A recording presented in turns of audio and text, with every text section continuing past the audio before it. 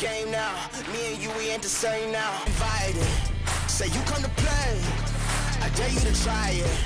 You don't wanna try me, then step up to my team. Yeah, out of the way, yeah, yeah. Out of the way, yeah, yeah. Out of the way.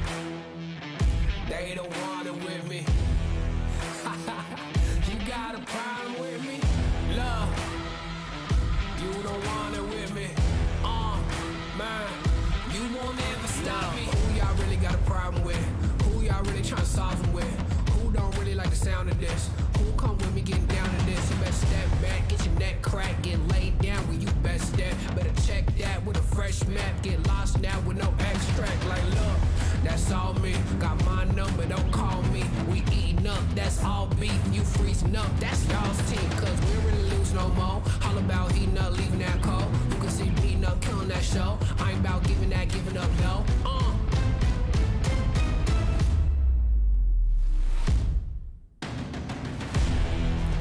Nah, cause they don't want it with me.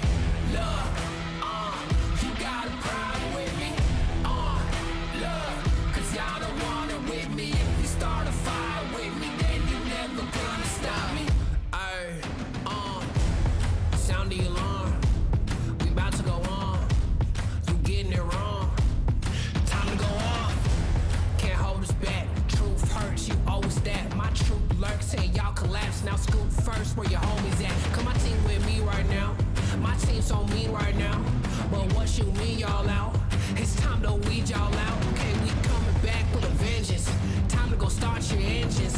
What is this thing y'all mention? Time for y'all stop pretending,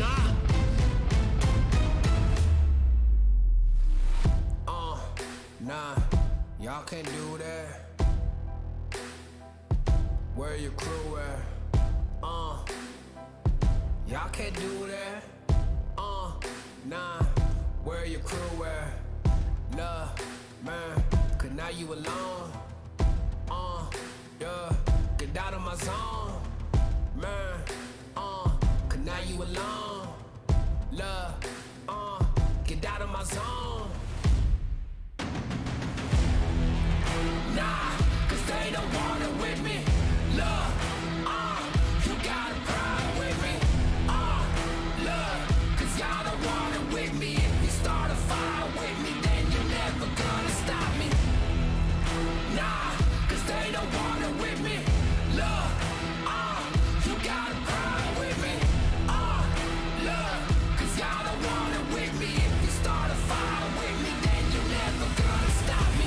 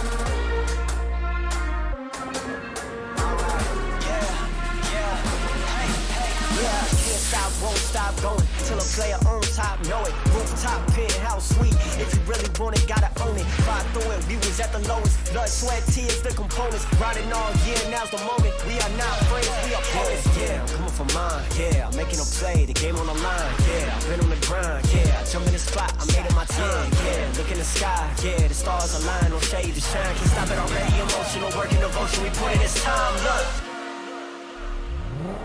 You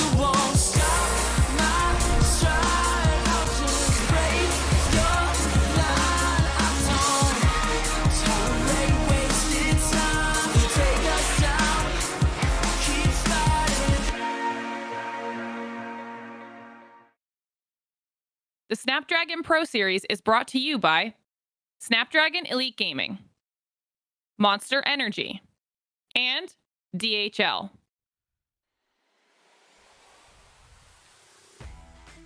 Welcome everyone, ladies and gentlemen. Here we are again for yet another 2 play days of the ESL Snapdragon Pro Series for Wild Rift. I'm Lee Smith, and joining me today is Scoundrel in replacement of Stress. Thank you very much, Stress, for the last 2 weeks. Rick Scoundrel is here for the next 2 weeks, and of course Stu alongside him, he's been here all the time. He's literally part of the Wild Rift furniture now. He's literally part of the Wild Rift furniture.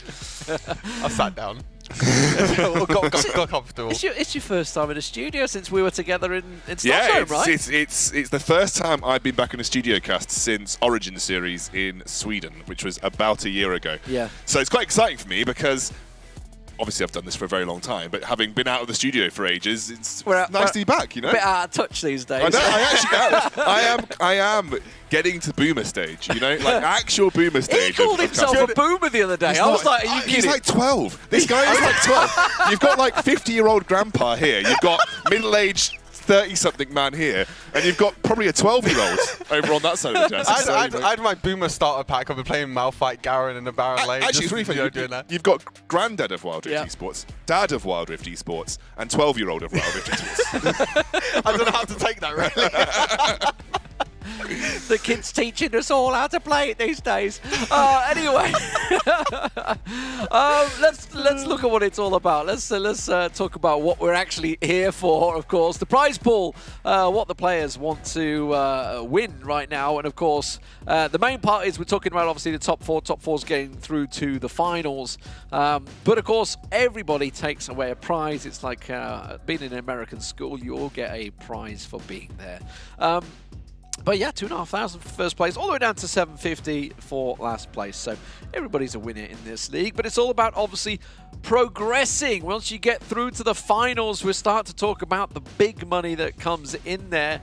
And of course, that is all about the #1 spot. Who could take it? If you come away, you know, if you're top place, which we're expecting top place to be in the finals, right? In the actual main place, they could walk away with a combined 10,500 there, which is pretty darn good money. Oh, absolutely, especially for off-season tournaments. You know, like these are not even like regular season Wild Rift, you know, tournaments throughout the year. So walking away with $10,500 or, you know, there or thereabouts, that's a really, really good prize pool to take away. So a lot of these teams putting everything into making sure they're going to qualify for those finals. Yeah, it's all about the top 4, really. You know, we're going to be battling out. We've got 2 more play days this weekend. We've got 1 more next weekend. So only 3 games left for all these teams. They're going to be fighting. There's a lot of teams still to compete in that top 4 spot, though. Still a lot to play for. It's still pretty even. Let's have a look at obviously who is playing today. With today's matches. It is play day 5, as you just pointed out. We've already had 4 play days. The league's starting to settle itself out there. We're starting to see the top and bottom of the table. Well, I can tell you 2 teams at that bottom area is Momdi and NASA. Didn't expect NASA to be down there, you know, fighting for a place. If they want to get in top 4, it's a match they have to win today. Formulation versus Ice Cream. You would expect Formulation to come out on top of that, but we'll see. Ice Cream have upset people already. And then Viv Esports versus Rix. That's the big one of today. I should also mention, as you can see, Parla versus Queso. They're going to be playing off stream. Some big matches there today, guys. Yeah, it's a bit sad actually, Parla versus Queso's off stream, because it's like, I think that's going to be a bit of a banger game. A lot of good teams here, though. I mean, Momdi and NASA, you know, NASA are a good team, but they are stacked up against a very, very strong set of, you know, European competition history. Yeah, definitely. You know, Viv versus Rix, like you said, the main one. We're leaving the best till last for today. Viv versus Rix to see who will compete with Team Queso at the top. Like you said, you know, that off-stream match. If Team Queso can win, they're going to go 5-0, which I don't think no one expected at all. But Parla is definitely a difficult team to beat. Yeah, some big matches. Of course, let's see how they all stand in the table right now. In terms of placement, as you just pointed out, Stu, Queso at the top, looking pretty golden right now. Wow, Momdi are that bad? They're down at 0-8. What's happened there? Predictions come through already. They literally, production are throwing shade. They are making a prediction now. They're actually going to lose an extra game that they play as well. Exactly. They can't even go 0-8. Lose versus themselves. That's how. Momdi apparently are so bad they can go 0-8. They're going to lose. They're going to get 2 losses for just one game. Apologies, Momdi fans. I know there's a lot of you in chat, but you know. No, we love. We couldn't let slide. Yeah, and then in terms of table, obviously we're talking about the top 4, and as you can see, it's pretty close. Obviously, Rix with their loss to Ice Cream surprised a lot of people. Vivi obviously lost to Formulation last week. Formulation themselves slipped up a couple of times, Queso and Rix. So that puts them in that 2-2, and as you mentioned, Parla playing Queso today. It's a massive game for Parla as well. Yeah, they want to get themselves back in the running. Obviously, as Stu mentioned, like top 4 is really where you want to be. Rix and Viv, that will be a good match because that's going to separate out that top side of the table as well. You know, Viv, Stu, I remember when Viv kind of formed for this particular off-season and Stu was kind of doing a lot of the casting in the build-up to this, you know, he was always on Twitter saying, I rate Viv, Viv. Like, you know, a team that's very under the radar compared to sort of our top-end teams, and I think the standings prove it right now. Viv competing really well, but Queso were the surprise for me. I've been off a few weeks. Queso did look really bad before they came into this tournament, and now they suddenly look really good. And I think it's partly because Mumu's found his groove. Mumu's on hyper carries like Vayne. It's not all about the Andre show, and that's good. That's good for Andre. Takes pressure off his shoulders. There's been a lot of praise for his guard, isn't it? The coach that's come in. Yes, guard. Yeah. Pulling him back to the carry meta. He was off as for well. a bit, and then he came back, and as soon as he come back to hyper carries. Back to hyper I actually love Guard. For those of you that don't know who Guard is, he used to be called Quatrevoir in Vainglory. He was a Southeast Asian Vainglory champion. And he was like really well known for being. They called him the mad inventor or the mad scientist because he'd just theory craft the most wild stuff for drafts.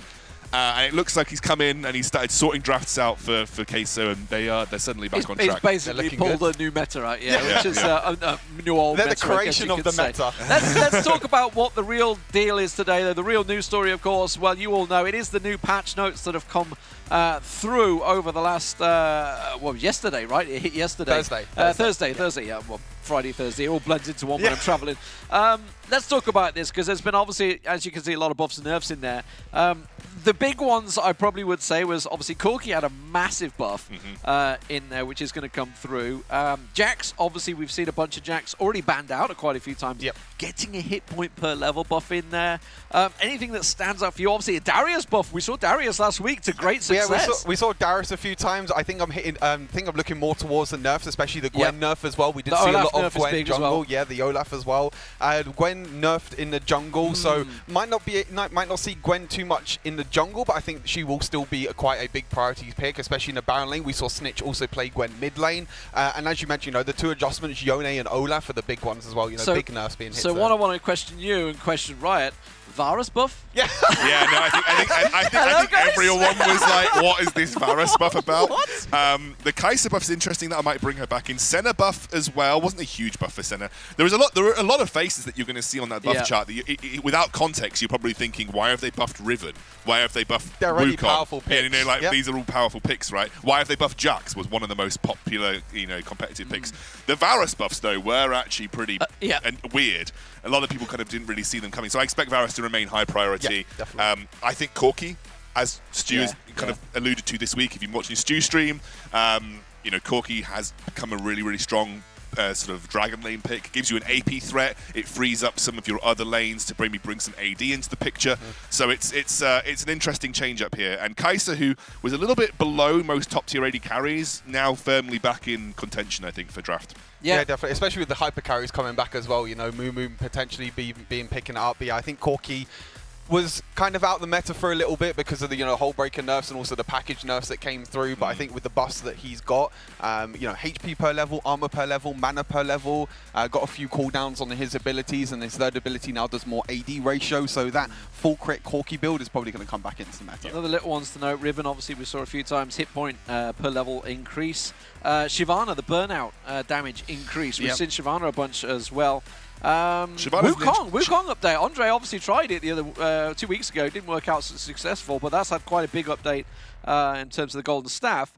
Also, should point out the item as well. The Liandry's Torments had a balance, I would say, a nerf, a balance. I don't know. It had his AP increased, but the health was decreased from it, and the max base health was the burn damage on Liandry's was pretty. Wasn't there a bug with Liandry's where it was doing way more damage than it was supposed to? I think that was probably a while. I'm not too sure if this is this Liandry's because obviously it got changed in patch 3.4. But I think I remember it was quite a while ago. But yeah, Liandry's Torment, quite a strong item, but I still think it will still be fine. Getting a buff in increase in AP is really nice. The health reduction is kind of meh. You know, you normally build it on champions like, you know, like some Morgana, Brand, you know, all these sort of champions. They're not going to be as healthy, but they'll still do a lot of damage. The champions that like Leandries are still going to build Leandries because it just suits a certain style, certain play styles. So we haven't mentioned Yone either. Obviously, Yone's had a change.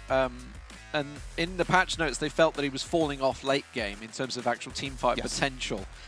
It's an interesting change because it's increased his health per level and his attack damage got nerfed per level. So it's decreased his early game, right? And they've increased his late game. Yeah, so it's the base attack damage in the early game. It went from 56 down to 54, I think it was, or 58 down to 54. 54, which, I mean, for Yone, he was one of the strongest laners, and the he was spirit picked so got much. nerfed as well down. Spirit, which is the second ability. Damage, yeah, exactly. So a few nerfs, but a few buffs to late game Yone, which will make him a little bit tankier. Yeah, so we'll see how it plays out today, guys. Obviously, it could affect how the pick and bans are. But let's look at who is playing in the first game. Of course, it is Mondi to start things off, playing against NASA today. So let's have a look at the roster. Who's it going to be today? That's the question. I mean, they're the names we have here.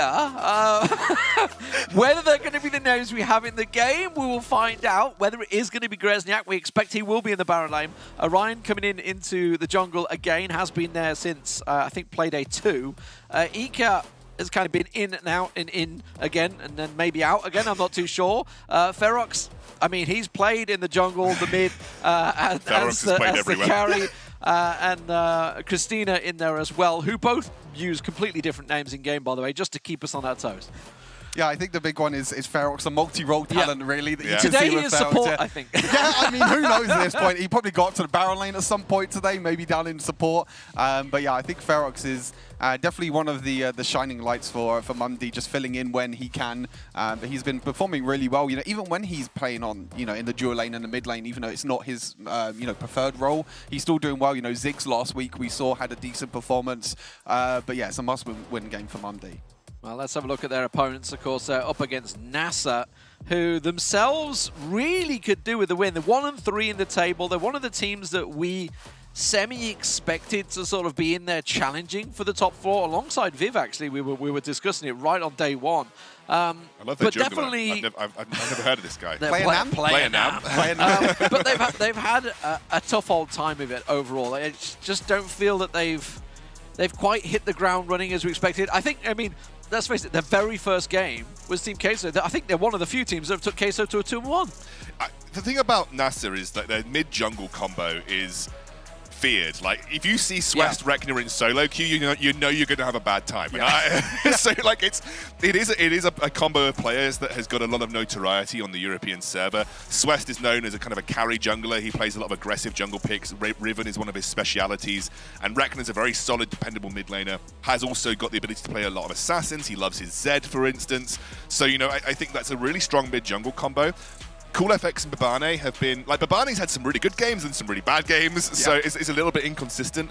And Katana, I wouldn't say it's the shining light. They're pretty dependable, though. They sort of don't do badly. They don't sort of carry the game usually either. You know, this is someone that you could stick on a Garen very easily and very happily.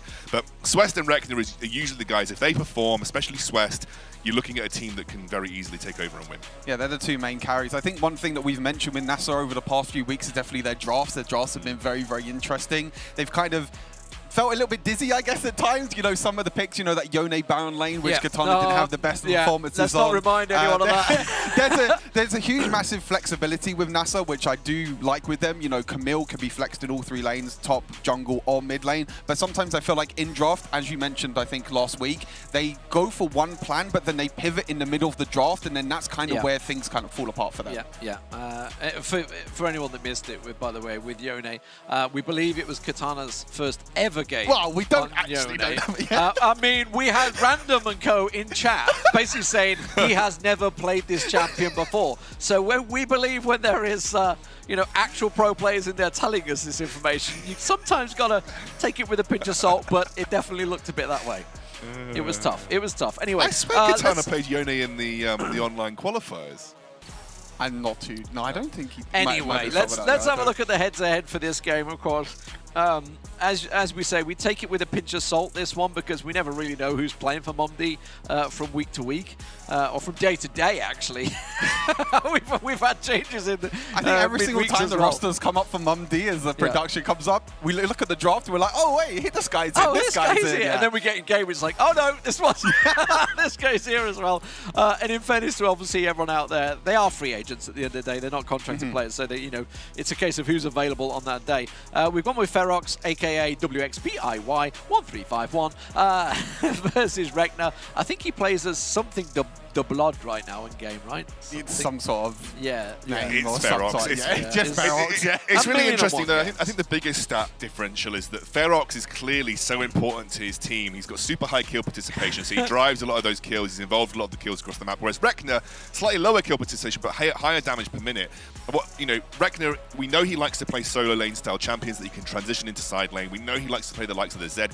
Very indicative of a guy that doesn't usually get involved in as many team fights, but has way more kind of kill threat pressure in the side lane. So, it's just different to see these two guys go head to head in this sense, because Ferox is clearly really important for his team, and you guys have mentioned it, is the kind of standout player for Mumdi. Yeah, definitely. I agree. It just depends where he plays, really. Is he going to go mid? Is he going to go dual lane? That's if you just look at the champions, right? You'd be like, we're comparing him mid lane. And you're like, wait, Olaf? He's Olaf, Ari. I think he always has a Ziggs. He has a Ziggs game as well. I mean, if you just look at his champion pool, Ari Kassadin, Ziggs, Olaf, Kha'Zix, Nasus.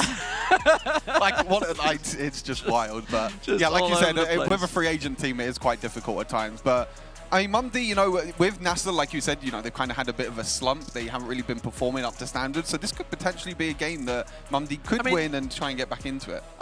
We do say slump, but it is a little harsh, because if you look at the losses, obviously it's been against obviously Queso, who are top of the board, Formulation, who we expect to be at the top of the board.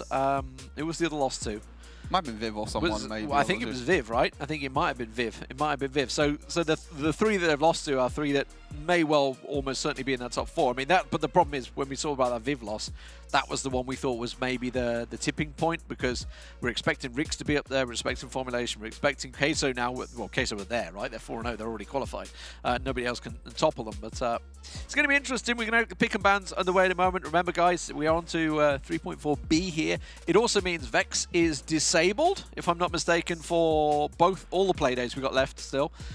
So won't be in there, so don't expect any Vex. And I'm talking about the champion, not the player, by the way, just to confuse everyone in there. So what are we expecting? Anything that we expected to blow us away here? Do we think Mumdi are going to try and pull a surprise picks out with the patches? I don't think you can predict Mumdi, though. I don't think you can predict what you're going to get from Mumdi, because they're 0-4, right? They need to win now. Otherwise, there isn't any chance of tiebreaker, even potential qualifying at this point. So, I don't know what to expect from them. It's difficult. Let's see our predictions before we get into it. Let's see our predictions before we get into it, because I don't know if I gave my predictions, so mine are going to be random. Did you not give any predictions? No, I don't think so. What is your prediction? It's we can just go with the flow. NASA 2-0. There you go. Pretty much the same as everybody else. I'm pretty sure everybody said the same thing. Prediction, ask him now. Oh, thanks, production. There you go. Got it right. No, they've just typed Production it in. absolutely. They've just definitely quickly typed that in. So they're ask him now, quick guess. We have to go with the flow. Yeah, so 2-0 across the board. Is it going to be the NASA curse? I mean, when Stu gets involved, if it's Rix, then definitely it could be a curse. But I mean, I don't think anybody else would expect any more. You guys, by the way, watching on Twitch, you can get your predictions on it as well. In fact, you know what? I'm going to get on there. Can we predict? Let's predict. Let's put all my points. Oh, everyone else is going. You're going to put all your points? All of it. Okay, yeah. 5, okay. 5, 8, 0, That's a lot of points. Vote for it. Okay, nice. Boom. That's going to swing there we it go. a bit in our favour. There we go. Whoever votes Mumdi, if they win, they're going to get a whole bunch of points. Into NASA. And I know there's a lot of Mumdi fans in the chat as well. So, you know what? You guys get behind there. Feel free to try and put the spam out as much as you can without the mods getting involved and banning you, which they were doing on Playday 1. Hopefully they don't do it anymore. So, Too much sorry, guys. Yeah. Just remember to try and keep it clean. Keep it clean. You won't get banned then. So, yeah, okay. let's talk about NASA then. If we're not going to talk about Monday, let's talk about NASA. Where are we going to go with these bans? Because as we said, we had Yone here, there, and everywhere. Didn't work in the top lane, but obviously we've had Jax come in the picture. We've got Corki coming into the picture. We've got a bunch of changes coming in from this patch. Are we going to see people quickly adopting to it?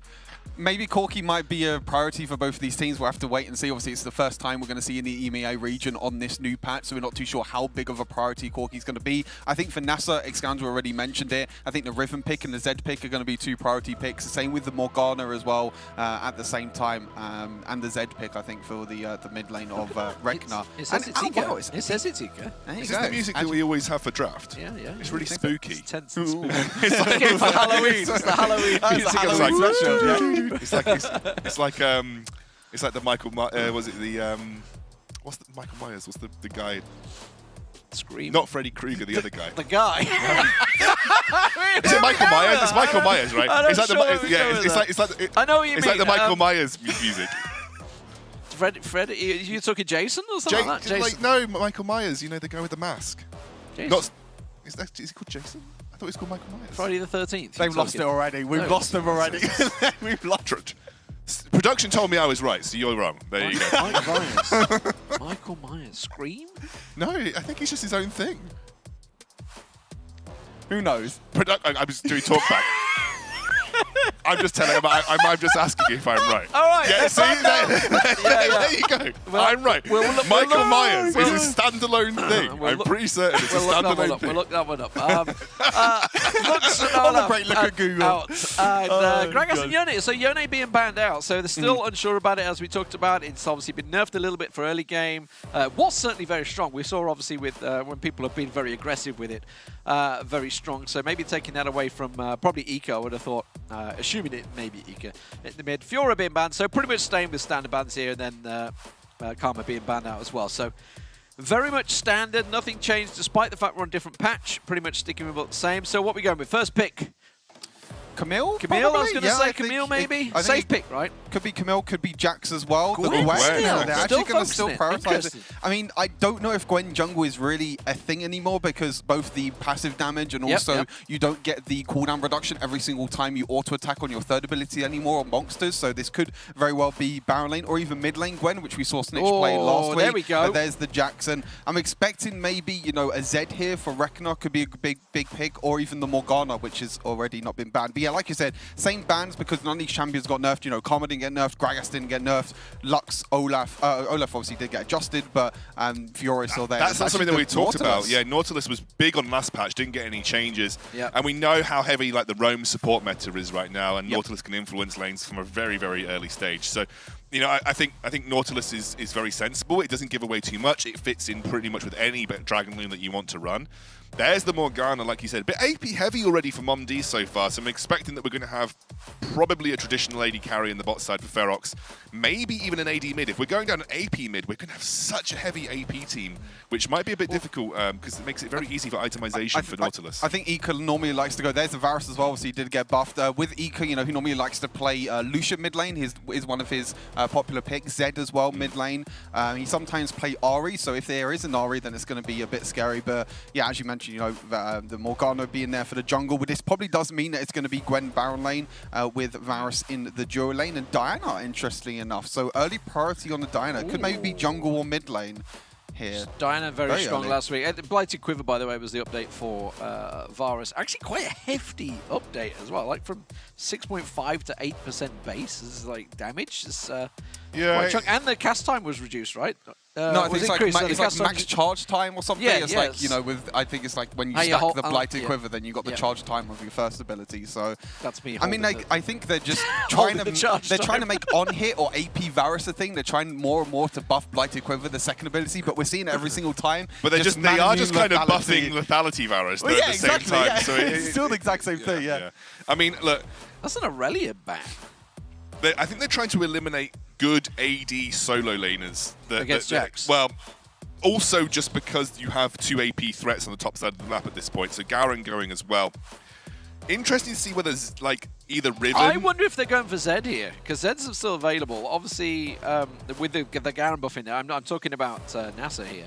I wonder if that Diana's actually going to be NASA. I'm just wondering if they're squeaking something out here. So they're Ziggs leaving that alongside- flexibility. I mean, this is what NASA always do in draft. They always leave that flexibility. Obviously, on the red side, they have the last pick as well. So they're like, oh, you don't really know where this Diana's going to go. It could go in the jungle. It could go in the mid lane. I'm expecting either a Zed or a Lucian here for Ika in the mid lane. Obviously, they need an AD threat, and they're two of his most played champions. So I think Lucian would be dangerous though, because you then got such a squishy team into a Nautilus, into a Diana. Like, you know, one good setup from NASA and your team gets obliterated in a single team fight. So, you know, Lucian, you'd need to hope that you can accelerate the game and take over very quickly. My issue with Lucian is you're not going to hold the side lane for long against Jax as the game progresses. And I think in a team fight situation, then you have basically 4 extremely squishy champions. I mean, obviously, Gwen can kind of... Oh, lost the word. Yeah, Gwen can kind of like cheat her way out of these team fights a little bit, but... Gwen is immune. Yeah, Gwen is immune. as you love to see, but...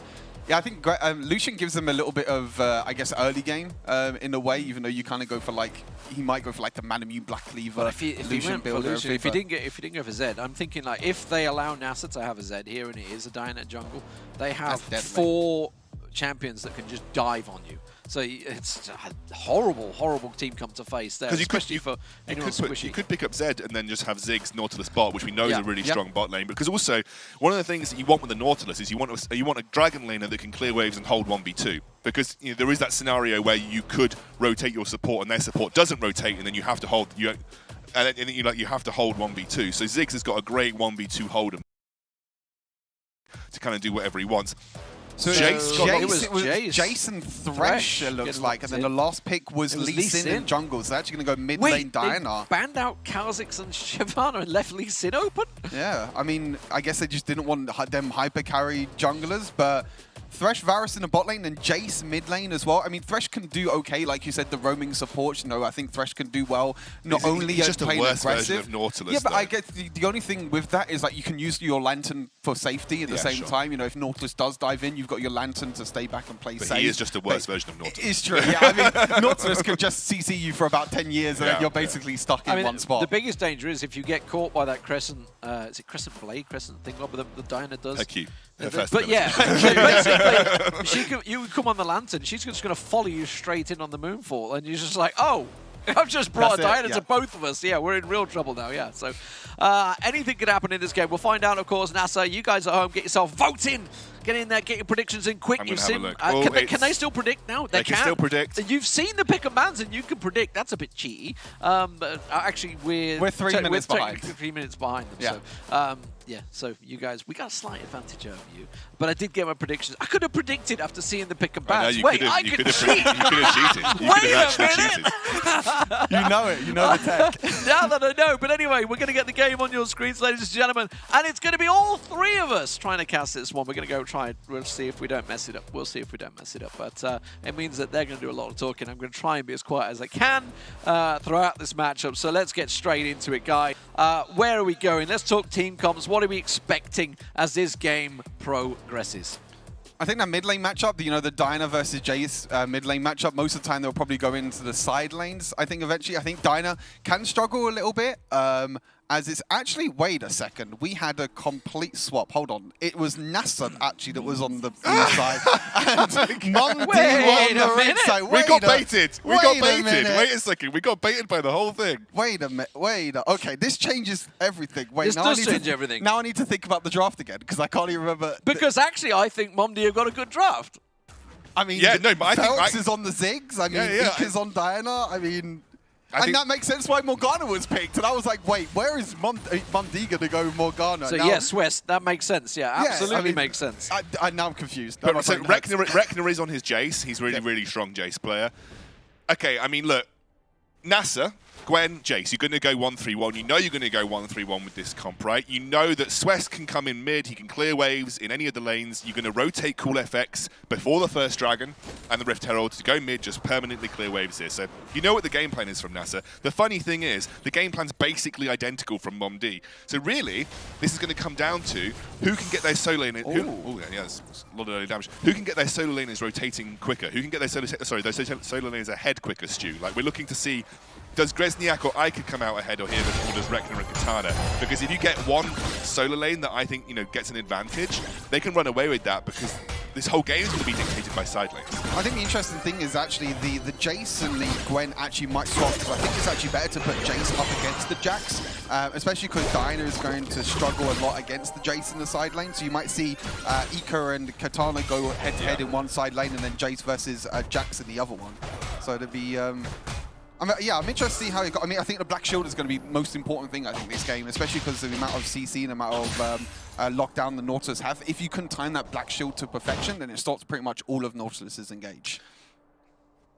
I think the only problem that I see for NASA is if we get to a team fight situation, if you fluff your Chains of Corruption, I think you lose those team fights by time. Oh, we have a dive. Dive straight on towards Katana. He's going to be able to try and snip, see what he can do. Oh, he's got to put a needlework maybe in a second. Oh! He might be able to turn. Is he going to try and get the... No, he's not. He's going to let Christina get away with that. Who is playing the Nautilus? A.K.A. Kai the Breaker. Gwen is immune, baby. Yeah, the barrier, the ghost to be able to escape. I mean, the lockdown, you can't lock down Gwen at all, you know, when he's in that little whatever you want to call it, the little shield thing around her. And I think that's kind of the thing when you have like two combat, I guess, spells in a way. You have the barrier. They kind of got baited by the barrier. I guess they didn't realize Gwen had barrier. And the dive just goes horribly wrong for Mum-D. And you can see that Gwen's already going to be, 500 gold ahead, going towards that Rift Maker. Is not the best start for Mum-D. I mean, I think you hit the nail on the head. They got baited by the barrier. Diving in a barrier lane versus a Gwen, you know that she's going to get a huge amount of sustain with the tower. You were a level 3 Jax, I think, at that point as well. You were a level 3 Nautilus. Jax at level 3 is not exactly taking anyone's health bars down in an instant. It's a risky dive to make. Obviously, you run with a Nautilus, you expect to dive because Nautilus has got such good lockdown even from level 3 onwards. But yeah, kind of got baited by the barrier a little bit. Mostly because a lot of Gwens actually run Ignite Ghost. So, maybe you're just naturally in the back of your head like, oh, well, it could be an Ignite Gwen, so we can take it down really quickly. But yeah, the barrier definitely baited the dive. Well played by Katana there.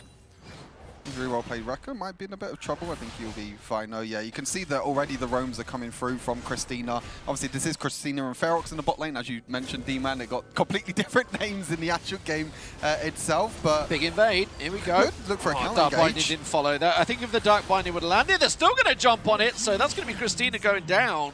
Getting caught out, but nothing else is going to follow. Dark Binding, do they fancy it? It's really good counterplay, counter-engages from NASA as well. Just keeping tracks on where Mum-D are across the map. And of course, Brecha was... I'm going to say Brecha. What's the name? Christina. Christina. Of course, Christina... I just looked at the screen. Of course, Christina is an easy target because without that flash, great little hook. That was so good. Flashes out, though. Didn't get caught in the ulti. So, just simple. And actually, that was telegraphed. They came up there before, and we already saw that Mum-D were pinging it, sort of warning. So it was very much telegraphed. Gresniak was expecting that. I think the crazy thing is that Swest is actually ganking and being more proactive than the Lee Sin, on the Orion. He's got nothing else to kill in the jungle, that's why. Yeah, I mean that's a great thing about fast. Morgana. You could do 2 camps at the same time. You could just basically roam around the map as quick as possible. You can see already has a level lead over Orion. I kind of mentioned it briefly last week. When you pick this Lee Sin, and this was a Lee Sin last pick as well. Oh! He was recalling on a ward. They just came up and absolutely wrecked him. The piercing arrow just doing what it does best. Oh my word. Well, I mean that's a free Rift Herald. They're going to try the Dragon here. You can see Orion's actually gone down towards the Dragon, trying to start it out. The Ice Drake. He has got the help of Christina there as well. So they should be able to trade this. Actually, it doesn't look like it's going to be any challenge. I mean, you're probably okay with that. End of the day, Herald is more important for accelerating your solo laners, so you want to get Katana or Rekna ahead. It looks like Katana is going to be the beneficiary here. This now opens up your solo laners to push a little bit further past the jungle. You can put some aggressive vision in that red side jungle, and this is not where you want to be. If you are running a 1-3-1 with double solo laner comp, like both of these teams are, and you're now behind in that sense, it is a little risky. You can see a big rotate down towards this bottom side. Fighting for it though. Rekna stood back, waiting for it. They're going to try and stop those plates getting picked off here. Rekna does clear out the wave. Now as the support of Babane and Cool Effects and forces them back. While that was all happening, of course, the top turret did get taken down by that Rift Herald. There's a pretty decent wave in the mid as well that's being shoved in by Katana and Swest here. Cool Effects going to join him. But of course, when you have a Ziggs, you can just throw the bomb out.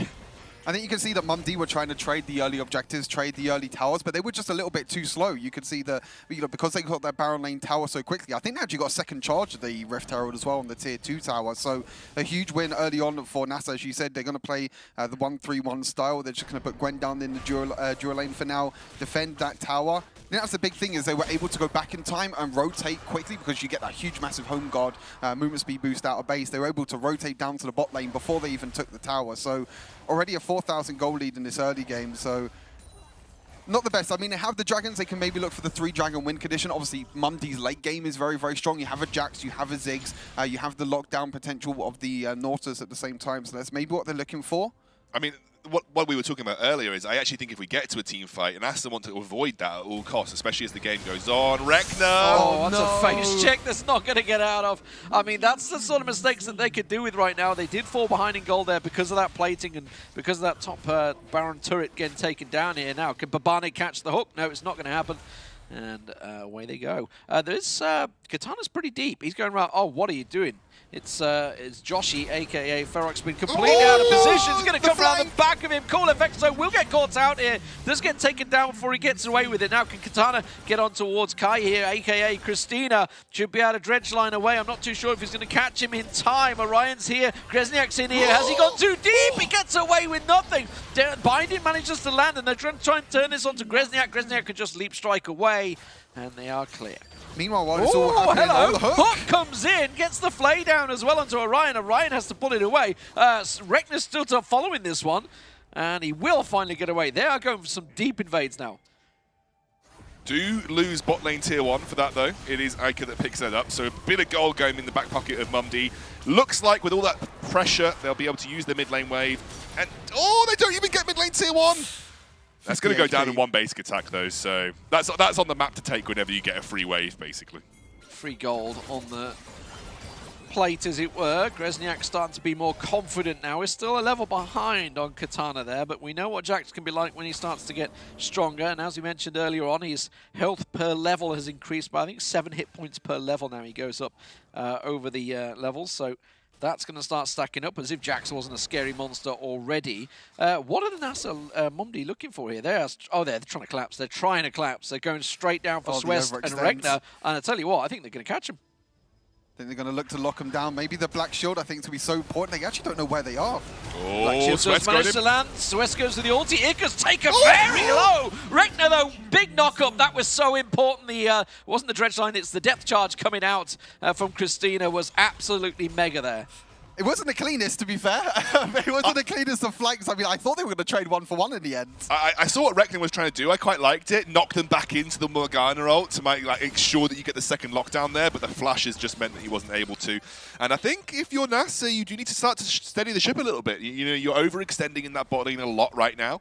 You haven't got the vision in your own blue side jungle. You have to put some vision down. Sorry, your red side jungle. You have to get some vision down there. You've lost that tier 1. The Dragon Pit and the entrance to your own red side is completely blind right now. And that's why they're getting caught out consistently. Big group up around this second Rift Herald, though. Mumd feeling confident after a couple of ganks on the bot lane. They can see that Rekna is also on the wrong side of the map for this. And it looks like they may just have to give this up. It might just be a second Dragon contest for NASA. Yep. I think they're just going to trade the tower in the bot lane for the Rift Herald. I think they're going to try and break this mid lane, though, with the Ziggs, with the satchel charge. You can try and break that mid lane tower. It doesn't actually activate the Rift Herald yet, so maybe they're waiting for that Dragon to come up and maybe use the Rift Herald as a distraction to maybe potentially get their second Dragon, which I think could be a big win here for Mumd, because if they can get that second Dragon, then that piles of pressure onto NASA, maybe looks for the 3-Dragon win condition of Mumd. I'm wondering whether NASA are now starting to get a little scared of the teamfight potential. The Ziggs has got 2 items now. You know, if that Ziggs gets towards 3 and 4 items, I don't actually think you can teamfight as NASA, because you're going to get poked out, and you can't face check into a Ziggs. Obviously, you have. Okay, I mean, look, I'm kind of going to reposition this. When you're playing both of these comps, you need to be the comp that is in control of the Dragon before it starts, or in control of the objective before it starts, because the other team cannot walk into you. That's a good kick! Oh, this is dangerous, so you've got to be careful. Ika on Diana is just sitting behind them on the side there. They're trying to catch it out. They are going to get one. No! Kai gets away. Shield comes down. Where are they going to go with this? In comes Ika. Tries to get it down. Stasis comes out. That's going to be Swest already. Gets the stun on Katana. Katana gets away. Mega Inferno Bomb, I think it was already used. And that's going to give Mumd the Dragon here. You talked about it, the potential in there. I did like what Katana did. I don't know if you noticed just beforehand. He quickly went and finished off the turret. Got that one hit on the turret. The steal not going to work, but they are going to get one for it. Grezniak. Oh, in comes Katana. Back from the health, fully layered off here. Should be able to get away with it. That's going to take a ride down. Well, it's a trade, okay? What else do they lose from this? They got the Dragon. They should be able to get back to the tier 2 turret. I think they've gone a little too deep on this one. They get the double kill down. Ika, can he turn around? He really wants to get it down. Katana will drop. He might try and get Babana here as well. Should be able to finish him off. He can. Now, Rekna's going to come in. If he can get back and lose the vision. No, couldn't you lose the vision? Should get finished. Oh, no! The shield does enough. Oh, my word. A little too deep there. That was a 3 for 2, I think, in the end. And, of course, the Drake going to Mom D. Two really important things off the back of that ridiculous stretch of team fights. First thing is you're starting to see the team fight potential. You're starting to see the 5v5 potential come through. Yes, they have those solo lanes in the Jax and the Diana, but Diana is infinitely better at team fighting, and so is Ziggs than the majority of NASA. Like Gwen and Jace, they're not particularly great team fighting champions unless obviously the Gwen is really far ahead. We'll take a look at the replay. This is after the fight took through. I'm less interested about this bit, more interested about what happened before that, because NASA had set up on the Dragon. You've got a Jace and a Varus. Just sit there and fire arrows and fire shock blasts at the choke points. Like, why did you run into mid lane? I don't get it. I think that's the thing, is they kind of got, I guess, baited by Rift Herald in the end. Then all 5 of them just went all the way to the mid lane, but then they got poked out by the Ziggs. The Lee Sin kick as well, I think, hit onto 4 members. That, you know, Christina, I keep getting mixed up by the name. Christina did get very, very low, but survived on 1 HP. They used everything on Christina to try and... Exactly. They tried to burst down Christina. They couldn't get him.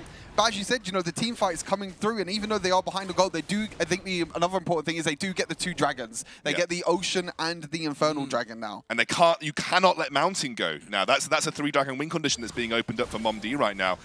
And NASA, they misplayed. Like, they had positional setup. Like, you have a Varus and a Jace, just sit there and shoot your bloody things at the choke points. Just poke them. Because I was trying to make the point before the Dragon started up that if you've got a Ziggs comp or you've got a Varus Jace comp, if you're the team that's in control of the objective pit, that's where you want to be. Because the other team can't face check you. They've given away, or giving away, a big chunk of that top turret, and they will do. Ika's still there, looking towards. He wants to get to Swest. Not going to happen. Yeah, look how deep Swest is trying to play that, making sure he doesn't get caught out by that Crescent Blade. We'll just back away, but it's another tower. And I tell you what, the gold is starting to equalize a little bit here for Mom D. Yeah, they got the mid lane tower. They also got the Baron lane tower as well at the same time. As you said, you know, the gold lead is only about 4,000 now in favor of NASA. And I think the later this game goes, you know, the scarier the Ziggs becomes, the scarier the Jax becomes as well. And I think when you're mentioning about the 1-3-1 style that NASA can play, I think Jax, you know, can do really, really well on the side lane. That's something I noticed when they were down in the Dragon lane. Katana went down and was waiting in the tri-bush and just was like, I'm not taking the one-on-one here with Grezniak, and just waited out for Grezniak to go. Instead of being, I'm the level up, I'm going to bully you out. He just didn't want to take the fight. They're doing like a little roaming gang squad right now.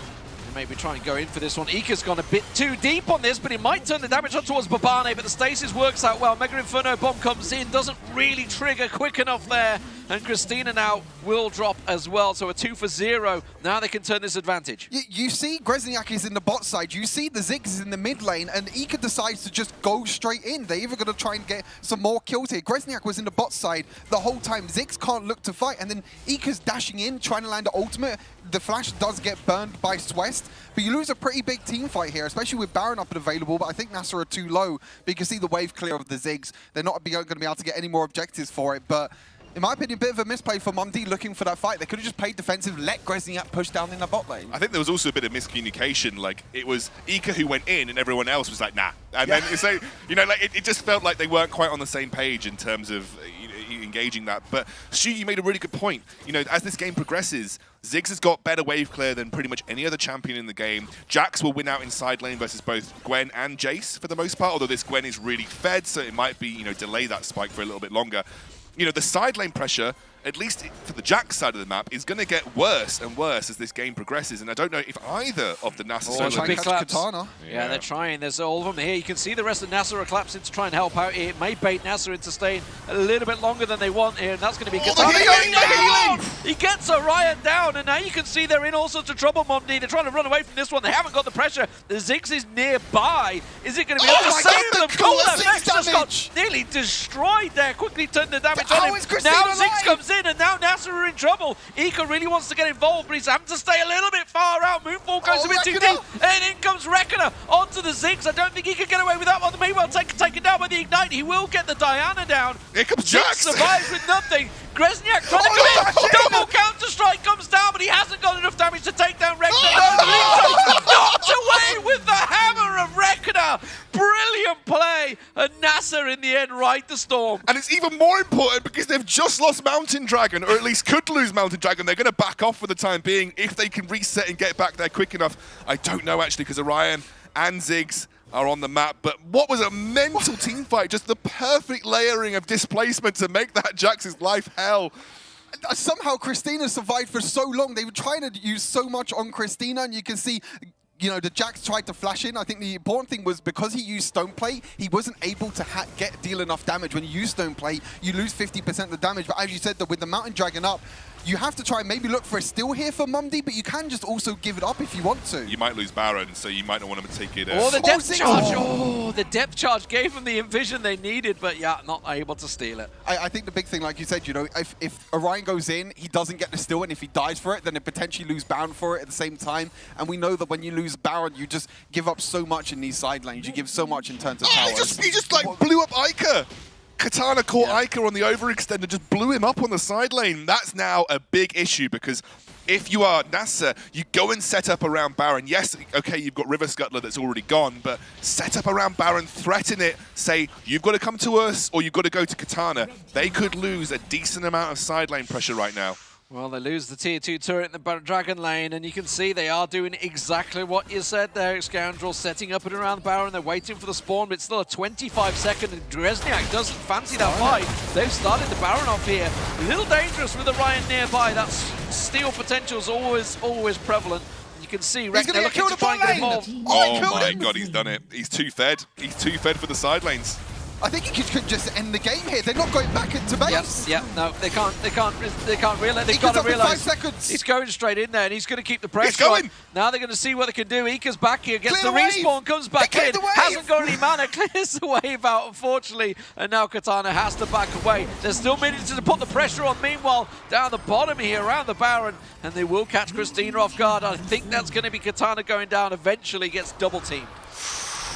Still lost a load of resource in that bot side. You have permanent pressure in the lane away from Baron now, and that is a big deal if you're NASA.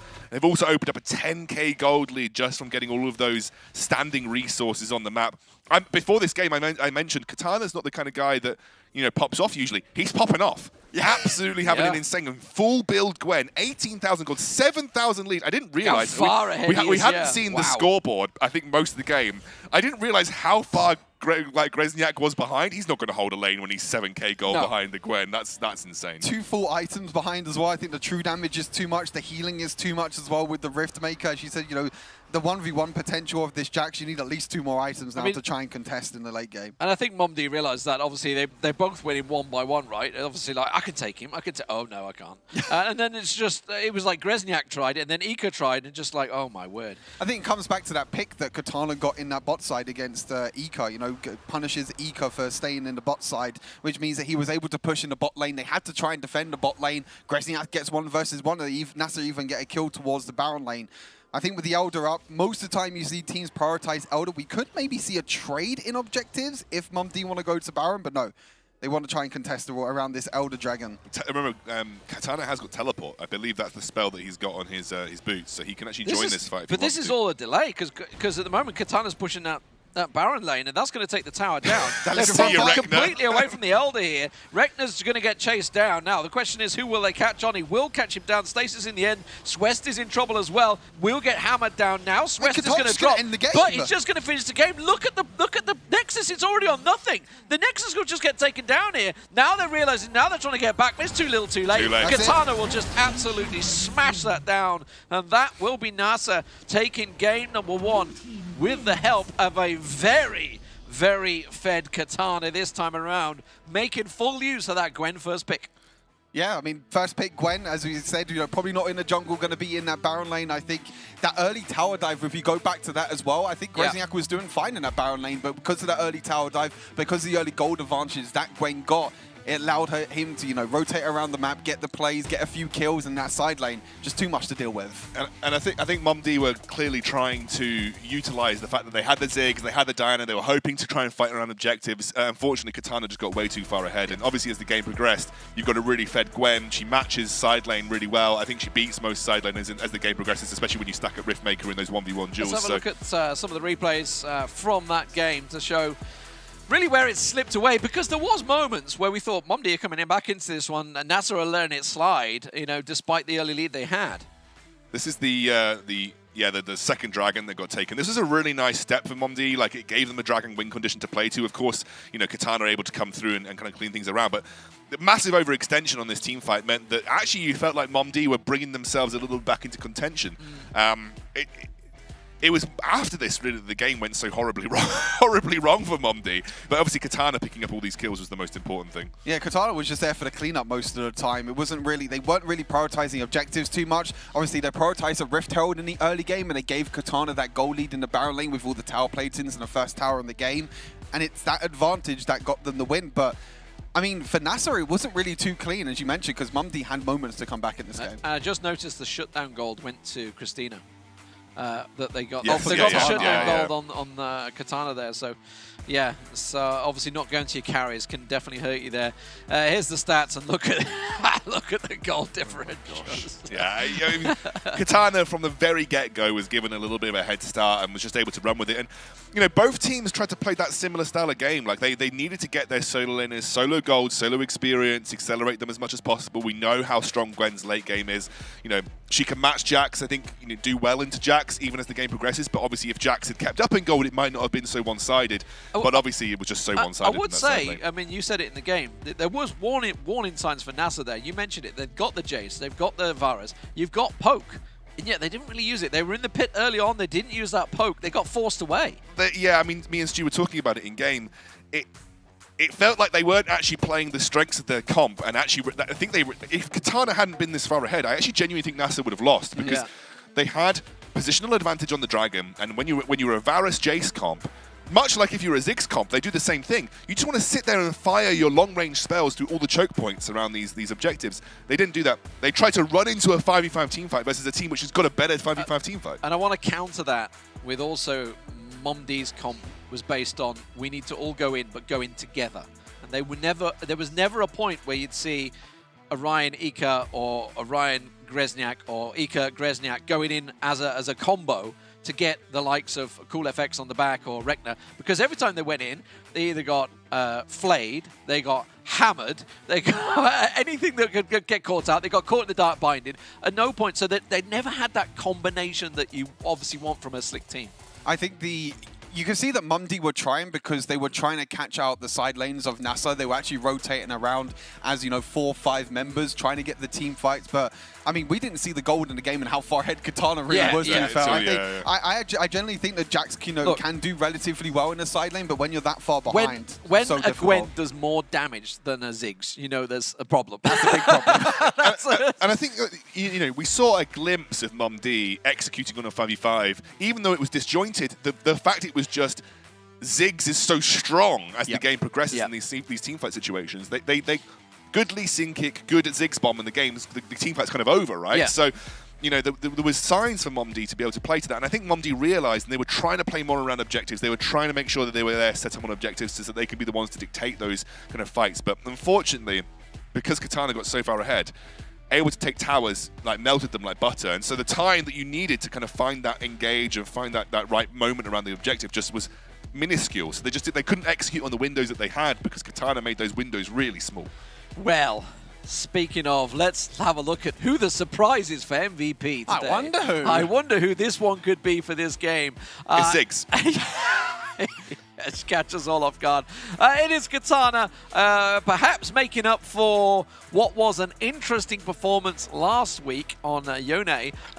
He comes in with the Gwen and absolutely smashes it. I think it's a big step up for him because I think, as we said, Excoundrel, it's normally Swest and Rekna that you talk about for NASA. Yeah. It's normally the mid and jungle for NASA, but in this game, Katana stepping up really, really huge this game, I think is a big, big plus for NASA because it means they get that, extra carry there if they need to. If Rekna and Swest are not having the best games, Katana can step up when he needs to. Yeah, had a really, really, really strong game. And I think, like, Swest playing Morgana, you're never going to be the highlight. You're going to be the supporting. Yeah. And I think, unfortunately, Rekna had a couple of, like, XD moments in the bot lane. But it's okay because every bit of resource they invested into trying to deal with Rekna overextending was more resource that Katana got for free on the other side of the map. So there's always swings and roundabouts when you're playing these 1v1s. I mean, it's always obviously, especially for Rekna, obviously coming in with the Jace mid. It's never going to be like a shining example. You're never going to have like that highlight play. Well, maybe you could land the hammer. I mean, I've seen some Jaces absolutely monster their way through games. Jace can do a lot of To be damage fair, at times. that knockaway on Jax That was down really the bottom, nice. that was just like, I mean, that's the ultimate troll because he's like, at least I'm going to get one from, no.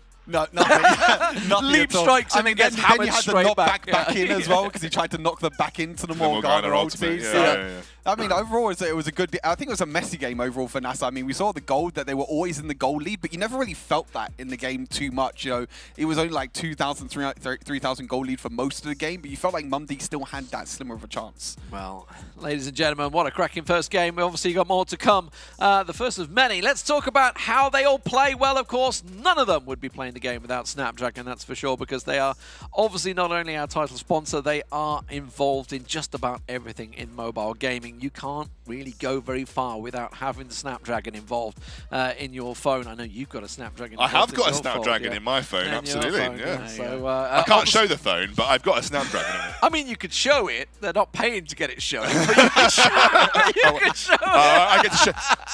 Okay. Here. Wait for it. See, this beautiful, not going to say the name because they're not paying to have the name said, Z Fold 4. I'm not saying the first name. Z Fold 4 has got a Snapdragon processor in it and it's the clean. 888 strength. Do you know what? Snapdragon processor, One of the I believe. things that I've been really impressed with this phone, because of the Snapdragon processor, because I've got the newest Snapdragon processor in here, is that the battery life is really good because the efficiency of the processor is better than my predecessor phone. So actually, even when I'm like gaming like crazy, the battery stays really high all the time. So Also, Riot fixed the aspect ratio on that Don't phone think as well. I'll yeah, listen. so Riot, if you're watching, please fix the aspect ratio on the full screen Wild Rift, because when I play, it's like I'm playing like this. It's like I'm like this, and like all I can see is my champion. I can't see anything else. It's like we gave him a pedestal right there to give a I little can't pitch. play like this, Riot. A little fix for it. Of course, there are other Those are partners binoculars, involved. by Of the course, way. let's talk about Monster, who are driving us through the show today. Of course, unleashing the beast. It's unleashed Kieran's beast, that's for sure.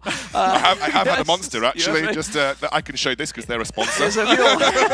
So Yes, he's and, muling his way through this. You guys I are in got for a mine down treat. here. It's all right. We're all being yeah. driven by it as well. Yeah, so exactly, there exactly. we go. So we're being driven We're throughout in for the a day. treat later. Stu's Yeah. going to have a blind So, taste test. So we'll see see. whether we'll get Stu on him. By the way, Stu's never had caffeine before, so this is going to be a very interesting one I for wonder if he's later going on. to bouncing off the wall. It's going to be going on. Of course, none of this would be here without DHL delivering all of what we need throughout. And of course, you guys at home are able to win €100 at the ESL shop voucher. Lots to be bought in the ESL shop. Of course, you can get your DreamHack hoodies, your ESL hoodies. I believe you must have your Face It hoodies in there by now as well, I guess, as well as all the team merch that you're certainly going to want from the worldwide as well. They're pretty much covering every team out there, so get yourself in there. And don't forget to join us on Discord as well, discord.gg/Snapdragon Pro Series. Get yourself in there and talk with your fellow gamers about obviously everything that's happening, not only here in Wild Rift, but obviously in Brawl Stars, Clash of Clans, Clash Royale, etc., Asphalt 9.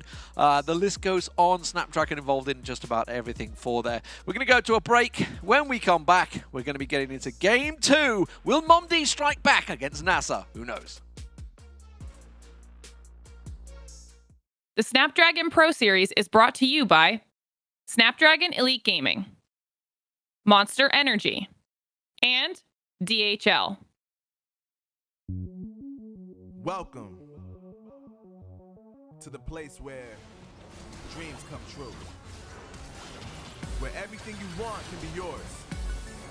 If and only if you're willing to work for them. You're willing to hurt for them. But most of all, you're willing to be first for them. Ha!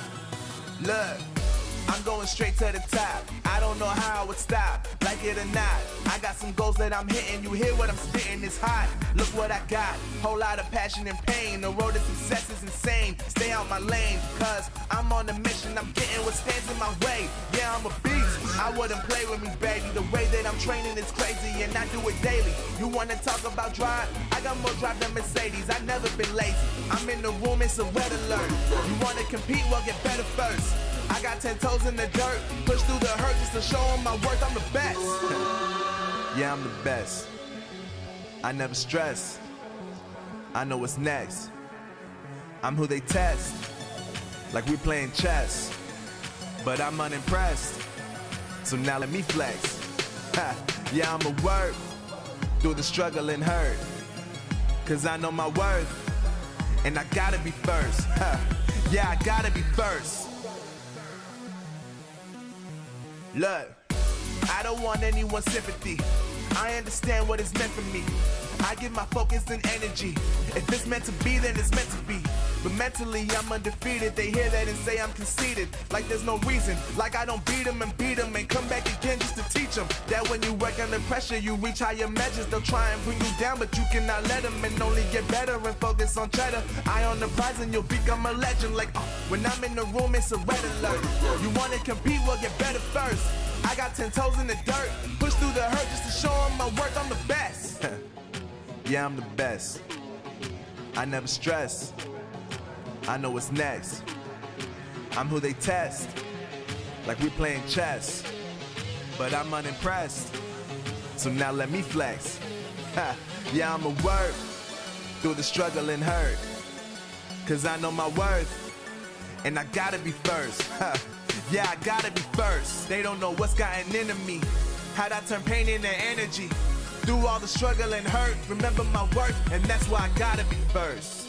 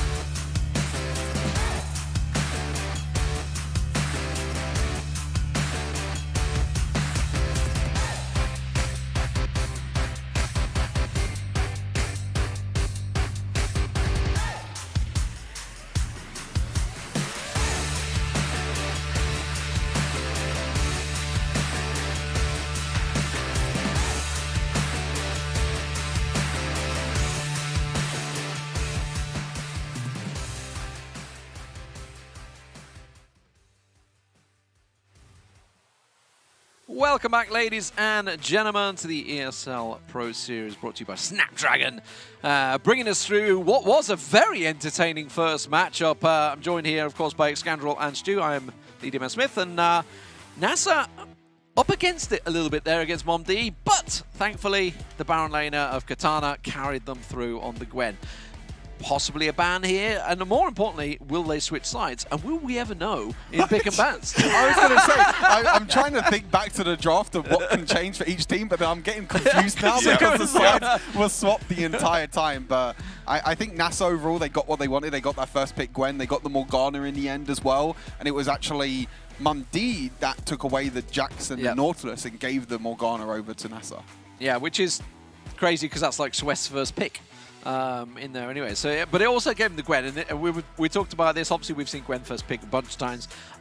Did have some changes in the patch in terms of, so I double check, see it was exactly a jungle, what happened. Jungle passive. 1,000 cuts got nerfed, so that's the thing in there. That's very good. The Snip and Snash got buffed in there. Here's Lee, by the way. Slip and Slash got buffed.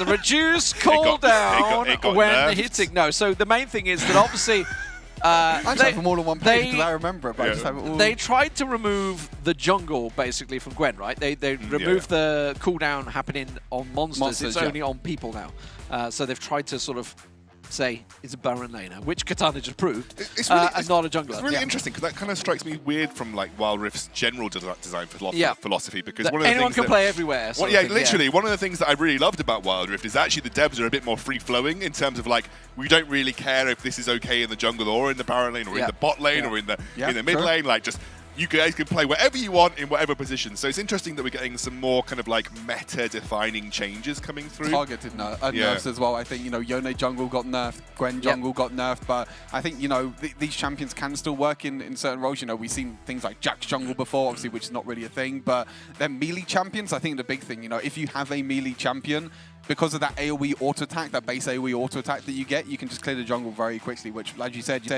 makes the game more flexible, and you can play more in the jungle. I mean, it certainly makes the pick and bans obviously always very flexible. That's why we were kind of surprised by the Gwen still being the first pick. But I think Katana kind of proved a point there that it should actually be a still first pick, and probably something we're going to see banned out this time around. Are they going to go? Do you think they're going to go blue side this time, Momdi? Were they blue side last time? No, they were red side. Yeah, they were technically on that side, but they were on that side. I mean, they could go blue side to get first pick for themselves. They have gone blue side. Yeah. Now, is this correct though? I'm assuming so. Correct. I'm assuming Momdi have said we lost. We want blue side first pick. Yeah. This is correct. Thank you very much. Production just confirms. I mean, this probably switches things out in terms of picks and bans. I think the usual is going to be banned away. Likes of Karma, likes of Gragas, Fiora, Olaf. All these champions are going to be banned away. Be interesting if Momdi do want to ban away that Gwen, because I mean, I think if they didn't mess up that early game tower dive, I think they would have been completely fine. But I think because of the cleanup and because of the kills that Gwen got, I think that's why Katana got so far ahead. Maybe they even think about a first pick for it themselves. True. I mean, Grezniak could run it. Obviously, we know the thing about Gwen now is we do kind of know she has telegraphed Baron lane, so it is giving away part of your comp very early on. Morgana ban's interesting. But banned by NASA as well. I mean, I'm trying to think what Orion... Well, you know what? I can tell you, because we've got Orion's stats right in front of you. So if I could find Momdi on here... He's played Morgana once. He did play Morgana. Yeah, he's played Lee Sin 3 times, and he played it 4 times now because he played it in the last game as well. So I think his comfort is definitely Lee Sin. Interesting that Gwen is being banned away from NASA, so completely different bans this time around from NASA. They're just like, we don't want you to have the same comp that we had, basically, in the first game. Shake things up a little bit means we're going to get 2 different style of comps come through. The Yone ban is there. Gragas probably needs to get banned now for NASA. Yeah. Otherwise, you are giving away a very, very strong pick. It's been an interesting one, right? Because Gragas snuck through a couple of times over the last 2 play days. Some to great success, some to actual full failure, really. It is open. Yeah, I mean, so it's been left open. I guess they may, I would say from NASA's point of view, they're actually almost forcing Momdi to say, come on, take it. I think the big thing about Gragas is that flexibility with Gragas. You can put Gragas in so many different lanes. You don't know where it's actually going to go. They are going to first pick it away for themselves. And to be honest, I'm not really too sure where this is going to go because I don't really know if Ika plays it. I don't know if Orion plays it.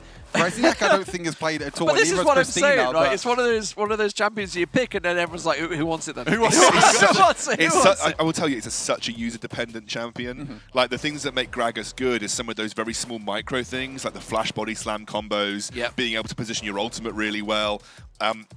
At some point in the game, it doesn't matter too much because you just get Lich Bane plus all your other items and you start bopping people on. You literally one-shot everybody. The Lux was left open. Oh my god, Lux with a Nautilus. That's horrible. That's a strong bot lane. Yeah, that's a strong bot lane. The combo of the ultimates, the Nautilus lockdown on top of the Lux ulti, it's so strong, especially with the shields as well that Lux Brawl provides. Set, interesting enough, being picked up by Momdi. I imagine maybe that's support. I was thinking support. I mean, it's a good matchup into Nautilus because when Nautilus jumps in, you got that shield that can keep you alive. You also got the ultimate that you can use to basically disengage afterwards, and then the Varus paired on top of that as well.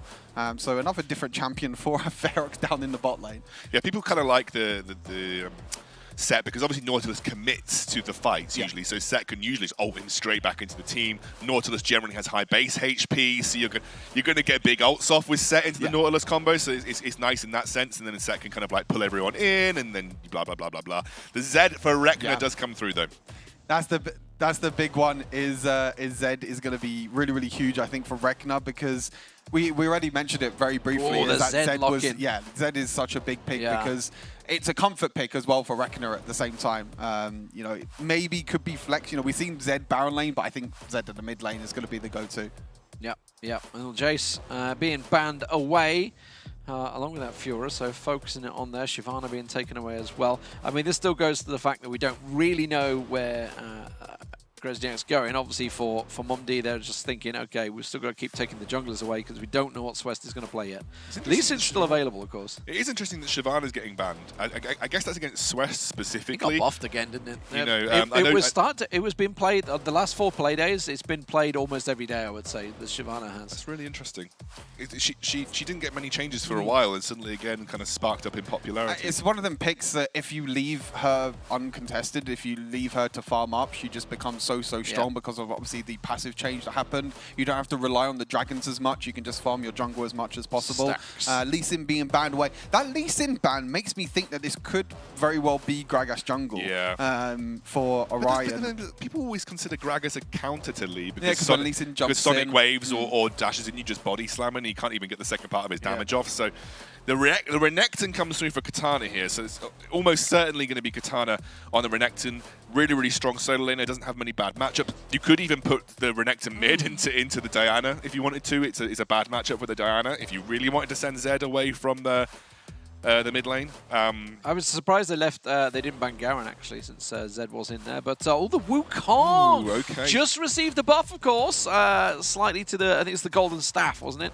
Gives a much bigger appeal. I mean, the biggest thing is with the first ability was the healing. You know, it has more base it's healing. Doubled. It scales more with AD and it scales more with health. But the big thing is that it doesn't. It's like 50% reduced healing now on anyone that's not a champion. So if you're using it on monsters, if you're using it on minions, that healing is basically halved. So I'm expecting this Wukong to go into Baron lane because I think the trading is a lot better now for Wukong, and especially in these team fights, he's going to get so much healing in the team fights, and he's already such a strong team fight champion. Still kind of a bad matchup into Renekton though. It's tough. You can't really trade with Renekton in the laning phase. You've got to be really careful about kind of engaging in the wave. But he's going to have so much healing. You know, if you think of Grasp as well, how much healing you get with Grasp, the first ability as well for Wukong, maybe looking to just sustain in the lane against the Renekton. But obviously Renekton himself already has a lot of, you know, single target burst damage and the healing at the same time. Yeah, I like the Varus into the Lux comps as well because obviously Serpent's Fang is a really easy pickup of Varus, so therefore you kind of nullify a lot of the AP Lux massive shielding across the team. Swest on the Echo though, that's kind of interesting. Looking at these comps, you know, again, you're looking at 2 comps that can do several things. Obviously, when you've got a Lux Nautilus comp, you generally are looking for like picks. You're generally looking to kind of burst people out with the sort of the Lux lockdown. Sorry, the Nautilus lockdown plus the Lux combo. It's quite easy to make that happen.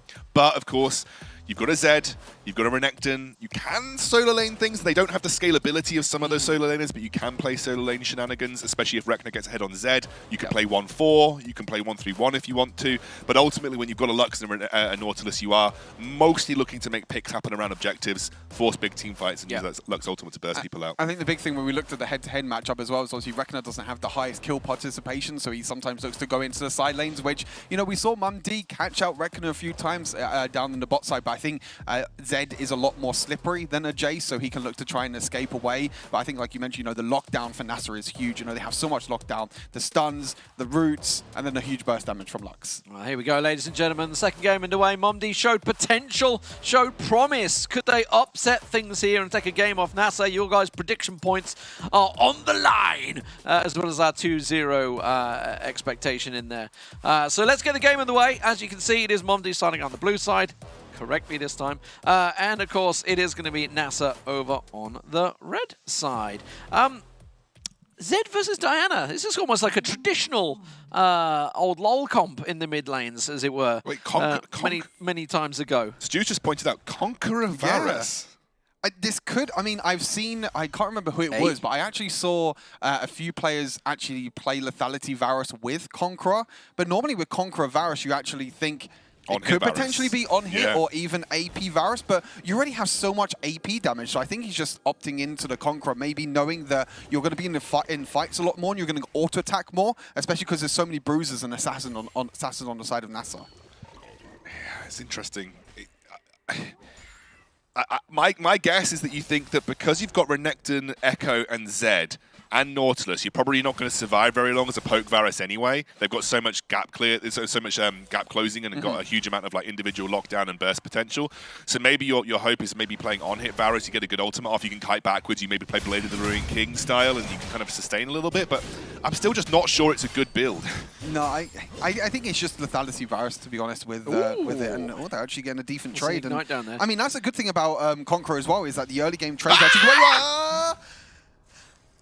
He's fine. Sweats has flash. Yeah, he has flash as well. Okay. He's Power fine. shot. He's limit testing, top isn't lane, though. he? You can see immediately I was trying to get to this one, but we never had a chance to because I saw Orion had basically gone in and taken all of the jungle in the top there, and he's been hanging around for a long time for that one, so made the first blood work.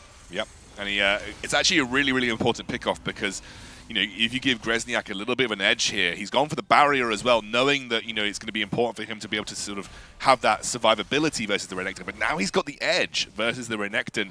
This matchup starts to swing a bit more heavily towards the Wukong. You know, if you take away some of Renekton's early game prowess in the laning phase, it's much, much easier for Wukong to take positive trades. And actually, I saw the sustain from Wukong looks pretty nutty in that Baron lane so far. So.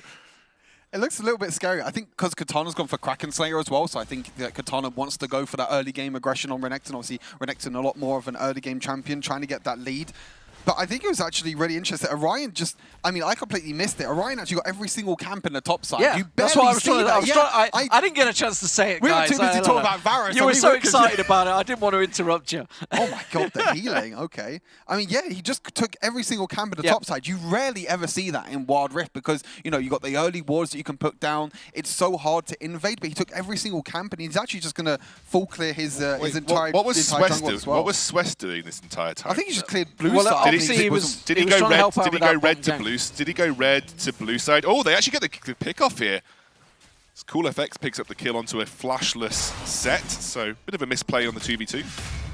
I think he just started blue buff, and then he went for that bot lane gank at level 3, and then he took away the Krugs, and that was it. So they had no vision at all that they were taking the top side. So he's actually going to be really behind on gold. Speaking of, Gragas going to try and come There's and get the ulti. involved. The explosive cast completely being whiffed there, but Chains of Corruption will land. Doesn't matter when you get absolutely blasted by that. Yeah, not a pretty display there from Orion on the Gragas. Did he have flash? He had flash. He could have flash bopped. What did he stand? Yep. Yeah. He could have flash bopped if he wanted to. That would have guaranteed the kill onto Cool FX there. But that is also the Nautilus Lux combination in action. Trying to go for the top lane, see if they can get involved this time. Last time he went badly wrong. Grezniak manages to use that spin to win to try and get out of there. And Katana, it's this time his turn to try and make the play. Christina's still looking to see him get involved. I don't think there's anything going to happen there. Yeah, this time it's Grezniak that has the barrier, so he's able to survive, obviously, with that healing buff as well on the champion, so getting that nice little bit of healing. I think Swiss used his, I mean, they both use their ultimate, both Swiss and Katana, so they used a lot towards that barrel lane, but they weren't able to shut down Grezniak. And his mid lane, I mean, the mid lane at the moment is a little bit even, nothing too crazy. His Rekka's actually potentially very low, but he's going to be completely fine for now. Yeah, a little careful. Of course, I mean, they're low cooldown ultimates. They're going to be back up by the time the Rift Herald and the Dragon spawns, so relatively low risk use on the attempted tower dive, but Grezniak pretty happy in that 1v1. Still advantage to NASA right now. Bot lane's been going pretty well in their favor. Oh, can't really burst him out. I think he's saving that ult. I think good for, Cool to save that ult for one of the big objective fights that will be coming up. And of course, in these objective fights, if you can get those individual picks, if you can burst someone out very quickly, NASA should have a bit of an edge. As I say, I hope he's got the honey fruits up because he's got no mana. I'm going to say he's going to have to go back out of this one. Christina, Babane, who actually was going for Ika there, just trying to delay it because it's 13 seconds. Now he has to go back to base, got no mana, has to try and get back here in 10 seconds. It's going to be tough. You do get the speed buff coming back from base these days in Wild Rift, but they are going to be very much in position for this Rift Herald. Swiss is moving towards the Rift Herald as well, but Orion is here at the same time, so they might look for a trade or they might try and look to trade objectives. I think NASA, they could take this fight very easily. As you said, as you said, Excoundry, they got their bot lane advantage with the Lux. They have the lockdown as well, and you can see that Babane's just zoning at the moment. If they lock someone down, they can just one-shot them. Oh! Good engage, though. Yeah, I was about to say, the problem is when you're in the pit, it's so hard against the Varus, but when the Varus just gets destroyed like that, Orion trying to get Babane down, he can see it will get him down in the end there. No, he will not! Oh my word, they lost every single fight in that. What? I mean, Grezniak tried to dive into the back Oh, line. Iker Ika's as dead well. as well. Yeah, I think he's just gone. Yeah, This is disaster. This is absolute disaster for Mumdi. It's all gone wrong. What? Christina had a literal pog play. Like, yeah, I was about to say, you've got Gragas coming in the pit. Like, the worst nightmare is a Gragas to come in and with a Varus free shotting you at the back, which they had, and yet they still managed to not work. I think, unfortunately, there was like a combo that tried to get played out, but it just didn't quite happen. Like, Christina went for the flash face breaker, didn't you? So Christina went for the flash face breaker, got like a triple or even quadruple stun onto the NASA team in the pit, but they just weren't able to combo. They weren't able to combo it with the Gragas. I think they were hoping they combo it with the Gragas there, sniped. and they obviously found that individual pickoff with the Lux, which essentially turned that fight on its head. But it was a really, really nice play from Christina, but it just wasn't quite in sync with the rest of the team. And then, unfortunately, we saw a very early rotation from Rekna coming through. And obviously, we mentioned that the Nautilus Lux combo in these teamfight situations is very, very strong. You can see it again. This game is gone. I mean, they are... Yeah, they just showstoppers straight through. No, going out. They're going to turn this one around. Cool Effects will get caught out. They do get one. Can they get on top of Barney? No. Okay, but they have fallen 6,000 gold behind inside 7 minutes. It's a pretty big lead. They got a bit of a consolation prize with the first dragon of the game, but they weren't able. It's not really much that they could do at the moment because I think they're just going to lose potentially this. I mean, Varus is going to wave clear. I think Varus will be completely fine. You can see that Ika's in the side lane trying to get a little bit of something out of it, but at the moment, you know, you got no towers for Mumdi. Yes, they get the dragon, but I think NASA can easily win the next dragon fight anyway and easily look to focus that down. Katana's so up for these 1v1s right now with Grezniak. Has the Cyclone to try and get away from this one. Already used his Shadow and will just walk away, but yeah, he cannot stand and fight Katana. Again, second game running. 2 times in a row now. I mean, he has a lot of healing, Grezniak. I mean, I've been quite surprised with that Wukong healing, to be fair. You saw it boost as soon as he landed that golden staff. I mean, that's the thing, is that they buff the healing on champions, but then you also have Grasp, which heals you. You also have Divine Thunderer, which also heals you. So there's so much healing for this Wukong. Christina, run. Ika? Run. Oh, no, he's caught. Yeah, he's not getting away with that. The tower's there, but we'll be able to flash to it. Now going to try and turn it around. I tell you what, Cool Effects has caught that laser a couple of times now. I think it's just easy to land the Lux ulti when you know that, like, the Nautilus ulti. Well, they're locking you up final sparks yeah, easy, exactly. Yeah. The lockdown is just too much at the moment for NASA. They're able to catch out. That's Christina. why you pick the Lux Nautilus combo, because frankly, one of Lux's biggest weaknesses is that it's so inconsistent to land her ultimate when you don't have a lot of CC. So it's why, you know, people don't often like Lux in most situations. Orion could be dead. Ika's got to be careful as well. But, you know, Nautilus makes it so easy because you essentially have, like, almost every single fight 2 seconds of lockdown. Watch this healing, though, from Grezniak.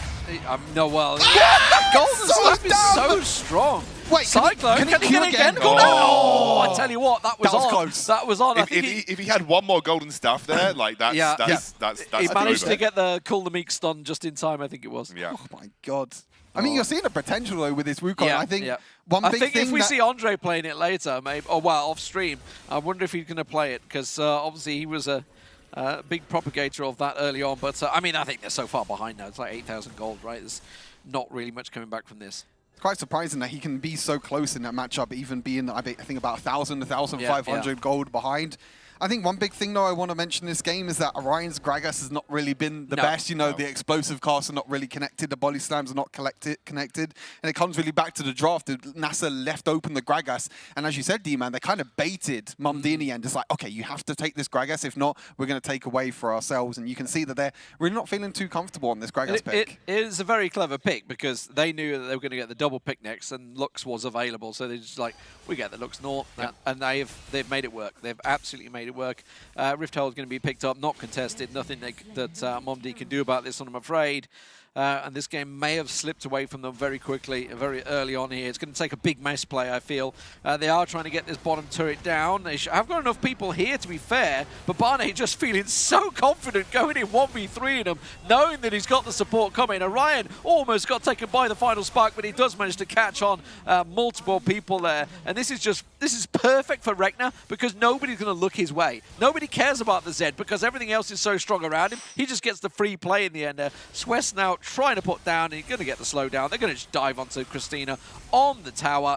And thank you very much, NASA, taking everything. Showstopper and flashes away. I get it. I like it. Style points, but that's a dead Ferox if I've ever seen one. Actually, he's going to live as Everyone's well. got Flash. Flash is broken, man. Yeah. Nerf Flash. And nerf Exhaust. Just increase the the snipe. cooldown. That's all they're going to do. Increase the cooldown and then we're back to normal.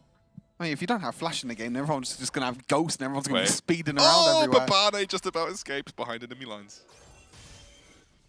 I think at this point of the game is, I mean, Mundi are trying their best to try and get some picks, but you can see, 13 kills to 2. Swiss just rolls I mean, in Swiss there could 'cause just he ult could you away. Look, he's back to 4 rewind HP. away. I mean, that's Echo things for you. Yeah. But Barney is so tanky, Swiss can just easily ult away. It's so difficult to do anything.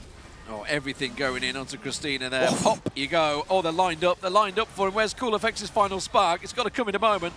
Just trying to get back down to lane. You can see he's running there. Oh, there it is. is. Oh. Didn't quite have the range, and they all sidestep it. Babane taken low, but he's just going to turn back in. Ika tries to do what he can. Chains of Corruption does land and actually gives... God damn it, Joshy is what I'm going to call him. He's got a million names. Ferox. Ferox is the one I was after. There we go. Oh, my word. Lux damage is just way too strong. You can see that, why Lux and Nautilus is such a strong combo in the bot lane. Lux with the damage, with all the shielding. I mean, that's the thing, is like Lux has damage and shielding at the same time. I mean, we have descended into a pub stomp here, basically, is what's happening. Yeah. Grezniak, unfortunately, not going to get too much from this one, even though he can try and heal himself up as much as he can. You can see that it's very much gone the way of NASA here. So, going to give them that 2-0 that we all predicted. I think most people predicted overall. Not too surprising. I think the biggest surprise was really how close the first game was. I think, yeah, this game... You want to talk about maybe win conditions for Mundi, but there aren't really many at this point in time. I think, Rek'Na, we talked about it in the draft. If Rek'Na gets ahead on his Z, he can basically solo lane versus Look at the anybody. gold. There you go. He's at 11,000 gold. He's 803. I mean, it is one of his best champions for a reason. He's known for this particular pick, more so than pretty much any other pick in the game, and kind of showcasing why here. You can see Katana. Did he just steal the blue buff arrays? Orion doesn't have blue buff. I think Cool Effects just stole away the blue buff. I think he blind as it was blind as well. He didn't even have vision. Kind of. I think Katana was giving him slight vision in Oh, that. walking just through walking that. through. Okay. So I think Katana kind of let him know the approximate timings for the blue buff, but it was still a good blind steal in general. It's just more damage to the wound, I think, for Mundi. They can't even take their own objectives.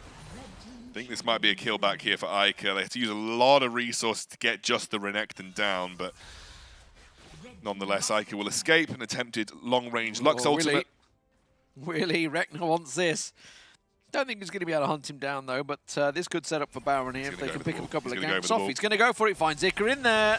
Will go in, commits for it. Is he going to get the pop? Beautiful. Yes, he will. Goodbye. Oh, Stasis. Good timing. Where's the...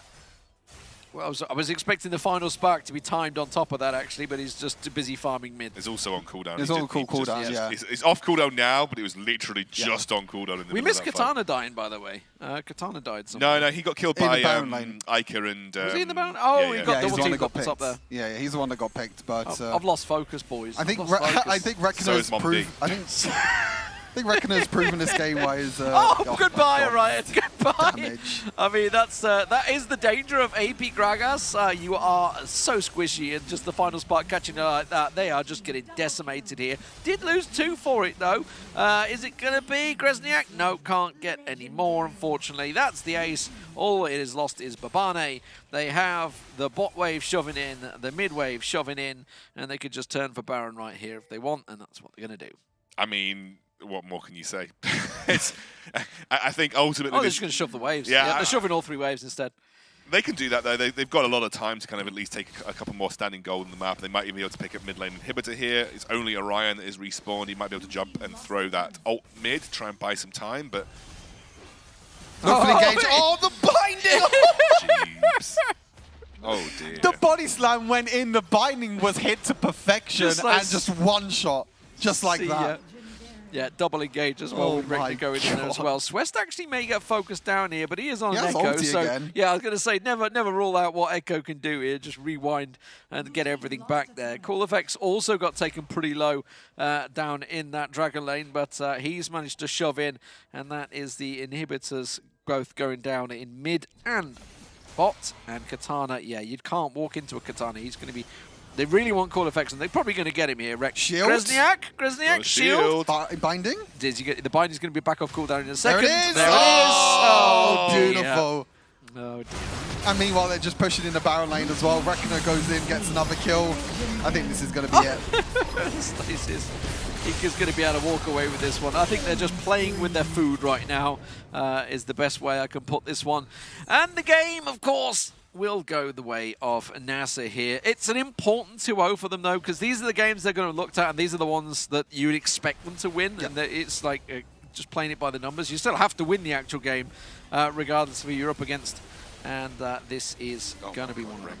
Yeah, I mean, Reckoner just proved this game why you ban away his Zed. We saw it banned away from him before, but yeah, really, really good game for NASA. Like I said, must be needed win, and they go up to 2 and 3 in the standings, which means that they get closer and closer to that top 4. And with only 2 more play days left, it's really important for them. I think, unfortunately, it does mean that Momdi will not be able to qualify at all. There's no chance of a tiebreaker. No. Well, they were already on 0-8, so... Yeah, they're already on 0-8 at the start of the day. So, actually, they've gone up since the start of the day. They're now 0-5, so, you know. Making progress.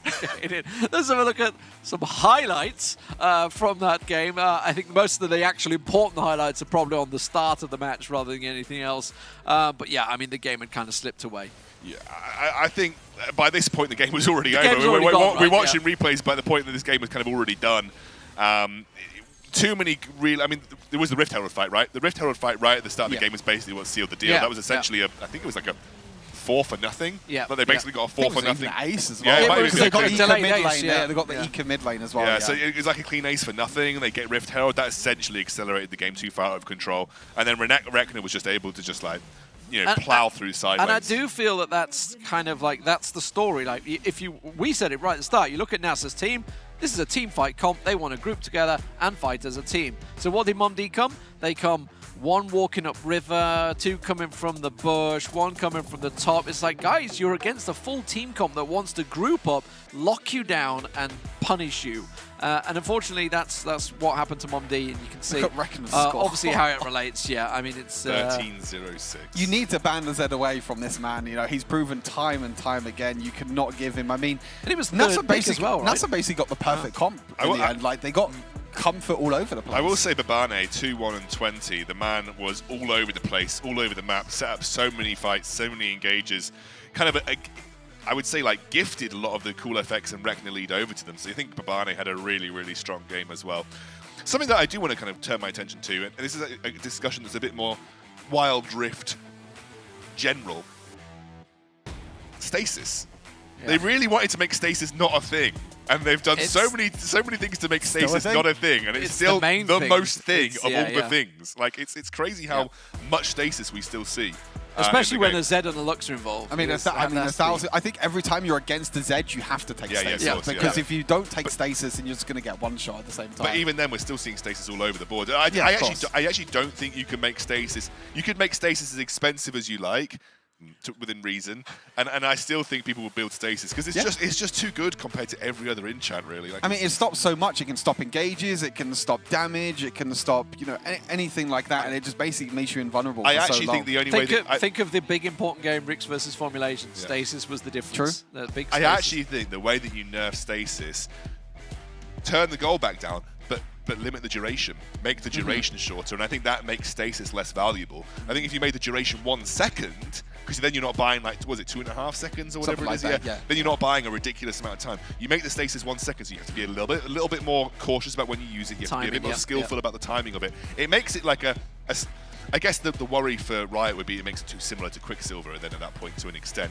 But, make Stasis shorter, and that I think makes the enchant less valuable. But anyway, that's more like meta discussion. That's like a wider discussion. There's not much to discuss about the game, that's for sure. It was a bit of a stop. I mean, they were closing on a 30,000 plus gold lead there. It was insane towards the end there. The graph's like, I can only go so far. I think it ended like 25,000 gold lead or something like that in the end for NASA, but yeah, pretty much a stomp in the end, which is kind of what we all expected. Yeah. Yeah. I mean, it was a 2-0, as I say, an important win game for NASA. You know, if they want to be in the top 4, it's a game they'd have to be winning with cleanly, and it was the case in the end. I would say game 1 was a stumbling block for them. I think there was a couple of signs there that Momdi were able to get themselves in it, but I think they misread the situation going into that final game of like, we're up against the team comp, so therefore if we come against the Rift Herald at 4 minutes, we should be as a team. And they weren't. They were trying to split push. Yeah, I mean, I think unfortunately it doesn't matter what their team comp was designed to do. When you fluff one early fight that hard, things can snowball really. It started well, though. I mean, the Gragas, Orion's invade I on think the the top was important great. thing about that, though, is that when the Gragas came in, they actually all focused down Swest on the Echo, and Echo was able to ulti away, and then he basically went up to, basically half HP. Christina's engage was really good, but they just couldn't follow up on it properly. And I think when you lose, especially in Wild Rift, it's such a snowbally game, especially when you're running kind of like snowbally champs like Zed and side laners that can kind of take over. Yeah. You lose a fight that hard at that stage in the game, it's very difficult to come back without having a serious late game win condition that you can kind of try and turtle up for and play for. And their comp had no late game win conditions. There was no late game win conditions there. You know, their comp was designed to kind of,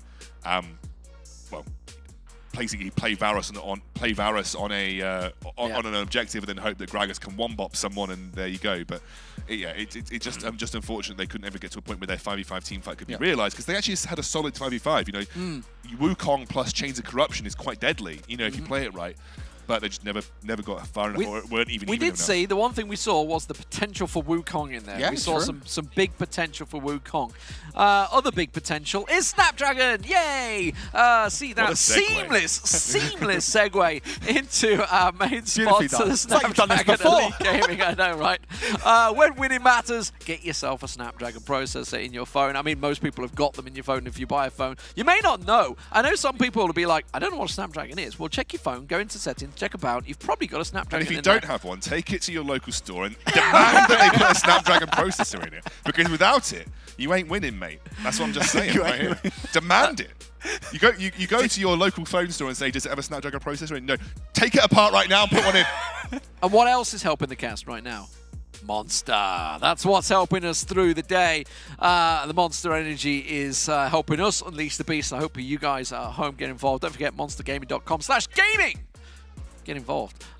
It's definitely helping me. That's why I'm quite pumped up right now. Right, next one. I want to hear what you have to say about our next sponsor. Go on. Well, I don't know. How did you get here? Did you get any delivered products? in a parcel? I was did you delivered get any products delivered to you? I came in a box, actually.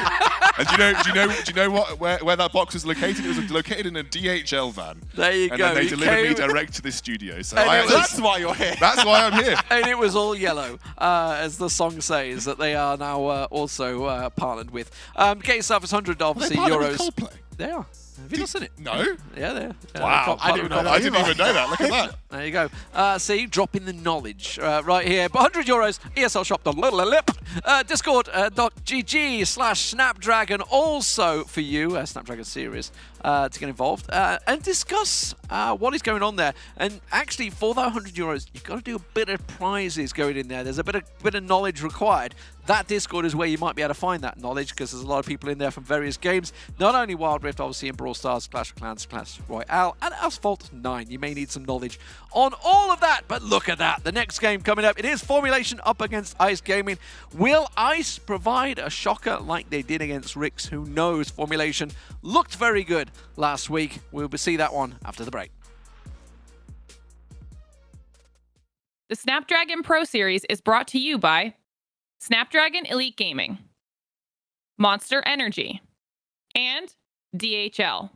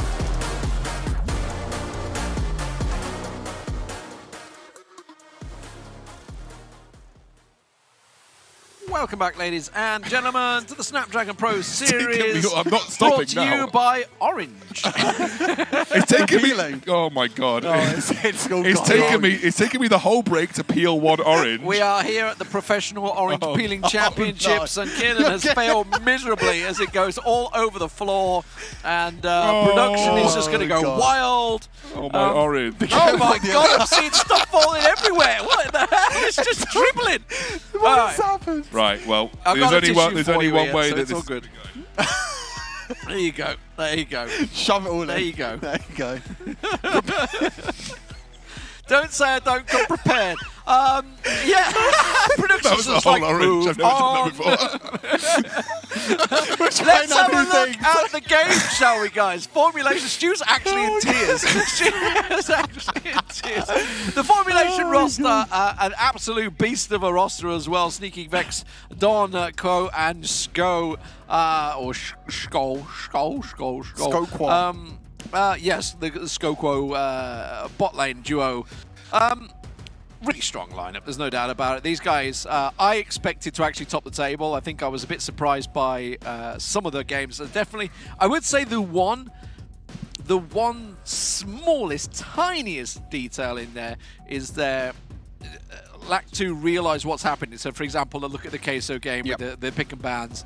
They tried to adopt, but they weren't really adopting quite in the same way. And the same kind of happened with the Rick's game, right? They were reading it, but not quite on the same page. Yeah, if you think of the games and the series that they lost, like you said, Team Queso, where that was the first time we actually saw Team Queso play in their funnel comp. Yep. So maybe they were a little bit surprised by it, and they didn't really know what to play against it. So you can say that. Why the name differential, by the way? Because that was always like the Protect comp in League of Legends. Why is it the Funnel comp in Wild Rift? Funnel Protect. I mean, there was a period in PC where it was called the funnel comp as well. They did it Swift. So basically, someone like Monte Cristo decided, I'm going to come up with a new name, and that's This is what beyond it's going to be. this is after Monty's time. But to be honest with like you. the rotations that was forever in there that became that Kobe was like, it's a translation, transition rather. Anyway. I think if you look at this, look at the series that Formulation won. They won the series that we expect them to win. Yes, they didn't win against Ricks, but that was a very, very close series and one of the best series that we've watched. And the one against Team Queso, you could say, okay, you can give them a bit of a slip for that, even though, as you mentioned, they didn't really adapt too well. They were adapting because they were trying to take away the hyper carries, but unfortunately, Queso were like, get more and more. Take away Vayne, we'll play Tristana. Take away Tristana, we'll play Jinx. Yeah, so fantastic comp, no doubt about it. They're up against Ice Cream, who were a surprise package. It's safe to say, even getting here in the open qualifiers caught you two off guard in the qualifiers, that's for sure. And it definitely caught Ricks off guard in the first week. So we know there is a danger skin in this dairy product. Aimon Legend at the top there, certainly very strong. Citrus, obviously the main man, calling the shots from the jungle. Jinxie in the mid. Ibu and Solo Bolo actually are a very competent duo lane. Obviously, Ibu with a lot of experience in there as well. Yeah, I mean, he's got oodles of competitive experience. Obviously, was on that Origin Series Queso winning roster that won last year, and then dropped off. Obviously, was dropped by Queso following that. Has then not really had a huge amount of competitive success up until this point. So for him to get to this stage with this team is really strong. King C as well, someone that's been around that competitive scene, kind of below kind of the very top level. Citrus is a newer jungler who's kind of stepped up, but has obviously done incredibly well. Iman Legend's been around for a little while too. So it's a roster that's got some talent on it. It's just about refining that talent. Yeah, I think that they really need to try and step up to try and take down Formulation, because Formulation definitely a beast to try and take down. And I mean, they are 1-3 at the moment. So if they lose this series as well, they could potentially drop down to 1-4, which means that they got a really big hill to climb after 2 games, because they only got 2 more games after this left. Yeah, let's have a look at the head-to-head for this game. You could really pick anywhere, but I think it'd be safe to say we've got to talk about the jungle, as I mentioned. Citrus obviously being the main man, the shot caller for Ice Cream as well, up against Vex, who, well, has been absolutely mighty in the jungle for Formulation. I think these are two really strong junglers. Vex has proven time and time again why he's one of the best junglers in the EMEA region. And Citrus, as Alexander said, has kind of, came up recently, and he was one of the really big stars of how they beat Ricks in Playday game number 1. I think the important thing, though, is that he did prioritize that Gwen jungle before, and he did play a lot. He played 3 times. Obviously, has been nerfed, so we'll have to see if there's anything else that he can play. He has picked other champions, like Echo, Shyvana, and Riven, so he definitely does have a few more junglers up his sleeve. quickly. But I think it's going to be a very interesting matchup because I think, you know, it's a very difficult matchup for Citrus, but he has stepped up. He's taken down 7 before, so now he has to take down another Titan. Yeah, I mean, I think I'd put Vex up there as maybe the best jungler in Europe, you know, like just up there with Andre, really, in terms of pound-for-pound capability. I think Vex is far and away, and the jungle picks right now in the meta, he's one of the best Gragas junglers in Europe. So, you know, if he gets his hands on Gragas, he usually has that ability to carry. He's a great Morgana jungler, and obviously has that pocket pick of the Kha'Zix, which, you know, in certain scenarios can come in really useful too. Yeah, absolutely phenomenal. I played the Diana as well the other week, and has thrown the Vi out there, so there's quite a plethora of champions that's been focused on. I would say there's been a lot of bans towards Vex in the past. Definitely someone that you could look towards. So very interested to see how this is going to work out. Obviously, it's a must-win game for Formulation, sitting at 2-2 right now, especially after seeing you've still got sticky hands. I've got sticky hands. Got sticky hands from the orange. The face that Scout just put to me was very scary, very funny. I've got orange juice all over them now. I haven't got a wet wipe. I've only had tissues. I'm afraid. I don't have wet wipes for you. Yeah.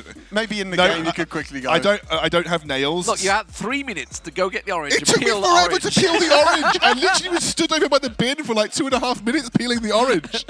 Anyway.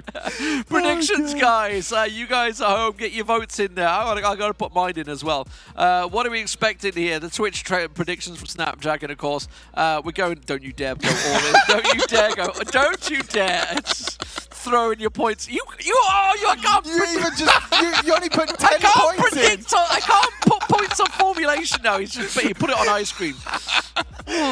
Screwed him over. Now, what do you mean? It was a D-Man, very serious prediction. You're just doing me. a thing You for the ruined community. me. You're You giving ruined the me. channel points over to the community. You are. 2-0 across the board. I give you all. It's only 10 points to be fair. He didn't go all in on it. What did I get back? Yeah, see, I could have doubled my points. This is what happened. I'm giving back to the community. You don't need the points.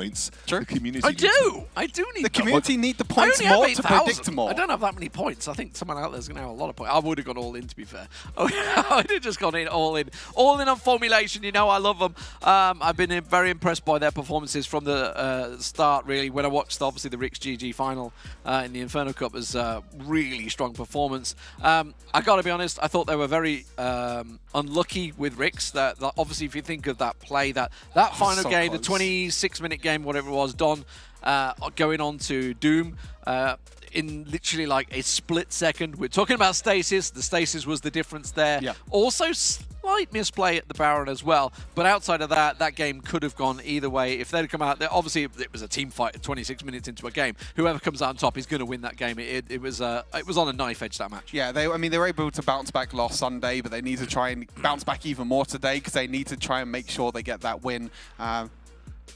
Oh, Yeah. What? I just saw it in chat. I saw people in chat talking about it, and I wanted to double check. Off-stream result. So you guys, we're 3 minutes behind you. So you guys talked about it. Wow. Parla take down Team Queso 2-1. Damn, my prediction's gone out the window. Yeah, that's my prediction gone out the window. No. Didn't anyone have Parla? No. I don't thought think you so, had no. Parla at 2-1. I don't think I had. I think I had Queso 2-1. You wouldn't bet against Queso that are 4-0. Like, it just doesn't make any sense. I mean, that shows the 2-0. potential of, like, you know, Parla. I mean, Well, we Parla talked stepping about up. it. We I mean, talked about Parla it, was yeah. like, what's their score in the standings? Were they 2-2 in the 2-2. standings? Yeah, So 2-2. they move up to 3-2. Formulation can move up to 3-2, and even Rix or Viv, if they They're gonna go lose, to 3-2. they go to 3-2 Yeah, as it's well. So tight, we're going to it's have tight. a very tight middle of the pack. Well, speaking of, I don't know where I can go with that. But speaking of tight, Speaking of middle of the pack, I was going to say, I thought he was going to say, speaking of tightness. I was trying to think. I was like, what? No, I can't say anything. I just can't give up on that one. We're in the draft. Speaking of tightness, we're in the draft. Varus banned away. Keep it together, guys. Keep it together. We're professionals. we're not professionals. Oh, I'm not professional anymore, actually. No, So I'm you're not. right, I'm we're doing literally a boomer retired size. Stu's boomer. the only I'm professional, I'm the you one know. crying. I'm laughing. You're the technical professional. I'm a retired boomer. Lee's a retired turbo boomer, and you're just you're the active professional. I'm the Zoomer. There you go. You're the You Zoomer. are a Zoomer. Okay, standard bans. Actually, I say standard because Varus just get played in the last 2 games, but not to great success. Lost both of them, in fact. So Karma being taken away. We're assuming that Ice Cream are on the blue side. Yeah, Gragas taken away. I mean, we talked about this. So are they going to allow Morgana to go through? We saw how strong Gwen was as the first pick on the blue side before. I wonder if that's going to slip through this time. I wonder if either of them were watching. I think the Varus ban, as you mentioned, it slipped through both of the times, but we know Core is a very, very good Varus player, one of his comfort picks. Lux is the other comfort pick as well, which actually Formulation ban away from themselves, so they actually don't want Ice Cream to take that away as a first pick. But as you mentioned, I think pretty standard bans at the moment, nothing really too crazy coming through. Not a lot of bans towards the Baron laners, but there's the Morgana ban. You know, it has been played 5 times by Vex already in this tournament. Yeah, and they actually self-ban the Gragas as well. As we mentioned, it's quite user-dependent on whether you're comfortable enough to make Gragas really work. Vex clearly is, so they're going to take away 2 really big picks from Vex, and that now puts him down onto things that he hasn't played or shown as much on stream. Now he's got a great Echo. He's probably one of the first people to pioneer Echo in European solo queue. He was really, really playing that even when Echo wasn't considered strong in the jungle. Has his Kha'Zix if he needs it as well. You know, Vex is not just like this 3-trick pony. He's got plenty of jungle picks that we know he can play. So interesting to see he's going to be forced down to something that we don't get to see from him as often. Taking the Z off Chingxi as well, is another champion that he's known for as well. So just going for a couple of those focus picks along with the strong ones. Does leave a lot of options open for Iman here to pick for his team. Is going to be the Gwen again. So that's probably actually for Iman as well in the Baron lane. Yeah. I mean, it is Citrus's most played champion, but I mean, unless he thinks that maybe Gwen is still powerful, yeah, exactly. I think we might see it this game because, as you said, you know, Citrus played it 3 times already, but we saw the power of Gwen in the Baron lane as well for Iman Legend. Obviously, it's still playable in the jungle. They were just trying to make it less powerful in the jungle, right? Yeah, I think the big thing was it actually wasn't really the passive nerf damage, because I think, you know, the first ability still does a lot of damage. I think the cooldown not being, you know, reduced on auto attacks, I think is a big thing for the third ability, because that gives you the extra attack speed, that gives you the extra on-hit damage. Yone though for Dawn, yeah, we've seen it before. Even after the changes and the Carly, double assassins. And I that's mean, one of Sneaky's best champions as well. So you've got comfort for formulation coming through. And yeah, I mean, it's immediately 2 strong solo laners drafted. And I would say, of all the players we've seen playing Yone so far, Don's been the most impressive by far, I think. He's very aggressive on that champion. Yes, it did get slightly nerfed, slightly balanced in the early game, but late game it's strong now as well, which is the main thing. I think the one thing I want to focus on with the Yone is how strong he'll be in that laning phase, because I think in the laning phase he is one of the strongest champions in the game, but because of that base AD nerf, it means that maybe he's not going to be able to dash in as much. But as you mentioned, you know, the health per level making him a bit tankier in the late game, which means he can dive in. But there's the Corki, there we go, and then Wukong. So it might be, I mean, could still be Wukong Baron lane, could still be Wukong jungle as well at the same time. There's a bit of flexibility. But the Corki, I mentioned it, you know, I think Corki's going to be such a big pick. And it's one of Ibu's historic picks that he's played, you know, throughout his professional career. So I wouldn't be surprised to see that down in the Dragon lane. It has got relatively solid wave clear, so you can 2v1 if you have to, or even if you're just in the 1v1 wave clear potential. Yeah. It's fine. So I'd imagine that's going over to Ibu. We'll see what we get through. That's the Nautilus locked in, though, so I really like that. That guarantees you a strong roaming support. It's one of Skal's favourite, you know, supports in that respect. We know how impactful he is on the map as well. Gives you the knock-up for Yone as well. And when you're playing with 2 solo laners that can snowball, they want to have that lockdown to help them get ahead. You know, you roam up to Sneaky on the Akali, you roam to Don. On the Yone, you give them an inch, they'll take a mile. So, you know, I think, you know, Skal knows to play around these types of players. He knows to, like, roam early and kind of have that impact. It gives a real problem for if, for example, Ice Cream are trying to play around either the you know, Baron Pit for the Herald or in the Dragon Pit.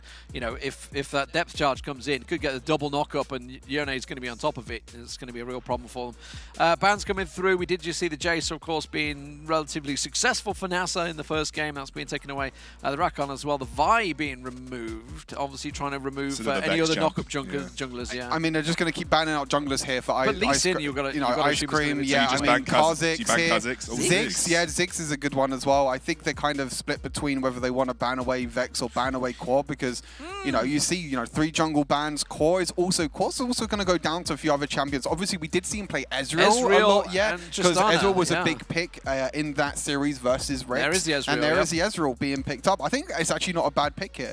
So I think he would have gone for that anyway, and not the Ziggs. No, I mean, I think I would probably have gone for the Ziggs, just because I know that it's going to always be strong in mid lane wave clear and always be strong in Dragon wave clear. The problem with Ezreal is you don't get that consistent wave clear capability, especially when you rotate mid. But into a Corki, you know that you're not going to be shoved in as quickly as maybe some of the other AP carries or or like the Varus or the Ziggs, right? So you know you've got a little bit more time to play around the waves and a little more time with the wave clear. But so that is support. Ash support.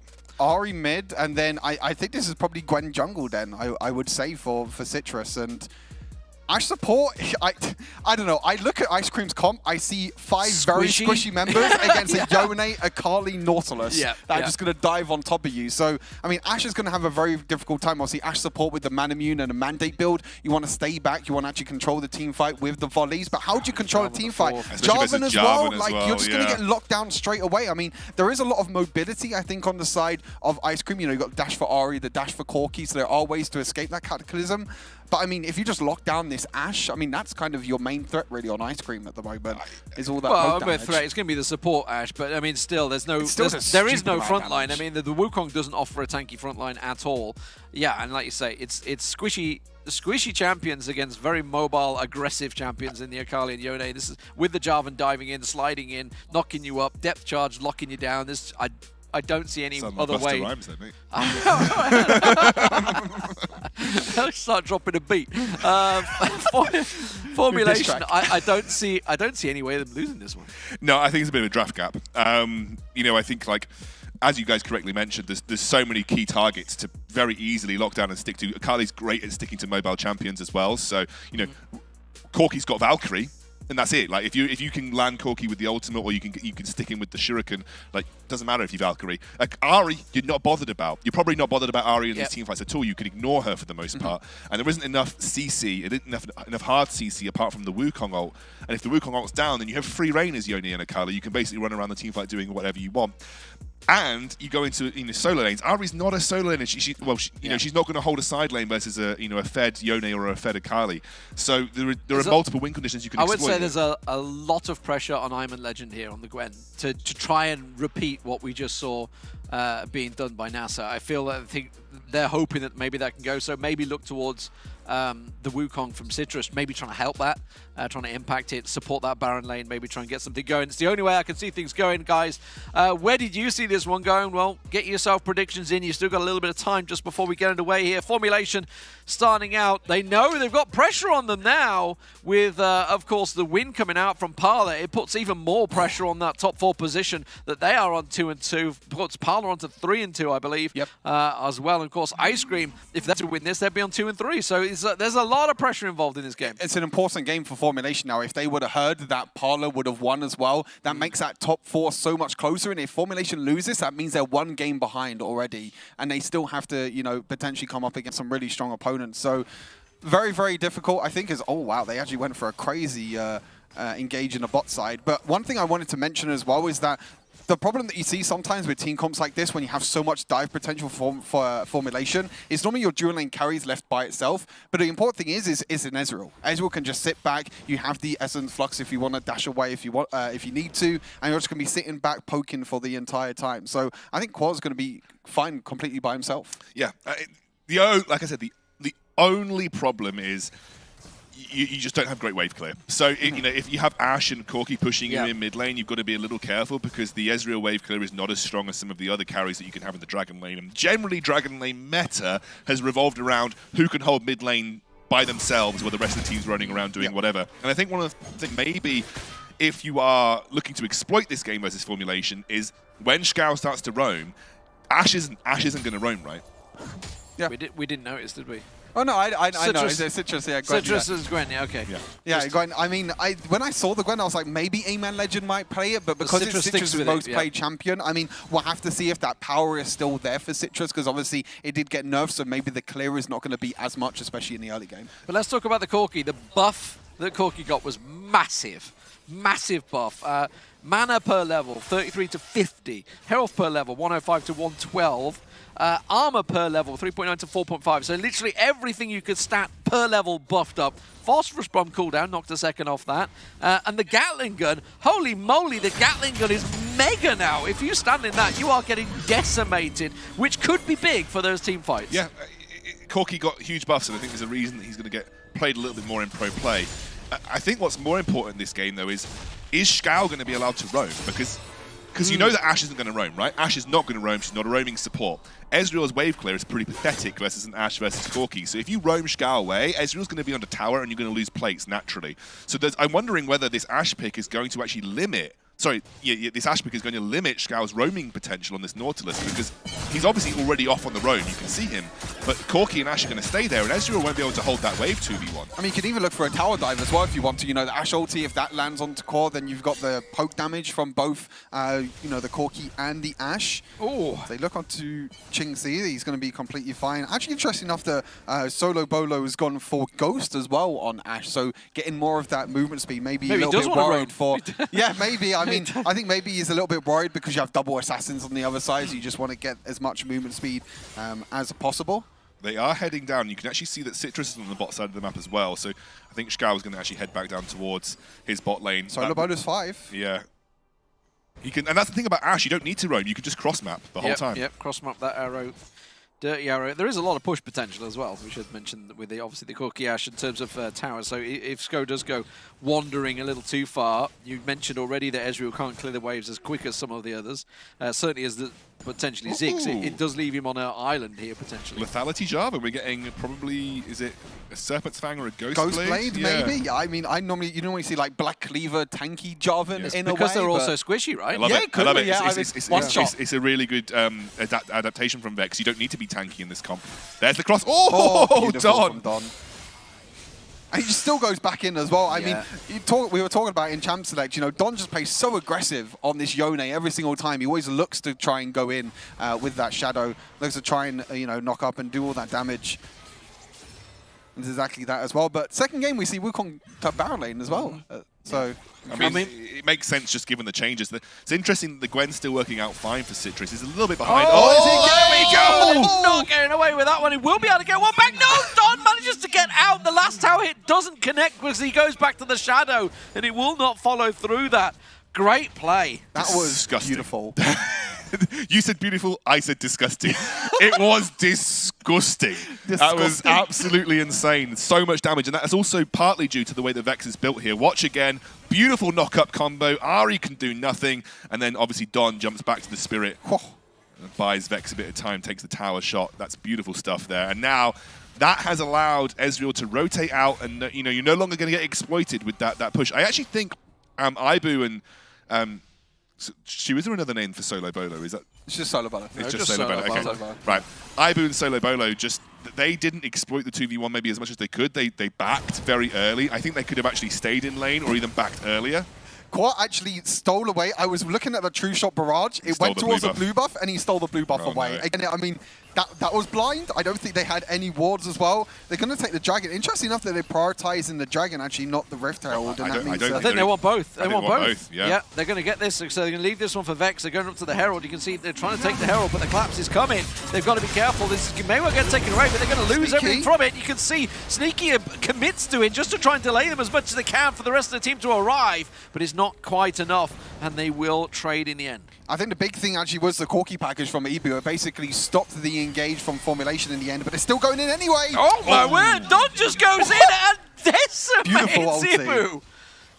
That was disgusting ulti from Don. Uses the Shadow to dash forward, uses the ulti on top as well to get the knock up, and Ebu is just completely deleted. And if there's, you know, one champion that you do not want to be fed on the side of formulation, is Don on this Yone. Yeah, it's already looking pretty nasty. And of course, you mentioned that if Don transitions to a side lane, which he has, you know, Qingxi's not going to be able to hold him. It just won't happen. You know, this Ari is going to have such a poor matchup, and that's probably why Citrus is just hovering on that bottom side of the map right now, because that's obviously going to be a potential area where they can look for a gank. But regardless, you're not going to hold Don in the side lane. You don't have anyone that can comfortably do so. Wukong probably your best bet. There's the cross map onto Don right here. Citrus flashes in. Citrus flashing for it. Jinxie is there, but it's going to take a little while to get there. The charm misses, and look how low Citrus is already. He's going to go for it. That's committed too deep. Should get taken down. It will do in the end. True Shot Barrage did catch onto them. Will they follow through on this? A lot of damage onto Ibu there. Quo's thinking about it, but they will back away. A little too deep there. Yeah, it was a nice setup. Really, that's exactly what you want to be doing with the Ashe. Oh my! God. All right. Can we take a look at the items? What did he go for? Yeah, the first time? Was it Ghostblades? I need to see that score, but I think it must be Ghostblade, right? He's just doing so much damage. That was disgusting. The combo into the ulti, and Jingxi is just I think he caught Jingxi off guard deleted, as well. yeah. I think he's probably going to look at the items and say, That's why he's doing so much damage. That's how I just got wrecked, was it? That's going to be the bottom tower taken down here. The arrow will come through, but it's a little too late. It is going to be enough for him. Vex could just turn onto Citrus here. He needs to be careful. Death Charge being used by Sko there to try and slow things down. Has got the Dredge line available. We'll just slow them with the shield. And now they're going to turn the fight. Because here comes Don! And they just destroy them. Nothing they can do about that one. Vex may get taken down. He will. It's a small victory. Unfortunately, that's all that Ice Cream will get. Oh, Don's ultimate was so huge again. I mean, we've seen some misplays from some Yones over the past few weeks, but Don, every single time he has picked up this champion, he has been the main carry for his team. The counter engage was so big, and it was actually Quad that got the double kill in the end as well, so more gold for this Ezreal. Another tower in the Baron lane, and we're looking at about a 5,000 gold lead. Maybe a counter engage here. He should be able to get Don down here, maybe. Iman's going to come in, will get them slammed down, should be able to get second as well. So a little something coming back here, but unfortunately that was 2 turrets going down Don there. got another kill in mid. Well, Don got a solo onto Citrus. Yep. Yeah. Disgusting, but that was just so beautiful. The Ezreal into the Ezreal ult, like basically lined up perfectly with the last breath. I mean, it's not last breath. What the hell is it called? Fate sealed. The Fate sealed. Like it was absolutely last breath is Yasuo's. Yeah, Yasuo, same thing. Basically the same thing. But yeah, it was just so beautifully timed and set up. That was beautiful team play from Formulation. You can show that Core absolutely trusted Don to land that. He was charging that up as Don used his ultimate. He knew that Don was going to get it, and they did, and they set it up for the double kill there. Bit of a return in kills, but still looking pretty good for Formulation. Yeah, and the QSS just got picked up by Don now, so forget about those Ash Arrow catches, which has just caught him out. That's the only thing that stopped him before. Okay. That's a bit deep, Vex. I think Formulation getting a little overconfident for this. He's going to go straight back to them as well. They knew where he was going. Now he's got the support coming in. Sko is there. We'll get the block off. No, not quite enough. And Citrus in the end gets the needle through. I thought Don was going to escape that. I saw him charging up his first ability. He was able to dash away, but the needles were enough for Citrus in the end. But very good pick onto Jingxi. As you mentioned, Vex going a little bit too deep, maybe not getting the vision control that he wanted on that top side, diving a little bit too deep. But they're going to try and take a tower. I mean, they are taking a few towers and a few objectives, but they're still so far behind in gold.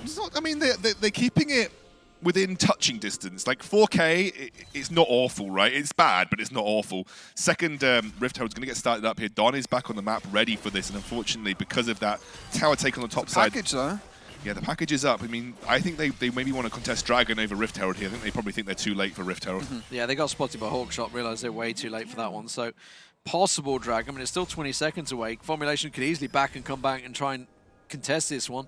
Looking for the pick. The River Scuttler means they know that they must be hovering in this area somewhere.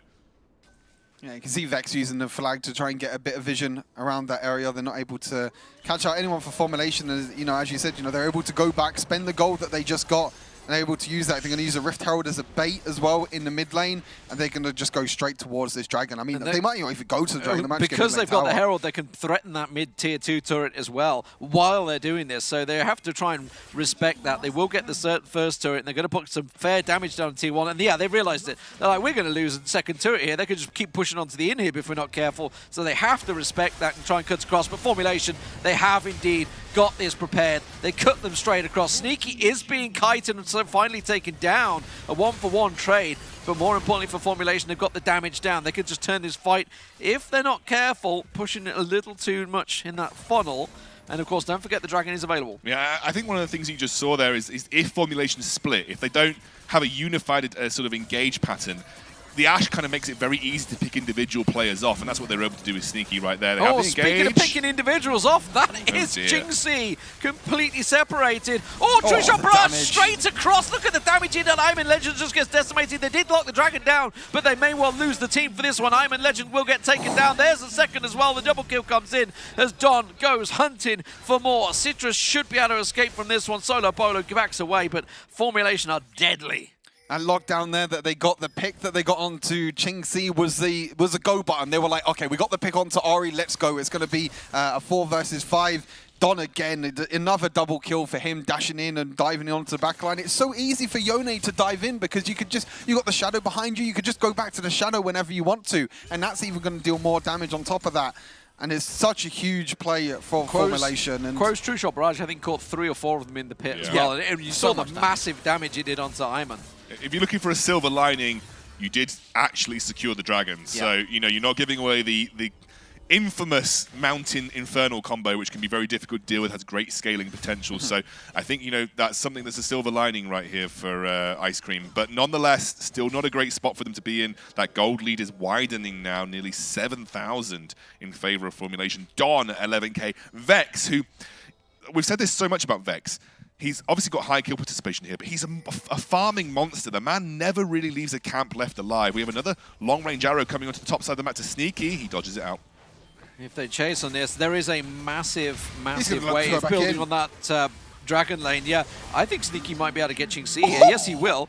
Now tries to turn it. Iman Legend would be able to get him down. Yes, you'll be able to finish it off. But the problem is there is that huge wave in the bot. That's been cleared out. They have dealt with it. So no counter from it. The mid lane now could be under threat. It's very low because the Rift Herald hit it earlier on. And that should be enough to take it down. They go aggressive. They do manage to catch it. Vex in the end is tanking the turret. He's not that tank they're looking for. Don does go through, will catch one. It's going to be Quo that collects a kill, and it will be Solo Bolo down. I mean, Sneaky did really well to get the 1-for-1 trade in the top side. You can see the Formulation were trying to go for the cross-map play. I mean, still well played at the end from Sneaky. You know, using the shadow, using the mist or the second ability of Akali. But you can see Don. I mean, he's realizes he has enough damage now, so he's just going to go for more tankiness. He's got the Spectral Cow because you've got, or Spectral Crow, I should say, because you've got so much AP damage. There's something that we didn't talk about in draft, but the core key, and then you draft an AP mid and an AP jungler. You're quite heavy AP into someone that you know can build Wit's End comfortably, and now probably going towards the Spirit Visage for the healing. You know that Don's going to be almost unkillable in these fights, and he had his tanky stats buffed in the late game, Yone. So level, he's going to get even more. That's Quantum getting locked up. Is that a little bit too Ooh, slow they might though? come through. Sko's the only one there at the moment because they realize that Yone was down the bot, so they're going to try and chase this. They want to try and push this mid wave and try and get this turret down, at least try and take away some of that protection. They should be able to pick that up, but they've got to respect the fact that Yone is going to be coming from behind here. So Don's looking for that rear guard action. Don he was looking for the flank. I think he was charging up his first ability, but he decides not to. He's actually sitting in the bush waiting. He's actually going in now. He's gone for it. Is he going to try and find it? Will be Citrus that he gets on the end there, and he does manage to finish him off. He might be able to get a second. He does. Takes down Ching Si. Could it be a third as well? No, that will be picked up by Quo, and that's surely maybe enough. They can either just shove it on through. Sneaky Stacy's going to come out, but I tell you what, that Gatling gun is pretty deadly. Ibu in the end will go down and just going to be picked off. They could finish it right here. Yeah, they can push in. They've got the standard, which will give them all their attack speed buff they need to push through this tower. Ibu's got the package. He might be able to delay with that, and I think that is enough to kind of force Formulation out of the base. But you can see when Formulation go in as a unit, they engage as a unit, it's very difficult to stop them with literally no frontline. Iman is the only guy that's a frontline. He's not even that tanky, having gone down a Divine Sunder or Black Cleaver route, so it's not exactly like he can absorb a huge amount of damage. So it just, when they have that unified engage, there's so many squishy targets that everybody's going to get a kill somewhere. And I think for Formulation, you just saw it in that last fight. Yeah, I think you can see Citrus was trying his best to be that frontline tank, you know, using the mist, trying to deny as much damage as possible, but the flank from Don was so huge. He pushed that bot lane wave. They lost so many minions from that bot lane wave. It actually allowed them to take that inhibitor tower because he pushed the minions down in the bot side. And then the flank onto Citrus was so big. He was able to pick him off. And once Citrus is dead, there's not really anything else. Aman Legend is all by himself. And then the backline just gets completely dove by the double assassins. The long-range Ash Arrow for no one to engage onto Yeah. Don because he just don't want to at this point. And I think it's going to be a bit of an ask. 13k gold down. I think Ching Si on this Ahri has not had the best of games. As we mentioned, it's not someone that can hold a side lane wave effectively versus a fed Akali or a fed Yone, and I think that's showing its teeth right now. We have the final dragon in the game. The setup is there.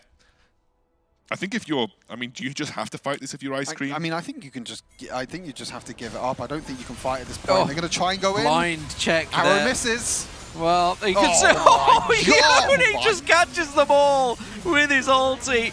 And, I mean, one thing you can't do against a Yasuo, a Yone, is to just walking a conga line effectively to get knocked up at once, and that was just Don. I mean, you could, as much as I love Don, like, you could, I think I could have pressed my ulti there. It's less about him having just pressed the button. It's more about him positioning behind the dragon pit to know exactly where he wants to be, and knows, you know, they funneled them in. Don timed it well. He was in the right position beforehand.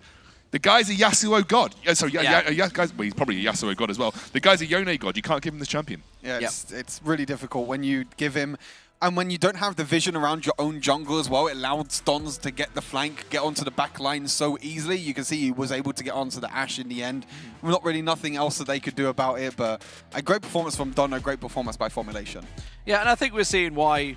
You know, we've seen Don on Yone against Rix. We saw how dangerous it was, even against Rix. So I'm very surprised to see it not being banned away there. But is it dad dance time? Yeah, they're just a little shuffle of the hands, and yeah. It's about as far as you go. It's like your first high school dance or something, and everyone's just sat there like, yeah, I'm dancing. I'm just making Anyway, somebody is dancing. Is Don? What a fantastic performance from him. Don't think we're going to be too surprised where the MVP will go. Let's have a look at the damage, the highlights actually. Sorry, from that game. Some Don highlights, I guess you could say here. Yeah, Don had such a great performance on this Yone time and time again. You see, the replays were all about getting caught. Yeah, there. This was when you had the lockdown and the damage from a core on this Ezreal is huge. By the way, this is so clean from Don. Oh, just so nice. Just in and out. That's all it is. That's all you do. I mean, you just dive in, it's like a burger. Another ulti. And little California joke for you there. I'm here all day, guys. I mean, it was Don lights, as you mentioned. It was all about Don this game, and he had an absolutely excellent performance on this Yone. This is where they could have maybe pushed in, but obviously with the package being up for IBU, they were able to delay the game by another 2 or 3 minutes. But a very, very, very strong game from Formulation, and I think showcasing why they're the favourites coming into this matchup. 24-9, Don at 16.7k gold, 10-9. Absolutely nutty. Even had a ridiculously high kill participation, only topped by Vex this game. So really, really strong stuff. Yeah, I mean, overall, I think we basically predicted the outcome from the pick and bans. I think most people looking at it. Bit draft. We saw how, I mean, especially with the Jab and the fourth being picked as the final pick as well, which is like the perfect gank jungler in there for the squishy comp that we saw in there. What do we think of Gwen Jungle? Do you think? I mean, it's hard to put a lining on it there. Obviously, Citrus tried to make it work. We thought maybe it was going to be the Baron laner. Obviously, ended up being Wukong there, but it was the best performing player on Ice Cream. I mean, he had the most impact, I think, and generated the most gold, showcasing that it's a little bit nerfed, but you can still play it comfortably. Yeah, I think that, you know, with what we mentioned before, you know, in that jungle matchup, Citrus has definitely been the one to try and carry Ice Cream over the line. Obviously, was one of the reasons why they took down Rix, but unfortunately, after that, lost 3 games in a row, and they're potentially going to lose 4 series in a row after this one. But I think Gwen Jungle's still completely fine. I think the problem that you have as Gwen Jungle is because you're going up against a Jarvan, that early game is just non-existent really for Gwen. The early game is, and then you have Vex who was able to jump over the wall. You get the double kill in the early game in the mid lane, and that means that Citrus is just put far behind, and Gwen's more of a scaling champion. I want to talk about the fact that obviously we did have that Wukong in the Baron lane. Renekton was available. I'm just trying to think of like tanky. Garen was available out there. You know, there was no front line. There was no front line. Obviously, I understand they wanted to use the Cyclone to try and disrupt and try and get in. If the you know, obviously Akali or Dom was maybe trying to come in, they could disrupt them with the Cyclone. But there was never any opportunity for it. Look, frankly, I don't really know what Ice Cream's comp was supposed to do. Like that I think that's the thing that I was trying to get my head around. It's one of those times you say, that's interesting. It's like the only thing that I could see maybe being the case is you get the scaling of the Corki and you control the team fights with the Ashe. You get to the point where maybe you have enough disruptions that the Ashe just spams the volleys, Wukong disrupts the team fights enough so that you can slowly pick off the assassins as they try to go into the backline. But frankly, they didn't have side lane win conditions. They didn't really have a strong team fight win condition until the very, very late game maybe. The only thing that I could see maybe being the case is, you know, long-range Ashe Arrow into Ari Charm, individual pickups across the map, and you delay it to the point where... Which worked slightly to an extent, at times. You delay it to an extent where, IBU gets really, really late-game Corki, and then they have... Don gets a QSS and says, yeah, all right, what are you going to do? But I guess that's the point. I don't really know what their comp was supposed to do. It didn't really have much of a win condition attached to it, you know. Well, I don't think anyone's going to be too surprised by this MVP. I mean, actually, to be fair, you could say there was a jungle chance there. I would say he did have a 20 kill participation, I think. But of course, Don was magnificent on the Yone, proving why it was actually a banned champion pretty much in the Rix formulation team comp. It was either you got it or it was banned. Yeah, I think even after the change... Snitch had it one game, right? Yeah, Snitch had it one game. I think Don had it 2 games as well. So, I mean, Don's showing that even after the changes for Yone that he can still be, you know, a very, very strong champion. And, you know, comfort in the end. I think that was the key for formulation. You know, you get Vex. I mean, Vex is comfortable on all champions. You got Nautilus in the bot lane. You got Core back on the Ezreal. You got Sneaky on Akali in the Baron lane and Yone for Don. I mean, it's all comfort. And then from there on out, they just need to get an early game lead, which is exactly what they got with their comp, with their double assassin comp. And they were able to just snowball from that. Yeah, and they had way more win conditions attached to their comp. They had the teamfight assassin win condition, which we talked about. Like, there's so much, you know, squishy targets for you to take down. You had a solo lane win condition. You could play easily 1-3-1 if you get your solo laners ahead there, and you had the late game scaling of an Ezreal. So like, it matches the Corki in terms of scaling, and I think, you know, perfectly viable win conditions that there were multiple avenues they could have exploited compared to Ice Cream, where I'm failing to see what the win condition was. You know, someone else might be able to tell me, but there you go. Maybe they had some plan in there. We're not too sure. We said the same before when we've talked about coachless teams. You know, sometimes there is that little sort of lack of something in there. I want to talk about what you're going to have for a beverage. That's what I want to talk about. Oh, after the next game, yeah. No, it's this one, I believe. Is it this one? No, it's the next one. It's next one, because I haven't prepared. You don't have it ready. So it's going to be the next one. It was meant to be this one. I thought it was supposed to be after this series. It was meant to be this one. I mean, I can go and do it now. They're just going to get up and do you want to buy some time and I'll go do it? I mean, I could buy some time, but we can do it next. We'll do it in the next one. It's fine. It's fine. It's fine. We want to do a taste test for Stu, who's never partaked in the monstrous journey that we have. He's never. So we're gonna do a blind taste test. I'm more interested to see how he's going to be, because he doesn't even drink coffee. So I think he's been bouncing off the walls actually, and thinking that the final important series. I feel like we've all already lost it, to be fair. So I don't know what I'm going to be like after that. Anyway, let's talk about our sponsors, of course. Snapdragon Pro Series. The secret is in the name. If you don't know what Snapdragon is, where you been, guys? It's mobile gaming. Snapdragon being the main processor. What do you mean the secret's in the name? Tell me the secret in the name. It's the Snapdragon. The secret is... Well, the secret is a lot of people don't actually understand that there's a Snapdragon in their phone. So why is that to do with Snapdragon? That's their secret. I thought you were trying to tell me there's some sort of hidden meaning between Snapdragon. Honestly, like this. I have covered, obviously, a lot of gaming for a long time, and I didn't know what a Snapdragon was. Did you not? Like, until I saw because you're a mobile boomer. I've always known what a Snapdragon was. You've always known. Yeah. You've looked at your phone and said, not getting that. If this is not a Snapdragon, that's what I've said. Trust me. I'm a Snapdragon boy through and through. Wouldn't buy a phone if it didn't have a Snapdragon in it. There you go. There you go. So basically, you're saying you buy Android all the time. I've never owned an iPhone. So there you go. There you go. Nobody wants it. But the more you know. They're happy that they just got the free sponsorship. Snapdragon on the phone right now. Yeah, Why did you just mention that If you listen to Snapdragon, I love your processors. I've never owned an iPhone. I'm your boy. I'm perfect. I'm perfect. God say that. God damn it! Can I not say that? This man is not. He works in sales as well. I can't even believe it. Anyway, I'm dissing the competition. Let's talk about competition. I'm not part of this. Do you want to mention any other energy drinks out there? No, I'm good actually. Monster, that's the only energy drink I know. I don't know of any other energy drink. I feel like the beast has been unleashed on the desk here. Just throwing everything under the bus.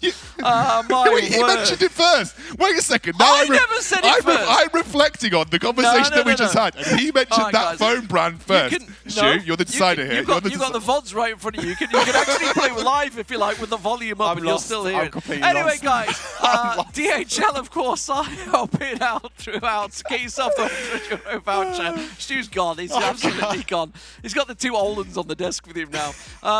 Where's stress? We need stress. Stress brings the calm. You know, the calmness of it. I'm completely lost. course, Discord as well, guys. Get yourself on discord.gg/Snapdragon Pro Series. You can get involved, get some help for the quiz, you know, get yourself those €100 voucher. It's pretty important. €100, you're going to get some pretty good shirts with that. There's no doubt about it. Or decent hoodies. It's what I'd go for. I like me hoodies. I'm a hoodie man myself. Anyway, guys, we're going to go to a break. When we come back, we'll have Stress back on the desk. And, and we'll be ready for Game 2. See you in a few. The Snapdragon Pro Series is brought to you by Snapdragon Elite Gaming, Monster Energy, and DHL.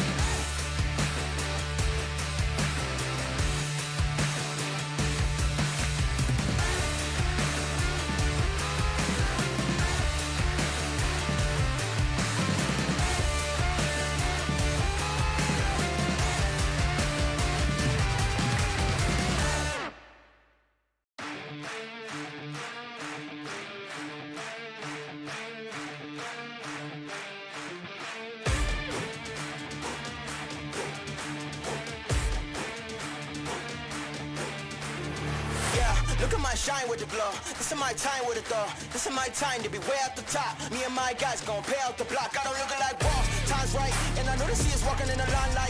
Promise you gon' wanna watch like a sci-fi. My guys are high risers, high tide. My crown if you come to my side. I pledge allegiance for lifetime. My squad connected like Wi-Fi. We grind and you see the highlights. This my life. It ain't a game now. Me and you, we ain't the same now. Lions coming out to play now. Opposition out the way now. Out of the way. You wasn't invited. Say you come to play. I dare you to try it. You don't wanna try me. Then step up to my team. Yeah, out of the way. Yeah, yeah. Out of the way. Yeah, yeah. Out of the way.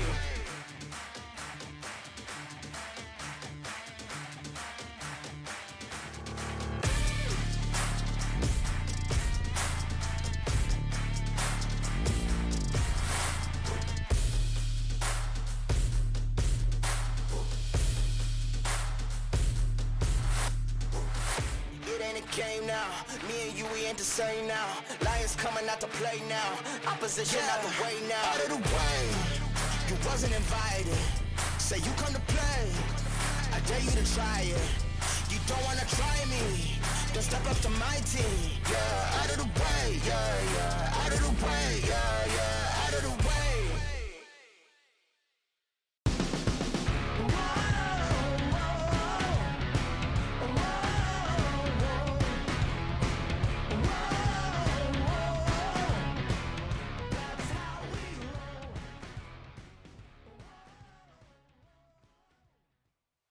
Welcome back, ladies and gentlemen. It is the Snapdragon Pro Series brought to you by ESL, and we are here to bring you the entertainment for the evening. I'm Lee Demon-Smith, joining me is Scanfrel and Stuart. It is the Boomers Unite versus the Zoomer on the end there, and we are trying to figure out what is going on in the land of Wild Rift. Formulation picking up the first one. I think you're like 5 years younger than me.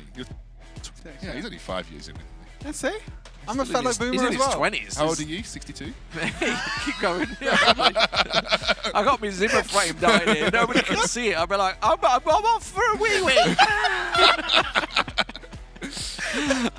Well, he did just spend the entire break going to the loo. You could tell who's had Monster and who hasn't had Monster, that's for sure. That's for sure. That's for sure. That'll be changing soon. That'll be changing soon. What are Ice Cream going to do to come back? Are they going to actually pick a team comp or anything that really comp? Because we didn't really know where they were going with that comp last game. I think they have to change up something drastically, both in the draft and in the game. I think in the draft, they kind of went for this weird, I mean, I guess bot lane prio with this Ashe Corki pick, but, you know, when you're against the double assassins, when you're picking Ashe so late on, you know, like you mentioned, D-Man, you need that front line. You need that front line to be able to sustain against, you know, the likes of Yone, the likes of Akali, but I think, you know, on the side of formulation as well, they'll be completely fine with how the first game went. For formulation, I guess it's just carry on. If they can get their hands on Yone, bonus. I got to assume it's still going to be a blue side once again for Ice Cream here. I can't imagine they're going to give that up. It's the losing side that chooses. You got to ban the Yone, right? That's got to be a ban they need to focus on. Unless you want to first pick it yourself, maybe? That's it, but what do they leave open? Because obviously if they are using that as a ban, something is going to get left open down the line. Their ban strategy was Vex. That was their whole ban strategy. They forget about the strength of the solo laners from formulation. You know, I think that's one of the problems, the formulation conundrum. You target Vex. They banned banned Varus, right? Didn't they?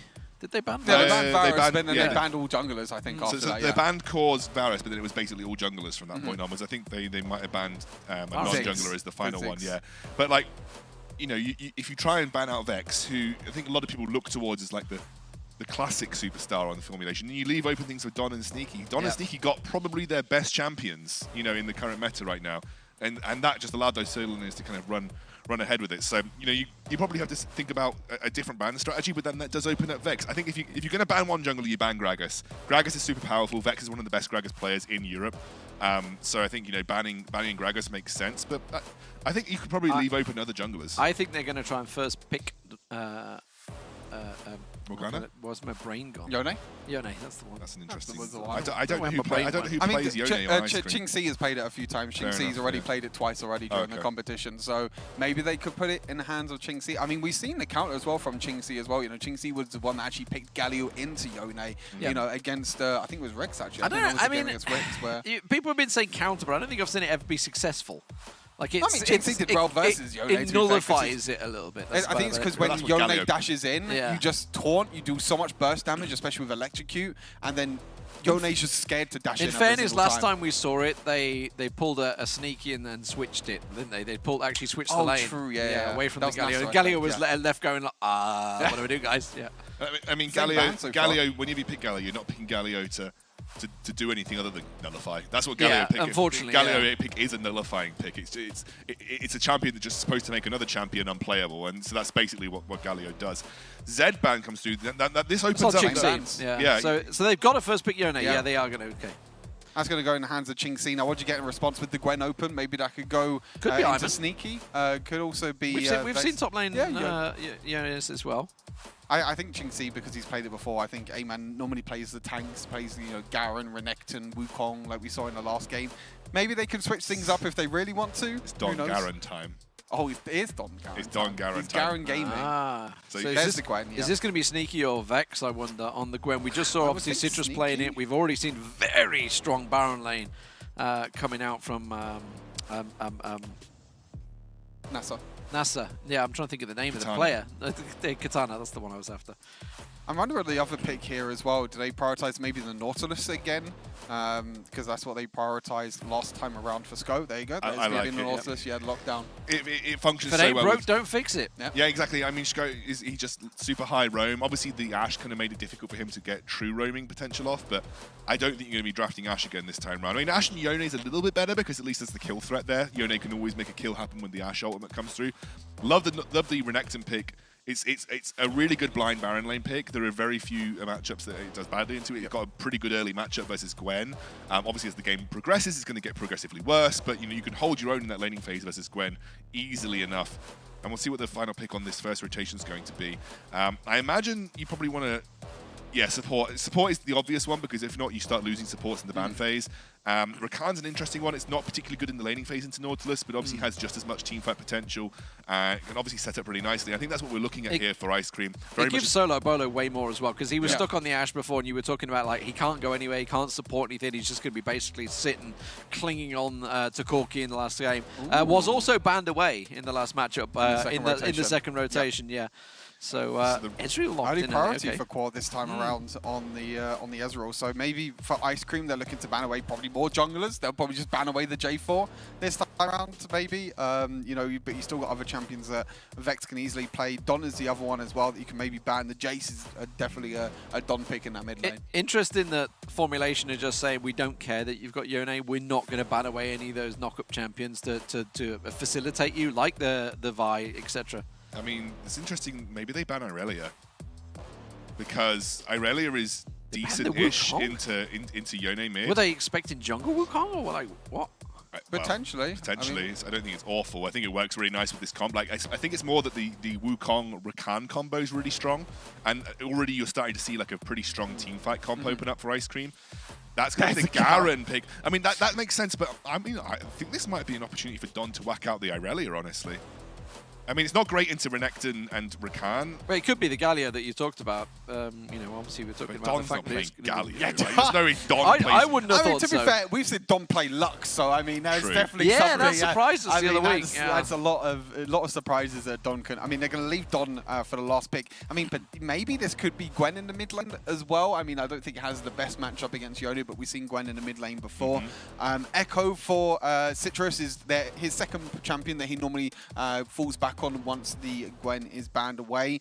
Now we're looking for the dual laner for Ibu. Does he go maybe? for Lucian? Okay. I look at Ice Cream's comp and I see a lot more early game threat. You know, the Rakan, the Lucian bot lane is very dive heavy. The Renekton in the top side as well is going to do really well in the early game matchup. I would like to see maybe a Lee Sin in the jungle, maybe look to you know, go at formulation, you know, try and play aggressive. But there's the Akali. Probably going to be, I would say, Akali mid. I mean, it could be Akali top lane, Don mid lane on the Gwen, or it could be the other way around. The flexibility is still there. I think you get outscaled really hard here on Ice Cream. Your only AP threat is the Echo, which can be quite hard to get consistent damage down in this kind of comp. You're going up against a lot of CC.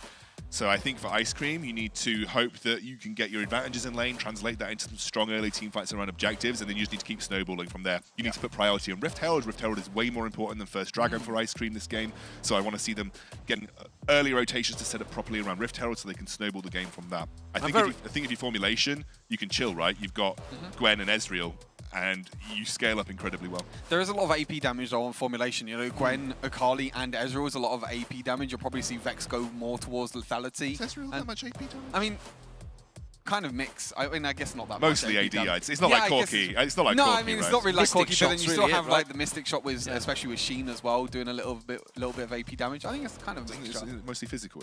Isn't True Shot got like a half and half in there as well? True Shot Barrage. I can't remember exactly. I know he does a little bit of AP damage. Maybe not Essence Flux proc damage is magic, I think. I mean, I might be talking up my bum, so I don't know. I can't remember the numbers. I know Ezreal does a little bit of AP damage anyway. A little not bit, as much. He's got really Corki, good AP scalings. I know that. Like, he's got really insane AP scalings. I just can't remember whether Mystic Shot is physical or magic damage. Anyway, it doesn't matter. Interesting that the final pick was obviously the Akali, so he's picking the Akali into the Yone. Obviously, bearing in mind we know Don's very strong on Yone. I wonder if he's seen something in there in that composition up against each other, or where it's simply just made me for split push later on. I mean, Akali is one of those champions that actually outtrades most melee champions. So, you know, you walk up to an Akali, she just slaps you in the face with a really empowered but passive slap. Passive slap? Passive slap. Passive slap. We're slapping now, I guess. We're slapping. We're slapping now. Yeah, really strong, like, passive damage hits. So, yeah, it's... she outtrades a lot of other melee opposition, and Yone's not a super strong laning phase champ. He scales up a bit better. Well, here we go, ladies and gentlemen. Game 2 in the books. Let's see if we are going to get a Game 3 or not, because Formulation coming into this one with a strong first game. There's no doubt about that, and there's obviously a lot of pressure onto the Ice Cream guys. Can they try and drag themselves off the bottom of the table? If they were to pick up a win here and take this in the series, it would actually put them equal with Formulation on 2 and 3. And that would put Formulation really in the guts. So Formulation, as we just pointed out, though, Parla picking up that win, that puts them on 3 and 2. Rix and Viv are playing each other after this. They are both on 3 and 1, so they'd be on par. The top 4, with only 3 play days remaining, is starting to get very tense. Yeah, I think that's the important thing to note, is that the next game is also quite telling. If Formulation win here, we are looking at a pretty siloed top 4. That is not... That's a good trade back, though. Barrier? Tower shot? That's scary. How did Iman take? He must have just got level 2 all in. I mean, surprisingly, I guess that Sneaky does a lot of damage with the first bit. I guess he just had it stacked up. He had the first bit he stacked up, and he just did a lot of snip damage. I think he's playing very, very aggressive, which is quite surprising, because I thought that A-Man would be the one that would be playing aggressive. The thing is, Renekton is remarkably... Oh, hello. Solo Bolo going to flash away from this one. Ko taking a lot of damage from Ibu as well. Sko's going to try and keep the pressure on. Solo Bolo ended up with nothing. What I wanted to say was Renekton's actually surprisingly squishy in the first 3 levels. Yeah, but he should have a better trading pattern. I mean, this is just bad all round right now for Ice Cream, because you need to be the ones, you have got strong lanings, like Lucian is a strong laner, Ezreal does not have an early game. Yep. So, you know, I know Nautilus kind of makes up for that a little bit, but you shouldn't be the one that's kind of like behind at this stage. Iman does not have barrier, and Sneaky does, and that's why this tower dive is getting set up right now. Can they get a plate or 2? It's going to be certainly the one. Qingxi is coming. They've got to be careful. In comes Citrus as well. In comes Solo Bolo as well. The whole team is here. They have to get something from this. They've committed all their resources. They can't afford to not get a kill. That is a 4-man involvement for nothing. And now Don's looking to get something in the river as well. Sko's joined the party. They're looking to see if they can get anything. Big commitment for both teams. It does leave the likes of Quo free to farm in the bot. Vex actually used his flash away. I don't think he needed to use his flash, because Solo Bolo went in very, very late. But as you mentioned, I think they tried to get something up in this Baron lane. They did get a tower plate in no formulation, because Vex is actually running Demolish, so getting that little bit of early gold for himself and also for Sneaky. But formulation weren't really able to get too much because Vex and Sneaky got so low.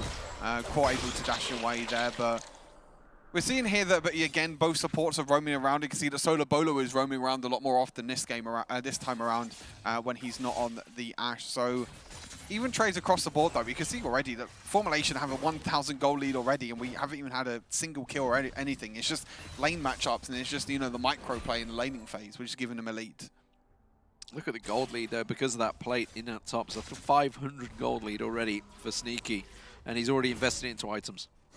Still not ideal, though, because, you know, you should be, as a Lucian, hopefully getting ahead here. You should be the one that's putting pressure on the Ezreal in the laning phase. You really don't want a Renekton to be behind versus a Gwen, because if you don't get the edge in the top, Baron again, and that's where the pressure's going to be. Sneaky again, getting caught out this time. Oh, the barrier isn't going to be enough. The shield comes in. Iman Legend gets the flash through, can't get the damage down onto Sneaky, and Sneaky in the end will come out with the help of Vex, and Citrus just didn't get involved. No, he just trolled. He just ulted back out for no reason. Yeah, he trolled his teammate. Like Qingxi coming in. Is he going to be able to get on? No, because he's split target. He's going to go back, miss the ulti. I mean, if Citrus stays in that, then I'm pretty sure they can get a kill there. Like, at least trade 1-for-1. But he ulted back out way too early. And that means that he was completely baited. Yeah, exactly. He just completely left A-Man Legend, especially because A-Man had his ultimate available, so he could tank more and more damage to allow Citrus to deal more damage. But unfortunately, it just, I guess, a little bit of miscommunication. Citrus wanted to back out, and A-Man just wanted to carry on fighting. We're like a 3k gold lead now for Formulation. With almost nothing has happened. This is, again, not where you want to be if you're Ice Cream's comp, because you know this is the stage of the game where you need to be ahead, setting up for the first objective fights. You need to be the ones that are scary enough to kind of force these objective fights in your favor. If you're not scary enough at this point in the game, you're never going to be scary enough, and that's the problem that I think they're going to run into now. Unless they can get a really big, pretty decisive fight, they need to secure this Rift Herald. Unless they can get like a big decisive fight around the Rift Herald. Not the target. Going for Sko, he's just going to sit and eat that all day, and Quo, frankly, just puts the damage back onto, I think it was Qingxi. No, it was Citrus, wasn't it, that just took the lion's share of the damage there. And 15 seconds now. Everybody thinking, do we buy? Do we get everything we want here? Because now we're looking at objectives. Scuttle Crab already been picked up by the blue side down the bottom here. There is one available in the river, which I think is what I'm seeing Sneaky going looking for. Don being aggressive on Qingxi here. Qingxi going back in and realizes, oh, Vex is there. Just kind of baiting out with his spirit, but So it's Shao. Sko taken low. Yeah, Sko gets taken pretty low. I actually do think they're going to secure the first Rift Herald. This is the more important objective, in my opinion, for... Two shots. Ooh, that catches Citrus very low here. Sneaky wants a piece of this. Solo Bolo is not going to be very tanky at all. Should get caught out. Citrus taken low, goes back in, but where's he going to go? He goes straight into the waiting arms of Formulation, and that is a Rift Herald going their way easily. I think the problem was that they just started off the objective way too early there, because Citrus took so much damage from the Rift Herald and from the True Structure Barrage afterwards. And then because Sneaky has priority in this Baron lane at the moment, A-Man Legend couldn't follow up. He couldn't rotate down. He couldn't follow up at all. He was just basically stuck in the Baron lane, which means that they just clean up in the end. You know, 2-0-1 already for Vex on this Jarvan. They could look to just secure this Dragon straight afterwards if they want to. Use a Rift Herald mid lane, which is exactly what they're going to do, and move towards his next objective. I actually think that's disaster now. I think it's game over for Ice Cream. It's 1,000 gold across the board on almost every single champion lane. Rift Herald going in, tower almost gone, and they will get the tower down. Solo Bolo is going to pay the price of sticking around. The Jarvan fourth goes in. Citrus does just about get away, and Ibu will at least get the Herald down and stop the damage on towards the tier 2. That's Vex's Youmuu's Ghostblade Jarvan again, So by much the way. damage. So he's just got a huge amount of damage to those squishy targets. And look, frankly, to me, that's doom and gloom at this point for Ice Cream. Like, that first Rift Herald is what you're supposed to use to accelerate it's doom and gloom, mate. They're playing the next game. Oh my god. Just trying to make a point here, Lee, and you just have to bring your dad jokes into the picture. Look, it's a 7,000 gold league. What point do you want to make? I'm trying to make the point that the loss of Rift Herald is disaster, because you need that to basically accelerate your lanes. You need to use that to at least open up the map somewhere. You've been doing play-by-play too much. I could have said that. These two Okay, Lee, why didn't you analyse the rest of the game then, mate? He's going to throw these monster cats at me. Tell me all about the deep analysis of Wild Rift. I want to hear your The thoughts deep now. analysis is you get the Rift Herald, it takes a tower down, you get the lead. You get the Dragon, which what they're doing now, then it will give them the lead. Because It's more about also the map pressure it gives you. Like, you need to open up the map here to be able to have the freedom to push lanes in a bit more effectively and then group up around the remaining turrets. It's just... Basically, you needed that early game tempo advantage, and they don't have it now. And well, they're going to try. I think I see Lucian trying to... Oh, no, they can't double team. I could only see the Lucian there. I was going to say, is Lucian really trying to solo out a Gwen there? But he had the help of Iron Legend. Still almost lost out, by the way. Citrus, ooh, he can't reverse because he's going to go straight back into the mid. Doesn't have the support that he needs. Depth charge thrown onto Solo Bolo with... no effect there. What's going on down the bottom there? You can see also there is another gank happening. That's happened. That's happened and gone. That was Ching Si getting double teamed by Doom. Doom. I've got that in my head now. By Don. By Don and Quo. It's just falling apart now for Ice Cream. They're trying so hard to try and get picks across the map. They get the pick in the Baron lane, but I think the problem is right now is that because you lose that mid lane tower so early, you don't really have any wave clear at all for Ice Cream. You know, Ibu is actually roaming around the map instead of trying to wave clear in the mid lane against Quarren. So Quarren Score are just like, okay, we're going to get mid priority for the entirety of the game, and we're able to rotate around, whether it be the Nautilus, whether it be Vex having the agency to go around and gank in the side lanes, which is exactly what he did, which they were able to take out Ching Si in the bot side. 2 towers already taken. They've only got this top lane tower left. You can see that's exactly what they're going to go for. They're going to go for this top lane tower, and there's honestly nothing that they can do about it. Oh, I saw that coming. Just got so locked up there. Couldn't use ulti. Yeah, couldn't even use the ult to just get away from that one. Completely locked out. Solo Bolo realizing the danger. The danger is that all of Formulation are here, and that is going to be Dominus running for Iron Legend, and he has to get out. He doesn't have the damage. It doesn't matter. Don goes in, locks him down, and there is nothing at all that they can do. You might say they've melted away from this match. Vex wasn't even there. That entire fight, Vex was just chilling mid lane. A disaster. Game over for Ice Cream. They needed the tempo from the very get-go, and they just... Unfortunately, through the laning phase, even from like level 2 or level 3, they lost the tempo in the laning phase, both bot and top. And in fairness, they tried it. Obviously, you saw Iron struggling against Sneaky right at the start there in the level 2 play. But they committed to it. They tried. They sent 4 people towards the Baron lane to try and help out there, to try and get something from it. But unfortunately, it was countered. It was read by Formulation. They realized the danger, and they've just been outplayed, unfortunately. Vex might finally get locked down here. He's just going to slide away and not even look back. I mean, when you look at Ice Cream and you look at their early game comp, I think, as Alexandra rightly mentioned, is that you need to get an advantage with this early game comp because Formulation just outscale across the board. If you look at every single lane outscale. So if you don't win the early game for Ice Cream, there's no way you're going to win this game at all unless you come up with something, absolutely some sort of miracle team fight or something, or miracle pick. I mean, hey man, I'm not really too sure what happened I would like to look back and see what happened in that early game trade. Because he lost so much health in the early game, which allowed Vex to roam up there, get the early tower plates and the early gold. And you can see he's going to be right back here again. Oh god, comes straight in. Sneaky's not done. He wants to come through. In goes Sneaky with the needlework. Gets one. Not going to get a second. Nibu taken low though. Vex should be able to finish it off. Exhaust does help out. Oh, the true shot barrage comes across. And Vex walks away.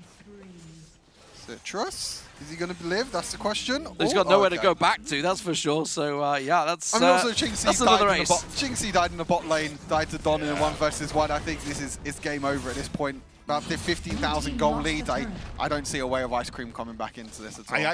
You were talking about the Renekton level 2. I think he actually just got straight up experience diffed. I just think it was a level 2 all in. Lost control of the lane, he was level 1 and he just kind of lost control from the very get-go. So,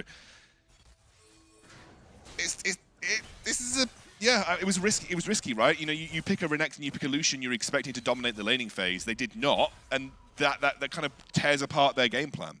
And then their game plan came to, we need to fight Rift Herald, we need to take it, but they were slow to the punch and didn't get it. Or rather, I guess they were slow to group up around Citrus, who was taking it too early.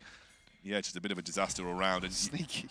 I think when it gets to that stage, you're also trying to force the plays, and sometimes it works, but very often it doesn't.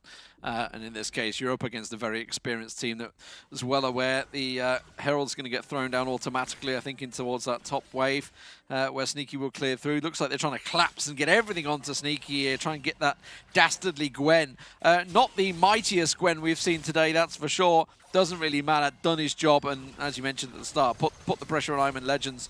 And it's once again actually given Don the chance to prove just how strong a mid laner he is. Yeah, absolute beast, this guy. I think what's really interesting, the story about Don is that, as I say that, we'll talk about it in a minute. Well, that's going to be a quick catch. That's what they needed. Sneaky does get caught out. Let's see what they can do from that one, because the Inferno Drake is up, and that's where they're going to try and turn their attention. Don's he's about a half health there. Does try and get caught out. Not going to be the case. Goes in anyway.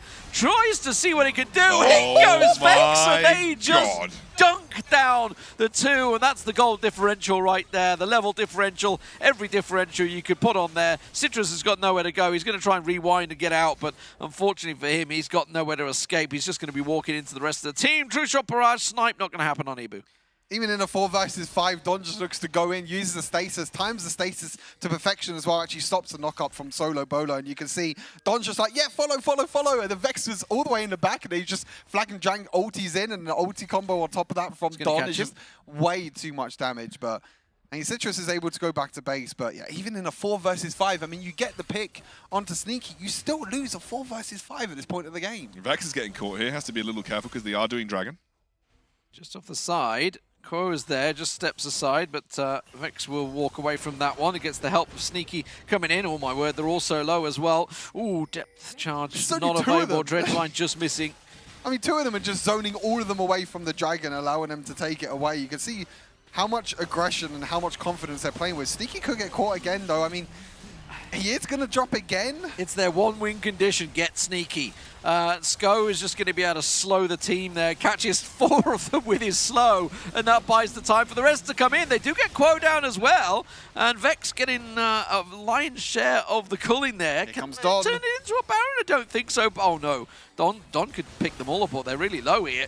Gets one, doesn't have the stasis available. Remember, they do manage to turn it around. Sko was trying to buy him time, but a little sloppy here towards the end. You can see Ice Cream trying to get anything they can from this one. They should be able to get themselves the mid turret at least. Oh, gee. Oh, the poke as well. The Dragon Strike. Damage is so disgusting. I've never really seen lethality. Full AD, Full AD, Baron, and Jarvan. But wow, how much He ulted him. They basically nearly one I shot. mean, they all had three had of them. about like a third quarter HP each, right? But It looked cool. It looked cool. It looked cool, yeah. That's the main thing. It looked cool. Well, yeah, I mean, there's not a lot else you can say about this one. The Baron's going to get picked up. Chinxi trying to get in for the steal. Oh, I tell you what, he's got some damage going down there, but not able to finish Vex off, unfortunately. And, of course, what's going to happen with the Yone? You go back and everybody's sat there with waiting arms. It's the danger, I guess, the play of Yone, that everyone knows where you're going. Let's watch this again. Beautiful. Cataclysm dunk. And then a little dragon strike, just like a boop. Perfect timing. I mean, I was talking a little bit before about like Don's story. You know, in the previous formulation, he looked actually kind of like a subpar mid. Like Don Aurelia one trick. Yeah, like Aurelia one trick subpar mid, and now with the right team around him, he looks like a god. You know, it just shows you that given the right environment, the player can thrive. And I think that's Don in this scenario. He's got a jungler that's incredibly gifted. Like Vex is a very, very strong jungler. How with that support, just able to really excel in that mid lane. And Don has had an absolutely insane off-season so far, really positioning himself. So we have the engage coming through. Well, there's not a great deal coming through from it, unfortunately. In the form of ice cream, they've whittled and melted away from this one, and it will be another ace coming through, and the game 27-6 in terms of kills. And as you say, with Don, I think the main thing is there's no pressure on him anymore, right? Sneaky's able to do his thing in the Baron lane. Like you just said, Vex is facilitating all the lanes. The duo lane in the Dragon are performing really well with Quo and Sko. Everybody in all the lanes have been doing their job for formulations, and it's allowed Don to flex effectively and have fun in the lane himself. 10-0-10 Vex, by the way. Yeah. We didn't really talk about Vex that game that much, but 10-0-10 on the job. You know what it is? It's because he didn't get the MVP with the two. I think he had 2-1-20 or 2-1-18 or something like that in the previous game. Further. So he was like, I'm going to get the kills secured this time. I'm not going to buy tanky whatsoever. I'm going to be pure damage. And why not? They're all squishy. Let's have a look at the highlights from that game. All the lowlights, whichever side you're on. It was pretty much all slipping away very early on. Unfortunately, it's already gone by now. Yeah, this is well over by this point. This is over already. This is honestly, it was kind of lost at level 2 for some lanes, and then it got worse and worse. It just got worse and worse. But look how low, like Sneaky on nothing, Sko low. I mean, it's one of those horrible fights, especially for Sneaky. Like, that's one of those horrible fights you come out and be like, guys, they're also low. Just a little bit of target focus may have been the difference. So Watch nicely. Chinxi's health. Watch him. Ulti just gone. Cataclysm, Akali ulti just gone, and it just shows. I mean, formulation, they're coming back with confidence. Ever since they lost against Rix last weekend, they come back, and they're going to be on 3-2 now in the standings. So it's going to be a big, massive bunch of teams there on that 3-2. Oh, slow motion. Wow, we got slow motion. Wait. I would say, from that same vein, formulation, obviously, the irony for formulation is the two losses they've had have been two incredibly close games with Queso and Rix. They're definitely a team that are going to be a real threat coming to the finals time. And looking at the gold, obviously, it's pretty well spread. I mean, but obviously Vex, as I say, trying to stamp his authority on this one. While obviously the talk was all about Don, Vex was incredible. I mean, Vex, 20 out of 27 kill participation, highest kill participation, highest kills, highest probably super high damage. Just almost accelerated full build at like 14 minutes to the game. Absolutely crazy. Vex had a banger of a game here. I mean, it's interesting, we speak about the junglers as well, and especially Jarvan. We saw Andres play Jarvan, 4 or 5 games in a row. He performed very, very well on the Jarvan. Now Vex picking up the Jarvan as well, so Jarvan has definitely been rising a lot in priority. The early game pressure, flag and drag, easily being able to get the early ganks off. You've got Cataclysm to lock people down, and you can see the damage at the end. Highest damage in the entire, I think that's the first and probably only time you'll ever see Jarvan with the highest damage. Highest damage in the game. I mean, even a damage taken as well. He took 17,000 damage. Crazy. Like, he tanked up so much, he did so much damage at the same time. Just crazy, outstanding performance. Yeah, I mean, Vex is in my eyes one of the best junglers in Europe. you know, given recent performances as well, I'd almost say that he's my first pick jungler. If I was going to draft a superstar European team, I'd take Vex. You know, as my jungler. Over Andre? Over Andre. I think Andre's really good, but I would genuinely take Vex. I think Vex has got a wider champ pool. I think he. You think Vex has got a wider champ pool than Andre? Yeah. It could be. I mean, I think they both have very I wide think, champions. I think it's close. Right? I think Andre's also got a super wide champ pool. I mean, it's a really interesting topic because, you know, we talk about junglers, you know, not even talk about Seven as well, who's been popping off a few games. I think, you know, there's so many good junglers that we have in Europe, and it's interesting to see, you know, we are blessed with junglers. It's interesting to see. Maybe we have to do a tier list at some point. Again. Maybe. That'll be a debate. Yeah. I think Andre and Vex are super close in my eyes in terms of like their relative battle. But you haven't talked about Zefta. No, Zefta. Yeah. They're all four of them, I think, are so close. I think that just shows because the standings are so close between all these teams as well. You know, that top four that we're expecting to go through. Well, I don't think anyone's going to be too surprised by who the MVP is this game. Last time around, of course, it was Don. This time around, almost certainly has to be the man from the jungle, Vex. 20 KDA, 10-0-10. Absolutely. I mean, even to have 0 on a Jarvan is impressive in itself. Just 0 deaths, because you are the man going in, Cataclysm and on them. I mean, you're always the first person going in as a Jarvan, you know, with the Cataclysm. You know, he even went for a squishier build as well. He didn't go for this tank Jarvan build. So it just shows, you know, with the mechanics, him being able to escape that 1 versus 2 in the bot side as well, flag and drag away, really showing the power of Jarvan at the moment and the rise of Jarvan. Look at that Chad pose on Vex. I know, right? It is a Giga Chad pose. Chad right? pose. Just like literally walks in, full AD Jarvan, kills your entire team, refuses to elaborate, leaves. That's exactly what Vex did this game. That's just an easy triple kill in mid lane. Just like bonk. I'm just gonna bop your heads. That's it. Yeah, dominant stuff from Vex and from Formulation in general there. 2-0, everybody's prediction pretty much right. I think most of you guys in chat probably would have gone the same there. Unfortunately, Ice Cream's upset that we saw from Rix has not been replicated since, unfortunately. They're going to go sit on 1v1-3 now, 1-4 now, yeah. I think, yeah. I mean, they won against Vix first play day, and then they just haven't been able to continue that, you know, their good form from that Rix game. Yeah. They've had some tough games to start things off, mind you. But for Formulation, obviously, still there are only 2 losses, obviously to Rix and Queso so far. So that moves us on to the last game of the day. Before we get there, though, we do have to thank our sponsors, obviously Snapdragon Pro Series, for bringing us all the ability to play games in itself on your phones, obviously, be it on a modern phone like yourself or an old dinosaur like mine. I'm refusing to elaborate any more on this sponsor segment because You've been attacked by D-Man once. Legal have been involved, and Kid and Connor didn't expand on this one, unfortunately. But yeah, and obviously we should talk about a more important one here, because Close your eyes, it's not a more important sponsor, but definitely in terms of what we're going to try if I close my eyes, what if I miss my mouth? Stu, have you ever closed... No! Stu! You can drink from a can with eyes closed. Stu, you know where your mouth is. Can you just like go, I'm going to drink it up Stu, here. you just go like this, like, oh, sorry guys. Oh, sorry guys. Who knows at this point? Oh, sorry guys. Like, who knows at this point? Stu, you know... It's like airplanes. Trust me, when I you have an drinking innate problem. ability to know where your mouth is. And if you don't, I don't know what to say. Sorry. So what we're going to do here is a little taste test for Stu, who's never, by the way, drank Monster before, or caffeine products in general. He doesn't even drink coffee. So this could be interesting. There's 3 flavors for you. Sorry, I'm just making sure the branding's on point, you know? What we'll do is obviously because, well, I mean, you can kind of see he hasn't got a blindfold on.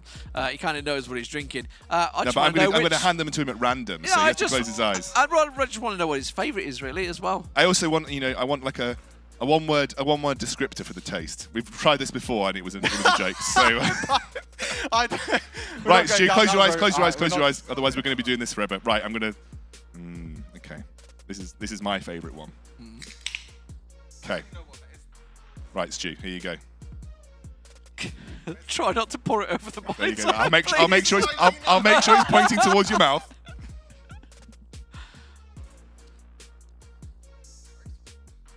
he still goes. He said, very sweet. Oh, he wants a second sip. Okay, right, there we go. What would you say about it? Just very sweet. That what you said, okay. Right. Solid. Solid. Okay. Solid. Next one. And then you get to tell us if 1, 2, or 3 is your favorite, right? It is pointing towards your mouth. He's checking. He's checking. He doesn't trust me.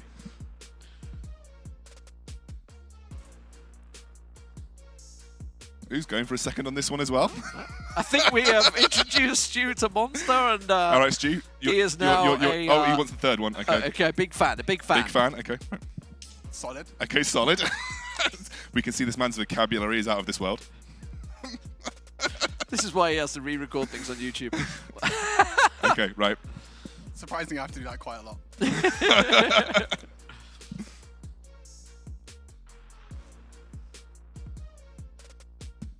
That one not as great. Okay. I'll go. Actually, 1, 2, 3. So, in yeah. order. 1, 2, 3. 1, 2, 3 in order. Oh, So the okay. mule first. Okay, so 1, 2, Stu 3 has in got order. obviously got great So- taste because the mule was his favorite, which is my favorite. So that's the ginger, basically. The is it? ginger-based one. Interestingly, he's rated original, which, there you go. And then my favourite. Mango My Loco. favourite, you've actually put last. That's my favourite. Your That's favourite what is I Mango think. Loco, Yeah, I isn't it? like See, the my mango. favourite is Mule, but just because, I love the gingery flavour. Yeah, anyway, there we go. I Blind taste used test. to like the white ones, which are known as boomer juice, because we are the old people, which Yeah, is that the is real the boomer. no sugar. No, I'm not even too boomer for that. That's too You're boomer. not down No, with I the like white my ones. favourite, by the way, Monster. If you're listening, if you want to send me a care package, is Monarch. If you would like to if you send would a like care to send me a package our giant way. care package, I love To be fair, Monarch. Chaotic, I'm a big fan of Chaotic, which I think is a newer one. I'm not too sure. I think it's like it reminds me of the old fruit salads. So here we go. Solid, and Yeah. not his favourite. Not his favourite. Not his favourite. There There you we go, go, there you ladies and gentlemen.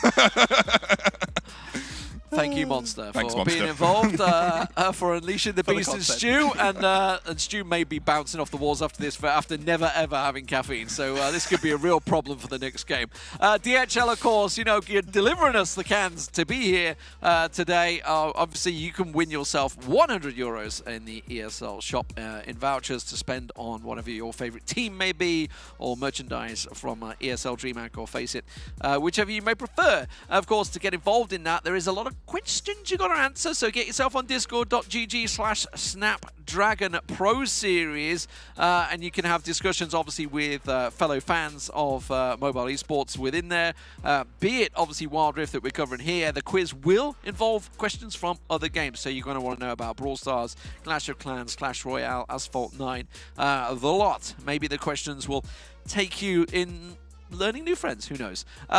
Something that we want to look at, though, next is the big one of the day. It is VV Sports coming up against Rix. Both teams on 3 wins and 1 loss. This is a pivotal matchup because they will go joint top with Queso. Whoever wins this one, join us after the break. It's going to be a banger. I can grab some more of this. You stole my favourite. The Snapdragon Pro Series is brought to you by Snapdragon Elite Gaming, Monster Energy, and DHL.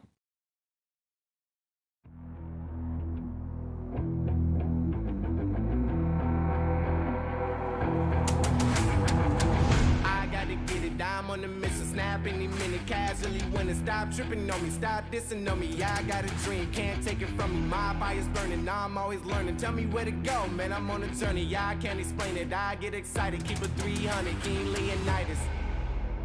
Strap in, cause it's gonna be a long ride. Working on me every single day and night.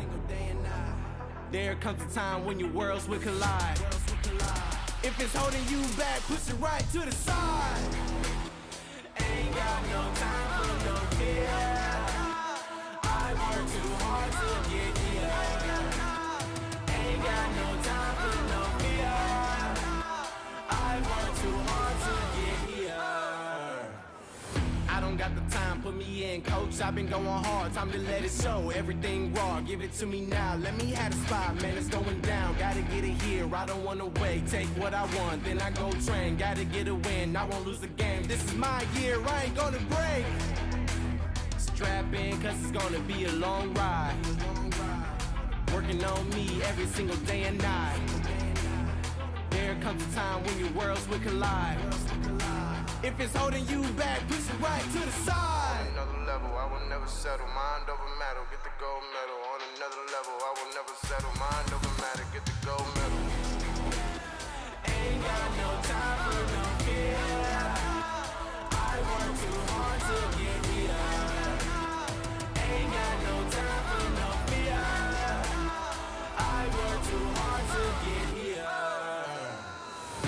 another level. I will never settle. Mind over matter. Get the gold medal. On another level. I will never settle. Mind over matter. Get the gold medal. On another level. I will never settle. Mind over matter. Get the gold medal. On another level. I will never settle. Mind over matter. Get the gold medal.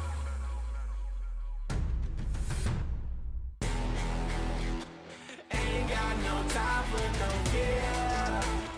I work too hard to get here. Ain't got no time for no fear. I work too hard to get here. Ain't got no time for no fear. I work too hard to get here. Ain't got no time for no fear. I work too hard to get here.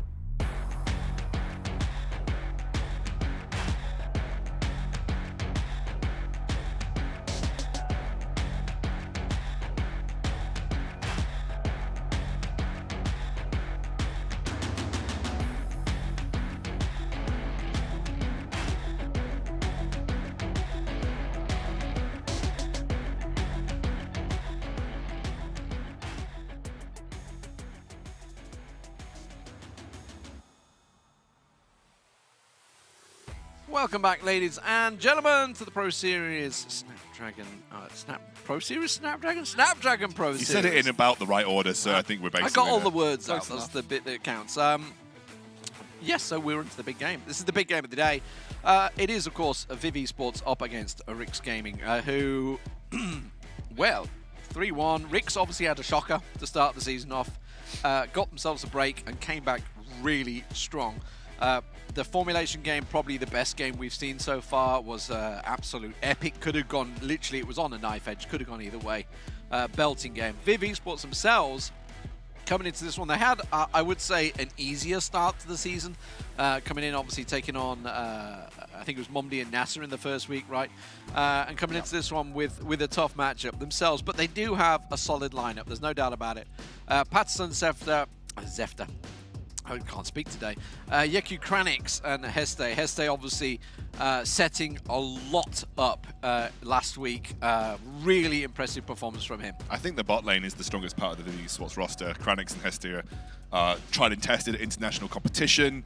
You know, these are the guys that I think ultimately kind of have the driving force, especially Heste. He's, in my eyes, top 2 support in Europe along with Scow. So, you know, I think like these two support players are absolutely insane, and I think the bot lane for Viv is where you've got to watch out. However, you've got no easy task against Rix.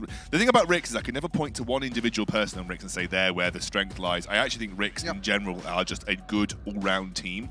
And I think one of the strongest things about Rix, I think they draft better than any other team in Europe. I think their draft is better than pretty much any other team. So I would say for Viv, their one loss was against Parla, right? If I'm not mistaken. I think it was in week 2. Week 1, week 2? I Can't remember that far couldn't back. remember. Parla taking scalps, man. This team just... They've been performing very well. Obviously, their opponents, Rix, who coming into this one, I think most people know this lineup very well these days, unless you're Stu and he tries to tilt people about the jungle. I love snitches. Random, of course. Oh, Random, what a performance last week. Random put on an absolute show. Seven has been very impressive. Obviously, a lot of support being given to Random from Seven over the last few weeks as well. Snitch, we all know him. He can play just about every champion in the game and has at some point, probably in a professional matchup. Doom and Clue, though, also putting on a performance. Doom showing everybody how strong he is on Ezreal the last few weeks. I love seeing Doom back on traditional lady carries, man. Like that's exactly what Doom was built for, and getting him off AP carry meta is where Doom really shines. And I think Ezreal has always been one of his super strong picks. I love to see Random as well getting back into the swing of things, because when Random joined Rix, well, you're pointing. I'm going to let you. I'm pointing. Clue got MVP last week. Yeah, Clue's a great player. And I saw him tweeting it out. It's like, I've done it, guys. So thanks, Mom. Thanks, Mom, everyone. I did it. Yeah. I mean, that's the point. Like, everybody gets MVP on this roster. I mean, that was one thing I was going to mention, is that when I was looking at the stats before, the show today, everyone on Rix have got MVP. I think it was only Seven and Doom that have 2 MVPs. The rest of them have 1. It just shows how star-studded this roster is. If one person doesn't perform, another person can step up, and that's a great thing for someone in the jungle like Seven. It's just like, wow, I can just play to any lane I want to, and I can always get ahead. And I think Random as well, being given the opportunity to start to step up as as a player. When he joined Rix, everyone was like, it's over for Europe. This is the best team that's ever going to exist ever. Random, best Baron laner by a country mile. And I think a lot of people kind of caught up to the pace that Random was setting in that lane pretty quickly. So I think, for Random to get back into that flow of being that absolutely giga-feared top laner, Baron laner is really, really nice. And he's like the Vex of Baron lane. He's an enigma in his own right, and I think it's nice to see him getting back to sort of that top end of the standings. Yeah, I mean, he could play so many different champions as well. I think the big thing is that other Baron laners have stepped up quite a lot ever since Random has moved over to Rix. We talk about Lonely Kid, Patterson as well, who we're going to see in the matchup today. So I think for me, Random is probably still the best Baron laner, but I think that gap between Random and the rest of the Baron laners has definitely got a lot closer. Well, let's look at the head-to-head today. I mean, honestly, you could have picked any position, really. I think throughout these two teams, both been phenomenally strong. We are looking, of course, at the supports, though. Both Heste and Clue, as we talked about, both been incredibly vital for the teams. Heavy pick for the Nautilus from both of these, though. Yeah, I think Nautilus is going to be a huge priority for both of these supports. Both Clue and Heste have both picked Nautilus 3 times. I mean, I look at the stats here as well. You look at KDA, you look at kill participation, especially for Heste as well. Heste is the main man in this roster. He's the one, you get him on Rakan, you get him on Nautilus. He's always at the front. He's always the one looking for the engagement. The same with Clue as well. I mean, I talk about Clue, and I think of Clue as like, Clue can play pretty much any champion in the support role. He's so flexible. He's even played Gragas. He's played Enchanters. He can play engaged supports. Heste maybe not as comfortable on them Enchanters as much. We talk about the Nautilus and the Rakan for the side of Heste. So both these supports, I think, are going to be pivotal to getting their team to the series victory, and very important series to both these teams. Yeah, I think you picked the perfect matchup here as well to kind of keep your eyes on Heste. As we mentioned, the bot lane in general for Viv is kind of their powerhouse, whereas, Clue maybe doesn't get as much of the spotlight, but the only reason Clue doesn't get as much of the spotlight is because everybody else in his team is just so good as well. They're all on a super high, solid level. You look at a lot of teams and you say, oh, Andre, and now maybe Mumu for Queso. You look at Don and Vex for formulation, but you look at Rix and you're like, I can't really say one person because the whole team is just so well united and well glued together. So I think if you need to accelerate that bot lane for Viv, because I think the top side of the map favoured in the side of Rix. We'll have to see how it plays out. The draft's going to be so I think one thing I want to quickly mention as well, I'm not too sure if the Viv roster is correct, but recently we've actually seen Jash in the dual lane, obviously with Heste, so I'm not too sure if the Kranix is coming back in or not, or if it is going to be Jash who played very well last week. Yeah, he did have a very good game. I have to mention as well.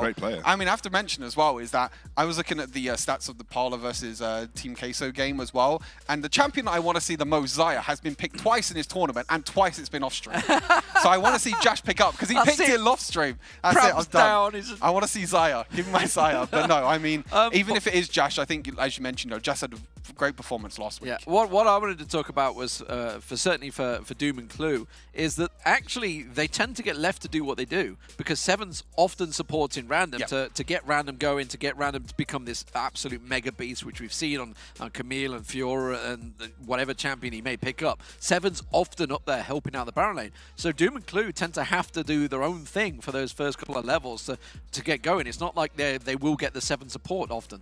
I mean, it's the same with supports as well. I mean, I think that's why Ezreal was such a big pick recently, especially in that Formulation series, because we saw Clue also roaming up. We saw Seven roaming up into the Baron lane. It leaves Doom all by himself in the duo lane, and if you want to pick a safe champion, Ezreal is one of the safest champions. Also can play very passive, can just farm at range, and then you're just going to be able to do a lot of damage as you get into the mid and late game. Well, guys, this is a tough one, not going to lie.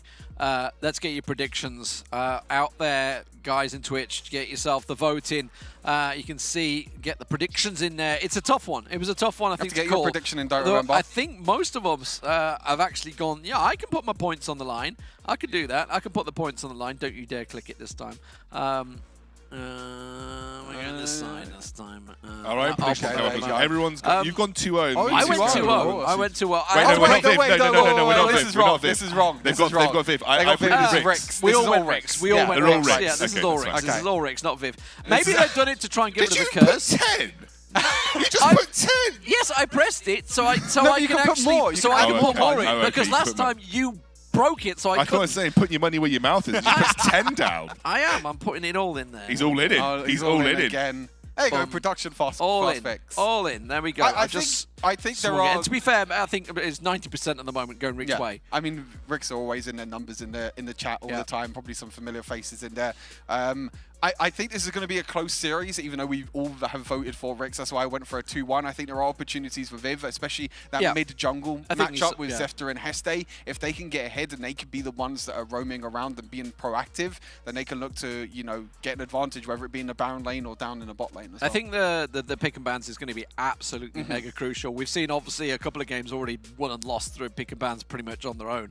Obviously, you still need to play the game, but for me, Ricks showed up last week and the week before in some very impressive style. Not only in one style as well. They played a couple of different metas, and that's the thing that Ricks can do. I really rate the coaching stuff for Ricks, like Dooms and Mozilla. I really rate them. Like I am friends with Mozilla, so this is not biased, but I really rate those guys. I think they put a lot of work into analysis. And they have some of the best drafts in Europe. I think the thing is with Ricks though is that sometimes they experiment a bit too much. Sure. And they have overextended at times, been too confident because they feel like they can win matchups and they feel like they can just draft anything, which is kind of the problem in the Ice Cream series, which is the one that they lost. So we'll have to see if they're going to experiment this time, obviously with the new patch. I think Ricks is always the team that always looks to try and change the meta. They always look to try out new things, try out new champions, so I wouldn't be surprised if they do the same this time around. Morgana banned. I imagine we're just going to see some standards here, like the Karma, especially against Hester. You're probably going to ban the Karma away. Gragas, because Fiora, maybe. Interesting enough, Gragas. You don't see much Gragas Baron lane, but the one person that could play Gragas Baron lane very well is Random. For a long time, Random was the #1 Gragas in Europe. He has, I think, still maybe has the most Gragas games on his account out of any other champion. He's an absolute Gragas god. So, if there is one Baron laner in Europe that will play Gragas AP top, it's Random. He can play whatever, to be fair. He'll play tanks, he'll play Fiora, he'll play Jax. Yone being banned away, look at that. Respect ban straight away for Heste on the Rakan. I mean, we say it time and time again. Every single time that Heste gets Rakan, it's just like, you just can't give the champion away. Do you think this could be a first pick Nautilus?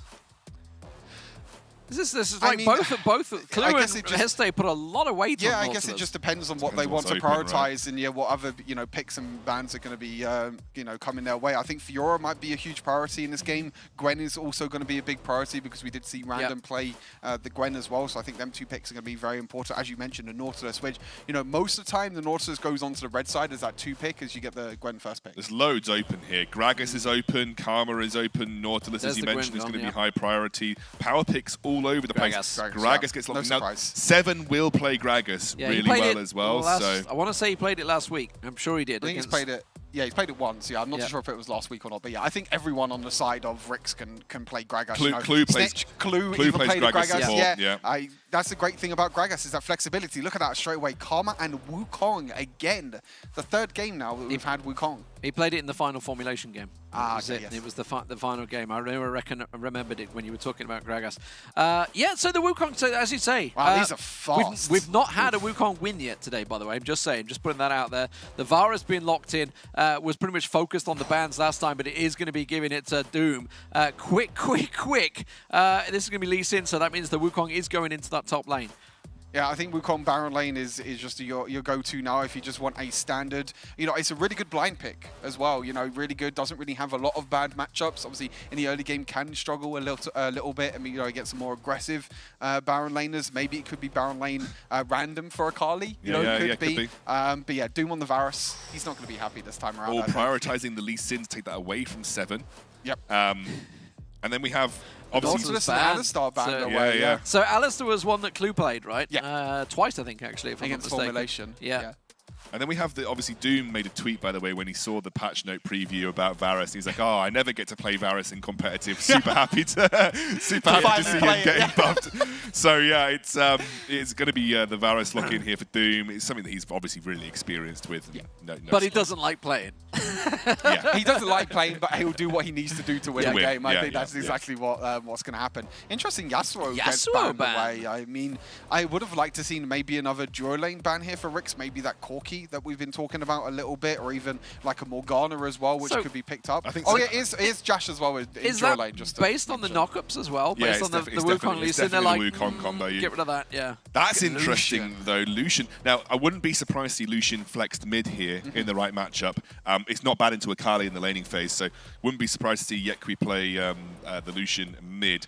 Now, to round out the Rix comp, it depends where this Gragas is going, but obviously you're going to want... I mean, Thresh is open for Clue if he wants it. I think it's very good with Varus. That is going to be Shyvana for 7. So it's Random's Gragas! Well, we think it's Random's Gragas anyway. I mean, it could still be Clue's Gragas. Yes, true. Could still be Clue's Gragas. True. Yeah, don't get excited too yet. You know, you just have to wait. I know. Just wait. You know, you have to wait 15 more seconds. I think Thresh is really nice in this scenario. Stu that drank the monster, remember? Just calm down.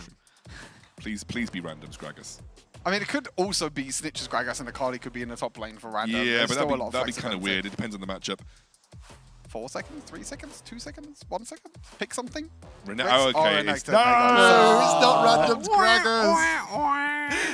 Yeah, so Renekton in the Baron lane against the Wukong. We saw already that Renekton had a pretty decent time against the Wukong a couple of matches ago, which means it's going to be Snitch's Akali, and then Gragas and Varus in the duo lane. And now we're going to see where this Lucian is going to go. Is it going to go in the duo lane or the mid lane? I mean, it could still go in the duo lane or mid lane, to be fair. I mean, Orianna can do okay against Akali. I think at level 5 becomes really, really scary for Orianna because of that dive potential. But I think in the early game, you can get a lot of pressure. And I think the big thing that Orianna brings to this game is wave clear. You know, I think you're just going to put Orianna in mid lane, keep her in the mid lane most of the time, and, you know, counter that wave clear from the Varus. I definitely think you play Orianna bot with Josh and Karma. You've got so much wave shove here that you can actually match the Varus wave shove relatively easily. You're not going to be getting many advantages versus a Varus Gragas because they're just going to push the waves with their Q, you know, their first abilities the whole time. So, you know, I'd have Yekwi play the Lucian mid into the Akali. You know, you've got a relatively decent laning phase there. Aggressive matchup, yeah, it's going to be it's the more sensible way to flex these comps. Interesting though, you know, the Orianna scales super well here, and as the game progresses, this is going to come out to all-out brawls and team fights. These two comps are team fight comps. Obviously, you know, you can play 1-3-1 with Rixes, but ultimately, both of these teams looking to team fight around objectives. When you've got a Shyvana, you want to be fighting for objectives, especially the dragons. So, you know, it's going to be all-out brawl game, which I kind of like. I mean, I think Vivid definitely have a lot of good disengage, though. I think that's a good thing about them. You know, the kick away, whether it be the Karma ultimate or the Karma root, or even the Wukong ultimate as well. Yeah, double shields as well. So there is a lot of disengage, I think, on the side of Viv, which is good because when you're against the Akali, Renekton, and Shyvana, they want to go in. So if they can get the re-engage afterwards, especially that shockwave is going to be really big for Josh this game. On the Orianna, sorry, they can look to turn things around. I actually think the longer the game goes, the worse team fights get for Rix. I think ultimately they don't actually have that much scaling. Well, the shields the are only problem is it's going to be the bigger. Shyvana. I mean, as the game obviously goes on. But you can kite Shyvana so easily with the Karma and an Orianna. Obviously, Serpent's Fang is going to be the key here, right? So Serpent's Fang for Doom, maybe even Serpent's Fang for Renekton to ensure that we're getting shield-breaking power here. Very interested to see how this one plays out. I think, as I mentioned, I think Viv, if they can scale this one up, you're looking at a pretty strong late-game teamfight comp. Here we go, ladies and gentlemen. The first game in what could be a very tense series. Rix GG playing on the blue side up against Viv Esports, both currently sitting at 3 wins and 1 loss. The winner of this game will go joint top of the table. The loser will suddenly find themselves parred alongside Parla and Formulation. And Formulation, all on 3 and 2. So it's going to be a 3-way split for that third place. Yeah, I mean, this could be a series-defining, not series-defining, a league-defining series for both of these two teams. You know, if you win, then you create that gap between yourselves and that 3rd place, and potentially, you know, all the way down to 5th place because of that 3-way tie. But if you win, I mean, if you lose, then you're going to be in that tiebreaker, you know, with Formulation and Viv, with only 2 more play days left. So, I mean, that Rix has still got to play Queso, right? The big thing is a tiebreaker as well. Like, if you win this tiebreaker, because, I mean, they're only going to be 1 game behind them. If you win that head-to-head, then you're going to have that tiebreaker tiebreaker advantage on top of that. So it's not only you win the series, you also win the tiebreaker. Yeah, and what I'm talking about is obviously you got to look at what potential easy games are out there. For Rix, they lost to Ice Cream. The easy games, like that was one of the supposed easy games they were going to win. They have to play Queso yet, so there's a strong potential for a loss there. Who knows? It's definitely a must-win game for both of these teams, and it is very much going to play out that way on a knife edge. Patterson has put good damage down on Random early on. I guess he's been obviously. We know the bonus that obviously he has now is that Q. You do get that big damage down with the damn it, what's the name of it? I had the name. Gold stuff. Gold stuff, that's it, yeah. I mean, the other and it big gives you a big heal. The other big thing as well was the passive damage went up for Wukong as well. Yes. So your damage is going up by 1% for every single stack of your passive. Obviously, your passive has 5 stacks as well, so you could potentially be getting, 5 stacks of your passive if you go for them long trades in the laning phase. Interesting, you're seeing the Conqueror Renekton, which I think is the better choice versus the Wukong in the laning phase, and even as the game progresses, because ultimately you're not going to be bursting Wukong out as easily as the game goes better on. Scaling, I think, as well. And better scaling for the Renekton. Because, I mean, if you want to go Kraken Slayer, then you want to try and get an early game lead, but if you don't go Kraken Slayer, that means Conqueror infinitely has better scaling. So more playing for the mid and the late game here for Random. Zefta tried to go for an invade there, had really good vision control of the blue side entrances. Might even double scuttle. That'll be really good. Look at all the deep vision as well that Viv already have on the Rix jungle. Ward at blue buff, ward really deep in the blue side, and also a ward down in the bot side as Random has to flash away. So they're tracking 7 really, really well this game so far. And that's something that Random has to be aware of, because especially for 7, obviously, that just caught damage on him. And he's see what's going on here. He has gone for it. Snitch, okay, forcing Heste away. What I wanted to say was obviously, when you're comparing a Shyvana to a Lee Sin, you know the Lee Sin's going to be way more aggressive early game. Shyvana, what all 7 wants to do is farm right now. So in terms of Random, he's playing it very safe in the lanes. Yeah, I mean, you need to. I mean, most of the lanes for Rix are going to realize that, we need to stay back, we need to play passive, because 7 is just, because he's on a very selfish jungler on the Shyvana, wants to get as many stacks as possible once you reach, 300, 400 stacks, which is probably going to mean that we are going to have Rix prioritizing the dragons, potentially, if they can, to try and get more stacks and try and snowball the Shyvana even more as the game goes on. Yeah, I think mid-game is going to be the real key here. Between second Dragon and Baron is really where you want to see Rix kind of taking over the game. They want to do that by setting up on objectives. They have the Varus, which means, we talked about it in the first series of the day, if you can set up on the objective with the long-range poke and you can kind of make it difficult for Viv to face-check you, then that's going to secure these objectives much more easily if you're Rix. My worry is, as the game progresses, there's so many ways to disrupt these team fights, so many ways to shut down Random, 7 and Snitch, Karma ult, Orianna ult. In comes Patterson, what have you done? Patterson! Oh, no, wait, he's dodged it! He's dodged him twice! He's so low! In comes Zefta! Zefta's right here, he should be able to finish him off! Gets him into the tower! But that turns it round horrifically! They were trying to feed 7 the kill. Meanwhile, down the bottom, Doom has been picked off, as well as Jash, so they've had a 1-for-1, and Heste at the moment looking to get some damage on Clue. There's a few big things in that Baron lane trade. Random actually used the second ability on the Wukong clone and not actually on Patterson, so that huge massive burst damage was gone. The Shyvana third ability also missed, and then that gave Patterson enough time for his first ability to come back up, and obviously with that increased healing that he has now as well, was enough for him to survive, which is such a huge play. And Patterson used his dash to clear the wave. I thought he trolled. I thought he trolled, but I think he did it to try and push the wave back a little bit to make it more difficult for the tower dive to come through. And then, obviously, 7 assumed that he was dead from 1E. He was like, he's got to be dead, right? And he just wasn't. He just missed. I think he just missed the E, though. Yeah, I think he completely missed the the third ability. And then he hesitated on the flash, and that made it even worse. And then Zefta was there to clean up as well. So well played from Patterson, who's such a perfect defense on the tower dive. I mean, we talked about, obviously, the Dragon priority. It's definitely going to be Rift Herald priority here for Viv Esports. They've already started thing out. You can see 7 is there indeed. He's got the help of Snitch as well nearby. There is going to be pressure on the plates, by the way, from Viv on both the Baron lane and the Dragon lane here as they try and shove in. I mean, I think you'll be fine, though. I mean, yes, you give up the Rift Herald, but you're just giving more and more stacks over to this Shyvana, which is what Rix want. Rix want this Shyvana to get 300, 400 stacks as soon as possible.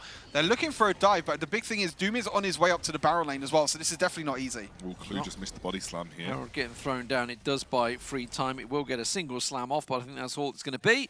They're going to back away there, as you mentioned. I'm watching Patterson actually tracking 7. Yeah, tried to go for the invade.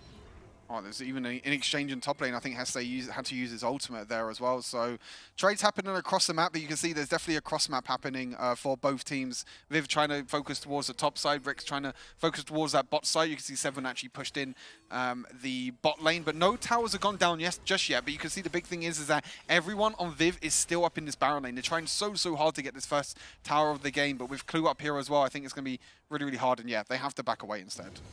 Looking, I think this is exactly where Viv want to be right now. They're ahead in gold in the early game. They're happily scaling up. We've got a strong side laner that Random actually will struggle to deal with now. So we can delay the game for a little bit longer. And the longer you delay the game, the better it becomes. Because ultimately, as we all know from Wild Rift, especially when you don't have a super strong split pusher, and both Akali and Renekton are not exactly super strong split pushers, is you're going to have to group up and fight around objectives eventually. You have to respect Elder, you have to respect Baron. And so for Viv, they know eventually that they just win team fights. Here they come again, collapsing straight towards it. Clue sees it coming though, so it gives the early warning sign for Snitch to back away, but the 4-man collapse, they really are focusing in this Baron lane turret. They want to desperately get it down, as you say, but it's not the case, and they saw it. That was pure luck more than judgment though, because Clue happened to be standing in that bush at the right time. I mean, Viv are wasting so much time in this Baron lane right now. You can see the, Zefta has the his bot camps up, and he's still looking to try and get it. But look, you can see Rick's always here. I mean, we're basically like in an ARAM top at the moment throughout this entirety of the last, 2 or 3 minutes in this game. And then both Baron laners are just down the bot lane clearing the whole time. But that's okay though. We're okay about it being ARAM top and delaying, because the longer you delay for Viv, the better their team scales, right? It's actually Rick's that kind of want to get ahead in the mid game. So they're actually investing a lot of resources to make sure that this top lane tier 1 doesn't go down easily. But the more they invest, the less farming time Shyvana gets, and the less time they get. They're going to get it now. Oh, they're contesting in the blue, I believe. Both Zefta and Seven looking to try and contest for that. It was Seven that actually took it away from him. So that means they can collapse, and there's not really anyone here. They're going to try and go for Patterson. That's dangerous into a Cyclone on the turret. The turret's still far from being taken down. Seven tries to get a couple of hits on it, but that's all they're going to get. They will get themselves Patterson on the way. What's that going to cause, though? What's going on in the mid? I mean, the big thing was that they actually had a ward in the river the whole time. So Patterson saw both Seven and Snitch on their way, but he's decided to stay underneath tower, maybe thinking that he could survive underneath the tower again for a second time. But you had vision in the river. Just back off at that point. Zefta was contesting the blue. Yeah, exactly. Just back off at that point. You have the vision. But they stopped the tower going down. So you as a Patterson, you're probably okay sacrificing your life to stop a tower dropping, because it delays the game even further. You delay gold injection for Ricks. Look at that, 207 stacks for Seven now. He is really 8.5 minutes already. Yeah, he's powering his way. He's gone for the Divine Sunderer build, which I think's better in this scenario versus like the Lee and the Wukong here. So, he's not going for the pure all-out kind of like solo Q, Blade of the Rune King, Trinity Force build. He is going for a bit more tanky sustainability.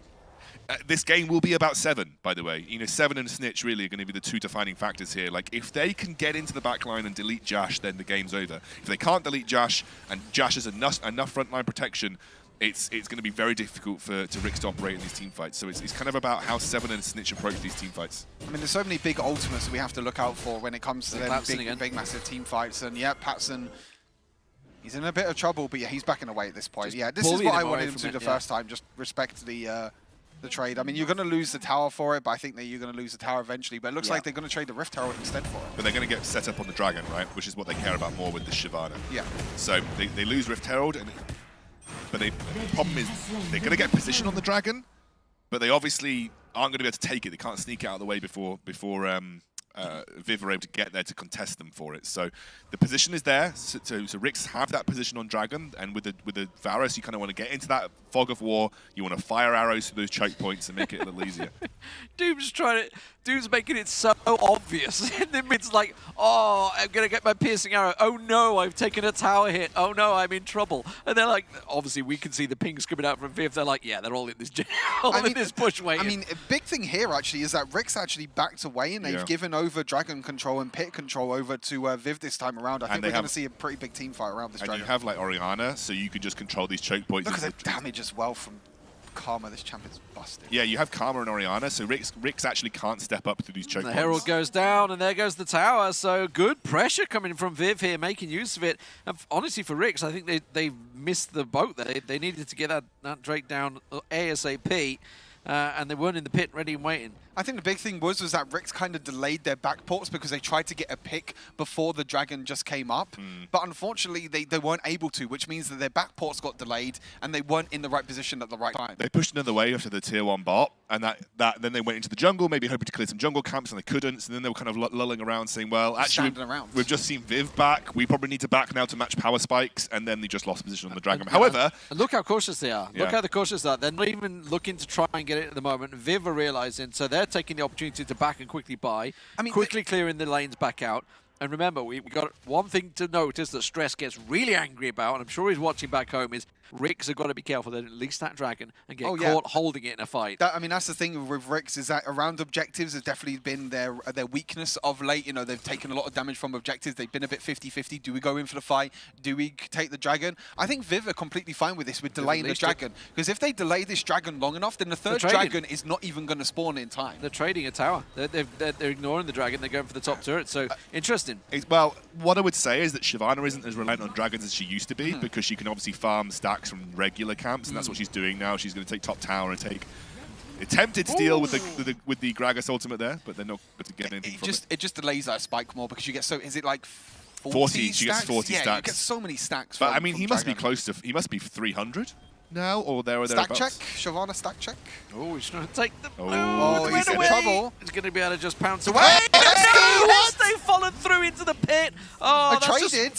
One of those moments where you use the ability and it follows you through. They could try and turn this back, but I think everybody will just step away, realize this. Random's actually putting a lot of pressure on towards that Dragon Lane turret, and the Viva realized it. I mean, he just flashed over the wall. He just didn't respect that the rest of Rix could be there. I mean, they do trade 1-for-1 in the end because it was a really good shockwave by Jash onto 7. So that delays his farming ever so slightly. I mean, I'm guessing that 7's probably on about 300 stacks now, I would say. I mean, we're already at 13 minutes into this game. A pretty big win, I guess you would say, if you're killing 7, if you're delaying his farming potential in the jungle. Patterson, he should be okay. I don't think so. Oh, maybe not, actually. I don't think he's going anywhere. Does get the flash away. Cyclone was used already. He'd already used the Shadow. Just really pushed way too far out there. We're having 0 coverage. Bloody Karma, man. That champion for a support does so much damage. It's disgusting. I played Karma a lot in solo queue recently. I think it was... It's not a fun champ. There's nothing fun about Karma. It's like the least fun champ ever. Oh, yeah, there you go. 291. Because of Queso's abuse of Karma throughout the first few weeks. I think last week it was banned in like every single game. I mean, to be fair, it was getting attention before that. Even she got nerfed, and then she was still getting picked. She's still getting picked. Yeah. I mean, she's been first pick priority, or like at least early rotation priority in draft for such a long time. 299 stacks, by the way. So we'll take red buff probably here because no one else can really use red buff as well as the Shyvana. And that's now going to be third evolution complete. So that's that is the most important evolution in my eyes. The third evolution is the absolute most important evolution. It gives you the true damage. So that's like super important for burst damage for Shyvana, which is obviously very important in this game specifically. And then once she gets 400 stacks, she gets that Omni-Vamp now as well. Random. We just talked about Patterson getting caught. Random is doing the exact same thing. The worst thing is that Clue's holding them coming. Clue is here to help out, but Random is going to get taken down. Oh, dude. Exact same situation. He's just lingering. Clue even saw them coming a long time before that, but I guess Random thought he could get out quicker. I mean, I think the big difference between both of the Baron laners getting picked is that Patterson was on his side of the map, so he didn't really, feel like he was under threat. Random's pushing up so far by himself that he doesn't have any vision behind the rest of Viv. Snitch didn't use ult. He couldn't go for the execute on Zefta, but it's enough to maybe push on to this mid lane tier 1. Meteor enchant is going to clear the wave. I love that. That's one of the... I do love the Meteor edition. That's one of the better editions that they've added into the game because it just gives aggressive supports a bit more option. So I love Meteor. It's really cool. Makes for a lot of playmaking potential. I mean, wave clear playmaking potential as well. You can try and hit snipes with the Meteor if you really want to. It's like having a mini Ziggs ultimate. I mean, it has probably the exact same radius, but like just not as much going in. This is a jungler onto a Baron laner, by the way. And 7, I think he's going to take this fort. Sefta gets there and he's just like, oh yeah, come on then. I mean, this is a problem now for third Viv. Evolution, Shyvana now. This is the problem. This is the problem for Viv, is that they haven't really shut down 7 as much, and 7's going to be a big part of Rix if they are able to take this first game. But I mean, we haven't really had a look at like gold or anything like that. But Rix have a little bit of a gold lead, but towers are even, Dragon Dragons even. This is a very, very back and forth game, and both these teams can still win it. I think it's going to come down to one team fight in the late game. Holding that mid lane tower is really important for Viv because it gives them complete control over their jungle, really. Obviously, the only time they've lost a bit of control is when they've been on the wrong side of the map, so just holding that is so good for like Baron and Dragon takes, because you know that you're always able to have consistent mid lane priority by having that mid lane tier 1 up, because you can just essentially shove so close to safety. Whereas with Rix, they have to constantly push that mid lane wave back in, knowing that it's not going to go that far, knowing that it's not going to push past that tier 1 position. So they actually have no mid lane priority versus these objectives, which is quite difficult when you're a Shyvana and you want to be on the objective first, and you want to be beating up with the Varus. They can't really do that without that mid lane tier 1 being down. But Viv realizing how quick Rix can take Baron if they need to. You just saw the Sonic Wave come out from Zephyr. He's like, I'm going to do a quick Baron check because they've just took down Patterson. They could well be going for it right now. They didn't, obviously, but they had just showed how lack of vision, which is why we're seeing the ward cells suddenly getting placed in the pit in and around the river. They are worrisome about it. They need to get some vision in and around the Dragon Pit as well. That's going to be the Mountain Drake up in 14 seconds, and it's going to be heavily contested. I feel this is going to be the first major team fight. I think that if Rix take this, I think Shyvana's probably going to get 400 stacks. I'm not too sure how many stacks he's on at the moment, He'll be close. but I think he'll be really, really close if he's able to take this Dragon. But again, Rix are slow on the backs. They're late on the back ports as well, and that means that they 3-8-3. He's so close. I mean, that's only like a couple of jungle camps away as well. He's going to get that huge, massive amount of Omnivamp, so all that true damage that he's dealing with his third ability and all the auto attacks, he's going to be healing up so much. Already has GA completed, so there's definitely a lot more of a tankier build. I mean, this is the problem for Viv. I mean, you talk about Viv in the late game for Viv. You have to try and shut down the Shyvana, but it's so difficult. He's got Flash, which is the most important thing to have up in these situations against the Orianna. And I love the fact that he's gone Wit's End, by the way, knowing that he doesn't care about Lucian, Wukong, or Lee Sin damage. He really only cares about that Orianna. And that's Karma damage. Yeah, Karma damage. Bloody Karma, man. What a champion. This is what you want to do with Zavaris, by the way. Just keep firing those arrows into the choke point. Oh my god, the culling. Clue took a hell of a lot of damage from the culling there. He's got to be careful. Look at Random off the side there. They're trying to go for the little split here. They're going to continue leashing this Dragon, by the way. They are tanking it. Oh, he goes in. Otherwise, Random goes in. They catch Zephyr off as well. Zephyr taking a lot of damage. Who's Clue, there? though, is in all sorts of trouble. Zephyr will fall as well. Meanwhile, on the backside, Sneeze tries to get in, but oh no, he goes down to the jungle. The Dragon did get taken down, but Rick in all sorts of trouble. Shockwave not able to land. GA being popped out for 7 there, so he tries to get back in. Look at Zip. They are all so low. 7 should be able to pick them up, but he gets crowd controlled. Does get one down, but I think that might be all. Patterson should be able to walk away from this one, and now the 4 of them going to go back in. Patterson tries to get everyone. He just gets smashed by 7, who gains health throughout the fight.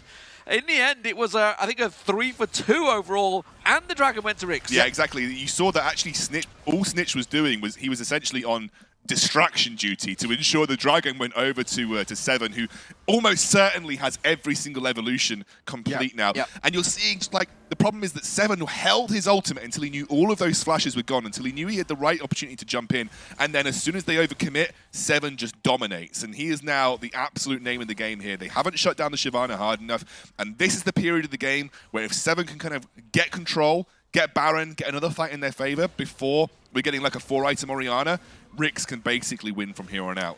Yeah, he has another 2,000 gold as well. Probably will go back look to try and get his boots in chant. But yeah, that's a big thing. As you mentioned, Snitch distraction. He nearly one-shot Heste in the back line, and he nearly one-shot Jash at the same time. So he's basically trading 2 for 1 in that team fight, allowing the rest of Rix to deal with, Viv. And to be honest, the team fight looked pretty good for Viv overall. I mean, they survived the back line. They killed Snitch. They killed Clue. But like you said, I think it was just distraction. And Snitch actually 1v1s Yeku in the bot lane. Yeah, in the bot lane. And that's big, especially with the Baron up as well. The Elder Dragon even coming up in 20 seconds. And that's a big misplay for Yeku. They've got a 23-second barrier as well on this Elder Dragon if they want to go for it. 7 has finished up his Stoneplea enchant. He picked up a Giant Spelt as well. So it might be that he's going towards... Yeah, they're going to try and force the play here at the Baron, see if just delay it, right? This is all this is, just a simple delay tactic. No, this is the trade. Like, if Viv want to trade, they know that Rix want to go towards his Elder Dragon. Yeah, but they're trying to trade the Rectors. 7 soloing it. This is a 4v4. 7 just going to solo the Mountain Drake. The Elder, sorry. Oh my God! Clue with the explosive cask is huge. Zephyr will manage to kick Random back away from him, but you can see in the backside, Heste on nothing. Zephyr on nothing. Patterson can't fight. He has to try and get away. He doesn't know he's in there. He doesn't know he's in there. That's a big brain back from Heste, but they do lose the Elder Dragon, which means team fights will be almost certainly unwinnable for Viv for the next few minutes. And now the Rixie could just go easily towards the Baron. They could just go back to base. They have the Elder Burn. They have the true damage from that.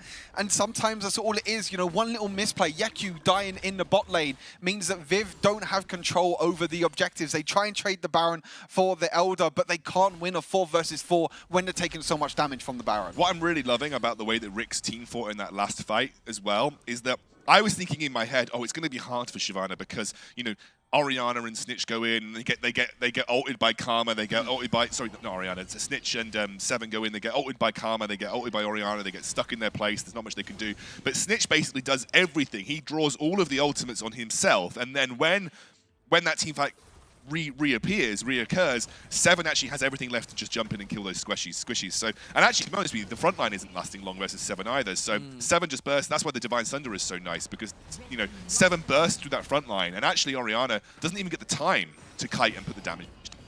Something that Ricks always do very well is to juggle the lanes. You can see the Dragon lane is basically getting done by Winions at the moment. Meanwhile, the top wave is also under pressure here. The Winions are going to take that as well, yeah.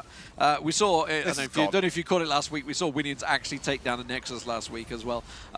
But fantastic stuff, and like you say, the Baron, this is the bonus now of having what they've got here is basically a monster dragon up against the Baron. They're going to pull in, there's a big shockwave, they're going to get one down, they managed to take down Snitch. Can they get more from this? They know that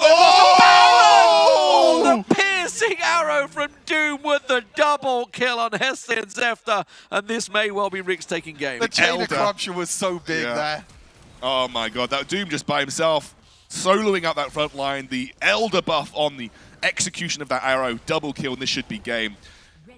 Beautiful game from Ricks. Took advantage of the game when they needed to. They accelerated that mid-game super nicely around Seven. Seven was just farming the entire time, able to get super strong, and he was that carry that kind of had to accelerate and had to win, and he did. I mean, this is what Ricks do so well, like D-Man. You know, when they take the Elder, when they take the Baron, they push all the lanes. Yeah, there's the explosive cast. Patterson gets taken down. They're also shoving in the bot wave as well. In goes the super minions, and in goes Rick to take the game. They did it by the numbers. It was tough to start with in the early game. Ooh, got close at the end there. But at the end, as soon as Shyvana hit that 400 stacks, actually as soon as he hit the 300 stacks, in fairness, he soloed Patterson. And once you see the jungler soloing the Baron laner, you know you've got a big, big problem. I mean, to be fair, Shyvana in the jungle is probably the primary carry because she actually just ignores everything and farms. So the gold generation for Shyvana in most games is very high. And you'll notice that you see he's got 20k gold. He's got like the most gold in the game. He wasn't even involved in that many kills, 3, 2, and 2, but he had so much gold from pure farming. That's the thing about Shyvana jungle, is that you feel like junglers generally should have a lower gold income than your laners, but Shyvana doesn't. Shyvana just basically farms on repeat and just generates so much gold that she actually becomes one of the standout carries, one of the most threatening people if you're not able to shut her down. Zefta had one moment in the early game where he tried to put some pressure on Shyvana, but because of the roaming support meta, it's so hard to invade effectively these days because Clue was there to support and essentially stop Shyvana losing a very early jungle rotation, which meant you can get first evolution by those objectives, and yeah. Let's have a quick look at the highlights from that game. A very tight series, and I think this one may well go the distance, despite my 2-0 prediction, because Viv showed a lot of potential early on here. I mean, this was a really, really big team fight. You can see Snitch was kind of the destruction in the backline. And this was actually the fight that really Viv won overall. But you could see that because Random was on so high HP, Doom dies as well here, and I think in the backline, but Seven is full HP, the same with Random as well. You can see that everyone on the side of Viv is so low, and I think this is when Seven had 300 stacks, if I'm not mistaken, maybe even 400 stacks. I think it hit 400 on the Dragon. Because it was 400 on the Dragon, I think. I think they took it. Yeah, you could just see, you just can't deal with a Shyvana. And normally, most of the time, you pick a Lee Sin to try and invade the Shyvana early on, to try and delay that 400 stacks, but Viv didn't do enough. They didn't do enough to delay the Shyvana. Something that I really loved that Random did, and it didn't actually get pointed out as much, but he basically just half-healthed, that's beautiful. He basically half-healthed anybody that was on the front line. He just immediately, Fury stunned them into, half of it, making it very difficult to actually threaten things like the Shyvana. Something in that that was the kind of the pivotal team fight around that third Dragon that didn't really get picked up on when we were in game, is Snitch's positioning. Snitch was in blue side jungle Like he was in the Viv blue side jungle. He wrapped around the team fight. They came in through the river, expecting to just have a kind of a front to back. Because when you're playing an Orianna, you want a front to back team fight. You want the carries to just run at your front line, and you kite backwards consistently. You've got the disruption of the Wukong ultimate. You've got the karma slows. Yeah, exactly. So you want to play front to back. Snitch made that front to back impossible to play, and that then allowed Seven to thrive in the latter half of that team fight. So Snitch's positioning, Snitch's flank is exactly the way they needed to play these team fights to make them work, and he executed it lovely. Yeah, which is ordinarily when you see Nikali, you'd be like, oh, it's going to be assassination, blah, blah, but instead he was distraction force, effectively. He literally, yeah. Yeah, and overall, I mean, a fantastic game. There's no doubt Random about got MVP, by the way. I didn't realize, but Random actually got MVP that game. Interesting. We'll see what we give the MVP to. That's what the game gives the MVP to. Gold graph for these. I don't think it's going to be too surprising to see 7 pretty high on this one. Damage, sorry, that's going to be first. And then we'll have the gold graph as well. It's just Varus effect, isn't it? I mean, even Karma did the most damage on Viv in the end. So stupid, man. That champion is so dumb. The support for Viv does the most damage. I think that just sums up everything. But yeah, I mean, 7 even didn't do that much damage in the end. But I think because he went for this tankier build with Divine Sunder. Not even that. He just farmed the whole game. He was involved in one team fight. Most of that damage is probably right at the end anyway. If we're looking at damage to dragons and barons, it's up here. Just wondering, yeah, there was two Wukongs for Queso. I don't know which ones they won and lost, but because at the moment we've had a 0% win rate for Wukong. By the way, Andre played Wukong twice today in jungle. What, and lost both of them? I don't know. I don't know which ones he won and lost. That's the thing. I don't know who. He must have won at least one. Because it was 2-1, right? Yeah, he must have won at least one because the Camille was the final. Yes, so he must have won 1. So we've had 1 win out of 5 for Wukong today. But that's the first person we've seen jungle, obviously, did last week. And there's the gold graph, as you can see. It did start to slip away. It was that dragon fight, really, that we just saw there, which actually Viv kind of came out on top. But that's when the farm potential came away, and when at the 12-minute mark, that was, I think it was the 13-minute mark, I want to say, maybe when he hit the 400 stacks. It was somewhere around there. I think it was just before. You can see the icons at the bottom. As soon as that third dragon gets taken, about that 17-minute mark, it's around that was a big fight. thing. And as soon as that spike happens, that's when Yeku got picked off in that bot lane. He got picked off 4 versus 5. They took the Elder and then he took the Baron off. We mentioned at the start of the game, we said the key period for Rix is going to be between second dragon and Baron. So 11 minutes, about that time in the game, that's where things started to accelerate for Rix. Exactly where they needed to pick the game up, they did. And that shows you a team that knows how to play towards their win conditions. Give 7 11 minutes of farming, and then he's a champion. And then he's a champion. And that champion destroys. So yeah, it was really well played. And you talked about, obviously, the Lee Sin. We needed to see him get involved. Like, because they know that 7 is going to be doing this farming, all the lanes played safe. I mean, other than, I think, Doom got caught out once in Dragon Lane when they had a solo randomly out of nowhere. But outside of that, Random played very deep as a Renekton, and you can't dive a Renekton on a I mean, we mentioned in the game as well, but Viv actually wasted so much time in that Baron lane to get that first tower of the game. Like, everyone from Rix was there as well, but the one person who wasn't there for Rix was 7. 7 was just farming away the whole time. So while Viv's trying to get the first tower of the game, they spent a good 2 or 3 minutes. 7's just farming around, doing his own thing. And something that I got from the start of the games, I thought Viv would be happy with the time because, you scale the Orianna up, you scale the Karma up, and you think that those team fights can be played out front to back. Shyvana, it's obvious what she does. You know where she is. She doesn't have any flashing gap closers. She just dives and you get seen. But actually, Snitch made all the difference, and Random to an extent. They had so many different angles they were approaching these team fights. You couldn't play a traditional front to back as Viv. Let's see who we made the MVP for the game. Is it going to be Random? It is going to be Random. There we go. Yeah, Random. I mean, overall, there was a quiet game for him, really. He just did his job. Well, I think I could have given it to 3. I think 3 players played really. I mean, 7 just basically farmed the whole game, so I think it's a bit difficult. But I think Snitch had a really good game this time. Random also had a pretty good game. Doom but had it a just good shows game too. Exactly. Doom had a really good game. The changed the corruption as well. Explosive. Even Clue, everyone could have got the MVP. But I think one of the things that Random did super well this game is that whenever someone stepped up to threaten or at least try and play front to back, Random was like, no. Like, whenever Zefta even got close to objectives, Random was like, enhanced Ruthless Predator, half HP Zefta. Zefta has to get out the fight, Yep. and so Random just made it difficult to ever approach these objective fights, which made it very difficult for them to actually get positioned and try and threaten this kind of like Shyvana dragon hype train that we saw going all the way through the game. So, you know, Random did his job really well. Under the radar, wasn't really flashy, but did his job super well. I don't think anyone was really, I think, flashy for Rix. I think it was a very close a team game, effort. and it was, I think it was a very, very much a team effort. It's I one of think those games everyone for Rix could go. as like if you were a jungler out there and you would see the Shyvana play and think, yeah, I'm going to go do this in solo queue. You're not going to get It's time, a completely guys. different ball game. It's not going to be the case. You're not going to be given 11 minutes to not be involved and farm. You'll get quite Destroyed. angry people. Well, it's not destroyed. Your team won't be happy. They'll just write jungle diff in chat. Yeah. Happened before. Yeah. Stu's been there. I've been there, yeah. Yeah. I've seen Stu's jungle. Diff. I mean, I'm normally the one saying jungle diff when I'm in the bot lane, you know? Stu says a lot of things in Stu's, chat. I've watched him a few times. It's quite an angry game. But He's an angry little Not man, that, aren't not you, that, Stu? not that Have you Not calmed that down much. recently? I'm doing pretty well, you Yeah. know. Season started off well, new season You're started a off master, well. right? Yeah, You master, just- yeah, 11 yeah, bucks. I nearly played 0 grandmaster. games this season, so Yeah. I can't talk. That's what I was watching the other day. You got promoted. In fact, I saw your promotion game. I was there watching Yeah, your promoted to promotion master, yeah. Look at you Yeah, go, sounds little good. lad. Yeah. We're climbing. I'll be competitive soon. game. No, That's you it. won't. I'll be Doom's replacement. Next There you week on Mom D. Sorry, You get Stress, can you come to the studio for this emergency? Because apparently Stu's playing competitive. He's But actually he in can his only play hotel room. Zaya or Kai'Sa, but he's playing competitive. go. Yeah, get me on Zaya. I'll be fine.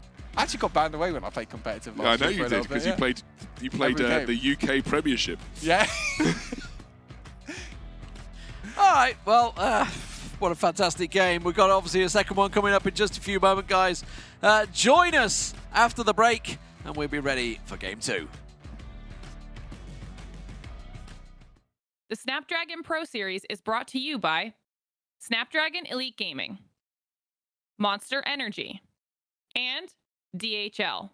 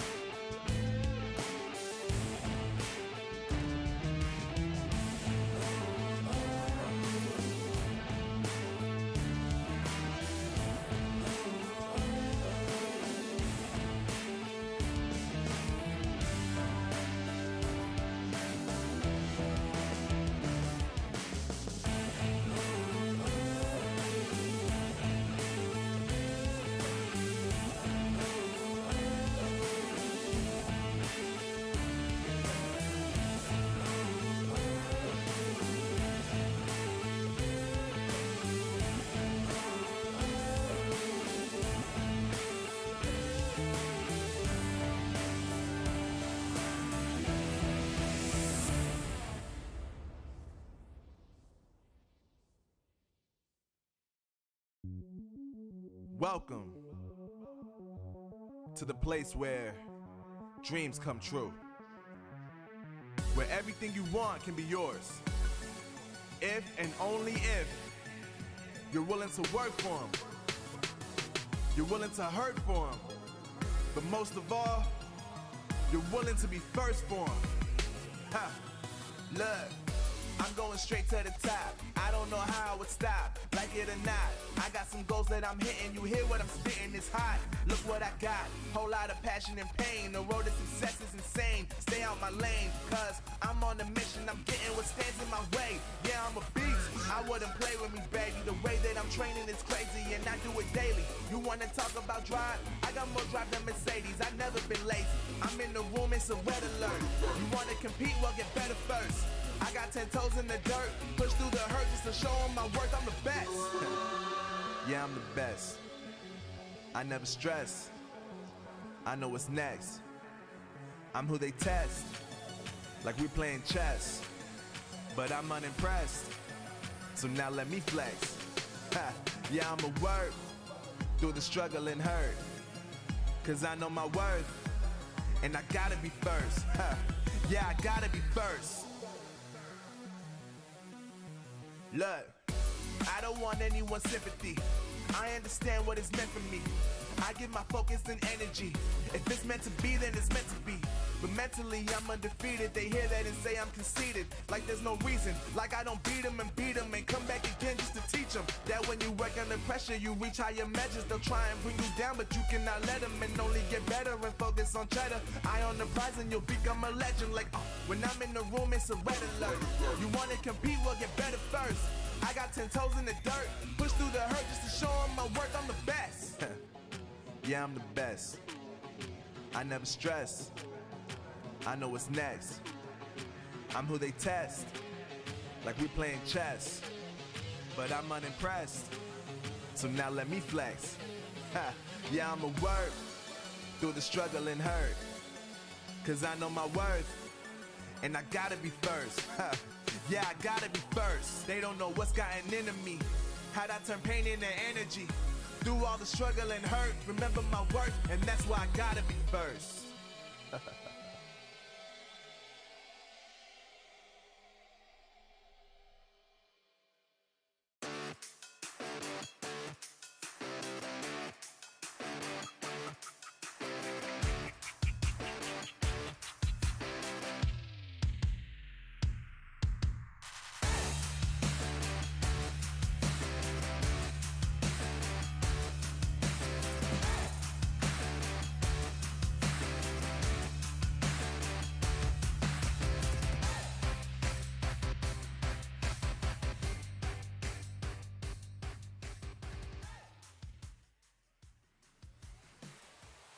Welcome back, ladies and gentlemen, to the Snapdragon Pro Series, brought to you by ESL. I'm Leadyman Smith. Joining me is Scoundrel and Stu as we go through what has been a very entertaining first matchup between Rix and Viv. Before we get there, though, I want to talk about our sponsors. Snapdragon, of course, you just heard their name. The name is literally in the tournament.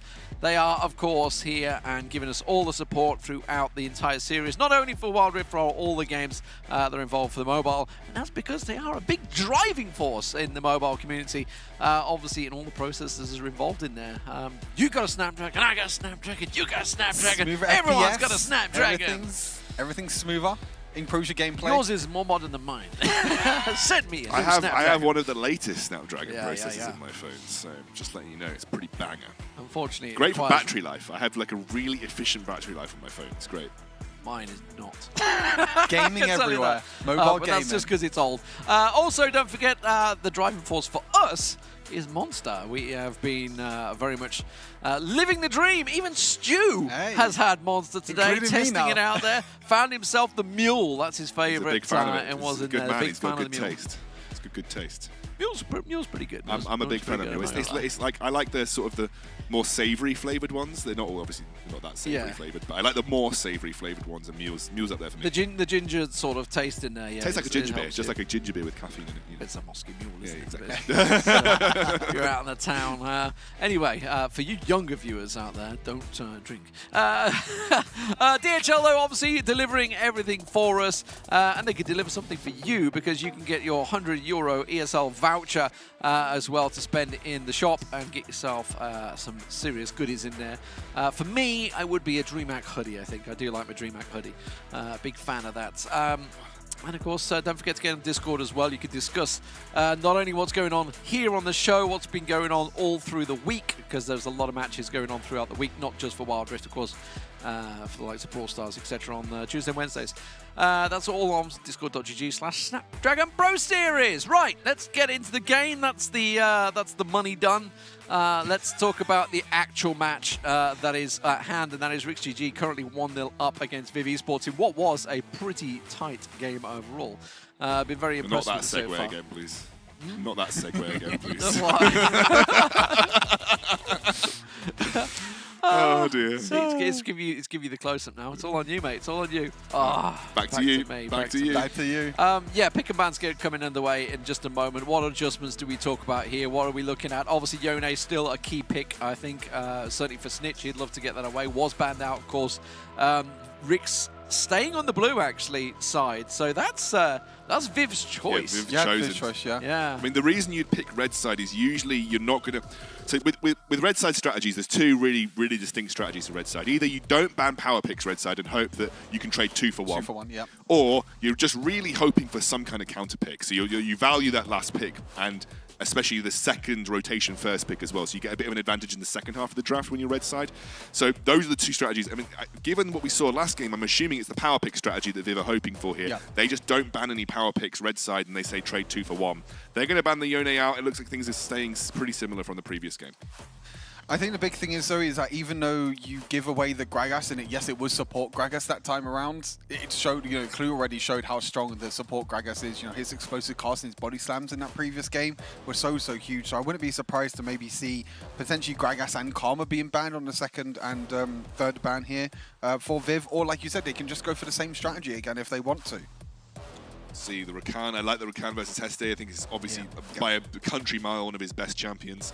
Jax again. I mean, so we haven't seen Random playing too much Jax, and it has been open a lot. Yes, it had a obviously update with the health per level, but do you think he's going to focus it that hard? It's a great pick for Random. I mean, I think Random could play anything, especially because the way that Rick's play, they love to leave Random by himself when it comes to the mid and late game with the whole breaker split pusher. Exactly. Yeah, he's just able to get it. And the Varus ban. Doom's like, I don't want to play it again, guys. I don't want to play it again. Yep, Gragas again.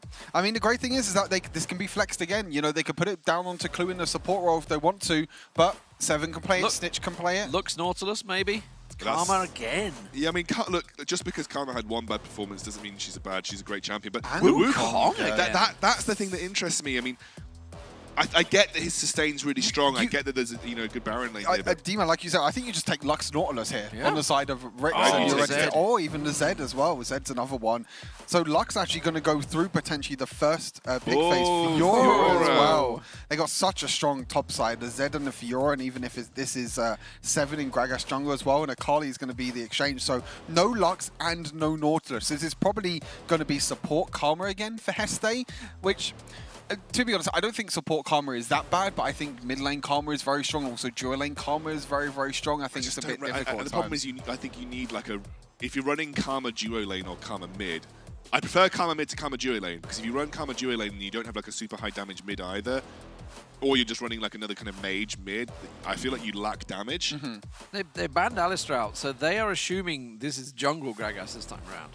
I gotta assume. I mean, they did the bans the same time around, but I think they're banning supports to actually force the Gragas into this support role. You're basically like banning away, so then Clue doesn't really have anything else to play. So it's like, okay, you have to pick. You also have to remember that Seven plays Fiora jungle quite a lot as well. Yeah, so true. like the thing about Zed Fiora is it means that you are running an AD heavy top side, so you need to have AP threat somewhere.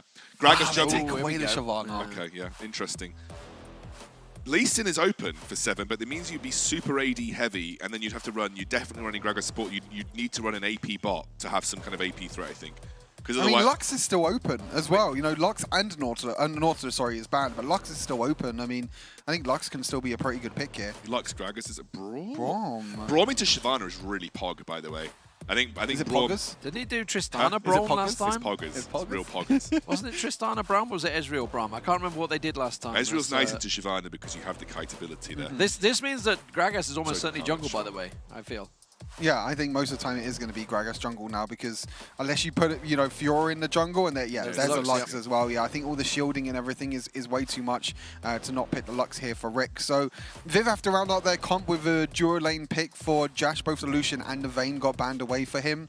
So maybe looking at, I mean, I don't think the Orianna did too well in the last game. I think it's quite difficult, especially against the likes of, you know, Fiora, Zed, and also Gragas jumping on top of you. Maybe Morgana or the Corki actually comes out for Jash in the end. So I kind of like Viv's comp. I think the only problem with Viv's comp is that they kind of have two losing lanes, I would say. I think Fiora does pretty well into Wukong, especially in the early game with the Vitals, and Zed can do pretty well against Yeku in the mid lane on the Akali, which means that Zefta might be put under a little bit of threat on this Shyvana, but Gragas isn't really the early game, you know, jungler that I think of that can maybe put Shyvana under threat. Yeah. The problem is, I think the team fight in general from Rick is pretty bad. So I think if you get into straight up team fight versus team fight, like this is Viv favored. This is just 1-3-1 mostly. Yeah. I think you have to this game, right? You just have Lux on like wave clear duty. Lux can push side lanes with her ultimate. One of the great things about Lux, it doesn't get talked about a lot, is when you have the cooldown reduction to make the ultimate on very frequent uptime. You can actually ult side lanes to create wave states that benefit you in a split push situation. So I think like Lux here is going to be wave clear duty. I actually don't think you can team fight, especially if Shyvana scales up here. You don't have the CC, you don't have the dueling potential, your front line gets melted by Shyvana. You actually kind of need to play through side lanes. So Random and Snitch are going to be the more important players to get ahead this game, which means I'm expecting more ganks from Seven towards those lanes. Yeah, I really like the disruption that Braum's going to give. As I say, talking about the Akali, the Shyvana going in, you know, that it can absolutely disrupt them. And the Corki tries to come in the Gatling gun, you just put the stand behind me and blocks it all. I think that if they play the 1-3-1, they have so much disengage as well with them 3 mid lane. You know, you got the explosive cast, you got the Braum ultimate, you got the Lux shield as well to survive that engage in the mid lane. You know, we've seen Random on Fiora before be an absolute menace in the side lane. The same with Snitch as well on this Zed. So I think, as Scoundrel said, I think the side lanes are going to be the big thing, both mid and top lane. Here we go, ladies and gentlemen. Will Ricks take it in 2? Or will we see a third game? Viv Esports under the pressure. Both these teams standing at 3-1, joint second place in the table. One of them will separate themselves and join Queso at the top. Who will it be? Ricks at the moment are the men with, I wouldn't say nothing to lose. They have everything to lose, of course, but they have the pocket of the win already. Interesting enough that there's actually no exhaust here for Jash on Corki, which I think is, in my opinion, a bit of a misplay. I mean, maybe with Jash, maybe he feels like he's going to be further away from the Fiora enough, I guess, in a way, that he doesn't really need exhaust. But when you're against a Fiora, when you're against a Zed, you don't have a single exhaust. For Viv, it looks like a pretty big thing. Obviously, exhaust is so strong at the moment. Maybe you're going to try and go aggressive. I don't know. It's certainly a sign of aggression. Whether it works out for him, it's going to be a tough lane. A lot of pressure on down the Dragon lane already from Heste. I mean, you get shoved in by this lane so hard. I mean, one problem with Braum is that his laning phase is pants. Like, it's really bad. I've not heard that phrase in so long. It's real bad. Damn. Pants, it is though, because you can't shove wave, you can't step up, you just have to sit there and take it. So like, you know, and unfortunately Lux is super reliant on her abilities and then following up with the basic attacks to get the wave clears at this stage of the game. Before Luden's, Lux's wave clear is really bad. So versus a Karma Corki, this is exactly what the wave's going to look like for the majority of the game, or at least for the majority of the early game. Yeah. You just get out-shoved by a massive margin. I mean, the poke as well from both Jash and Heste, which I think are going to be pretty big. But this is helpful, though, for Viv, because, you know, we obviously talked about in the last game with the Shyvana, it just wants to sit and farm Zefto. We're not going to see too many gank attempts coming in, so it's going to be a lot of pressure on Seven to try and win these lanes out for them. And it also means that your bot side of the map, at least for the first couple of clears, is basically completely safe because you have absolutely no priority bot lanes. So if you want to make sure that you're getting clean clears on the blue side of the map, maybe even getting control of the Dragon area, you know that you're going to have that. And even when they rotate mid eventually and swap mid, you know that you're going to have mid lane prior because, again, the wave clear before Luden's for Lux is pretty poor. Going to try and see if he can get anything in there. I wonder whether Seven was going to go for an invade at all, but it doesn't look like he's going to. He's going to continue his clearance wave. Maybe he could try and sneak into that top wave, but no, just going to get the vision. Sees exactly where Zefta is. Doesn't need to go aggressive, just maybe there as a protection, taking down the Scuttle Crab. something that I haven't really talked about here is that, you know, one of the reasons that Lux can struggle sometimes is that Serpent's Fang is now an item, and that's kind of cuts away one of Lux's big benefits in teamfight situations. Not really a good Serpent's Fang user on Viv. So I don't think anyone can build it, really, to be honest. I mean, maybe Wukong if you're feeling saucy, but... Oh, saucy. Oh. Stu, stop it. He'll just go tank Wukong. He won't go for Serpent's Fang Yeah. unless he's a little bit crazy, but... There's no way you build Serpent's Fang on Wukong, and there's no way you build it on Shyvana either. I mean, I think the big thing is as well is that Clue's not going to be able to roam as much on this Brom. I mean, he is roaming, but I mean, his roaming power is not as much as a Karma, because you can see like everywhere that Karma goes at the moment, they're getting lane priority. They're getting a push out. They're able to rotate around. You can see they're going to get vision as well and realize that Seven is not in this bot side, as he actually does go into the bot side instead, but you know he's not going to go right into the bot lane, which gives Jash that little bit of pressure. And I think we might have a bit of a slow early game, because I don't think no team fights or anything's really going to happen. You can see that Zefter actually was able to clear the whole jungle, then go back to base, buy a few items, and now he's going to clear his whole bot side again. So just doing what you do, and you know, Ricks are just totally fine with this, because Seven's farming at the same time. Well, let's talk scaling then. Who's coming out on top with the scaling? Because this is what it's going to go down to, right? They're going to sit and farm. We're going to go down to the scaling. Who's going to come out? It's not. I don't think that's a simple question, because It never is. Because ultimately, there's so many ways you could talk about scaling in Wild Rift, and it's the same discussion that you can have across most MOBAs. Is that, you know, you talk about pure champ scaling in individual silos, then Viv have got the better scaling team. You've got Shyvana, you've got Corki, you've got Karma. Like individually, they scale as champions better, but it's about the mechanics of how you activate your win condition. Yeah, if we say these teams are definitely going to brawl it out 5v5 all the time, then you say Viv scales better. But because ultimately Ricks are probably not going to want to do that as often, you know, Ricks are going to want to scale in the side lanes, and Ricks scale better in the side lanes. So the scaling for Ricks is better in the side lanes than it is, you know, in a team fight. So it really depends on how you activate your win condition here. And for Ricks, it's all about random, and it's all about Snitch just having that side lane kill pressure. Yeah, I think the macro is going to be pretty big for Ricks, trying to play that 1-3-1 and how well that they can survive against the engage for Viv, because when, you know, you got the likes of Wukong and back again. And all. Oh, they're just being annoying. They're just being annoying. But they want to secure Rift Herald for free, right? It's buying time for Doom as well, and for Snitch to keep the pressure on the towers every time they do this, because they have continued to put it. Look at Snitch; he's basically gone lane cutting to put the pressure on Jash. Here comes the Herald and that Drake. Now, ordinarily, you'd be saying Zefter wants to go for the Drake, but I'm not too sure at the moment. They're going to go over the wall, and they don't have any vision. This will be blind. Okay, it's a bit late now. I think they're just trying to catch waiting him. for him, They're trying to catch him, yeah.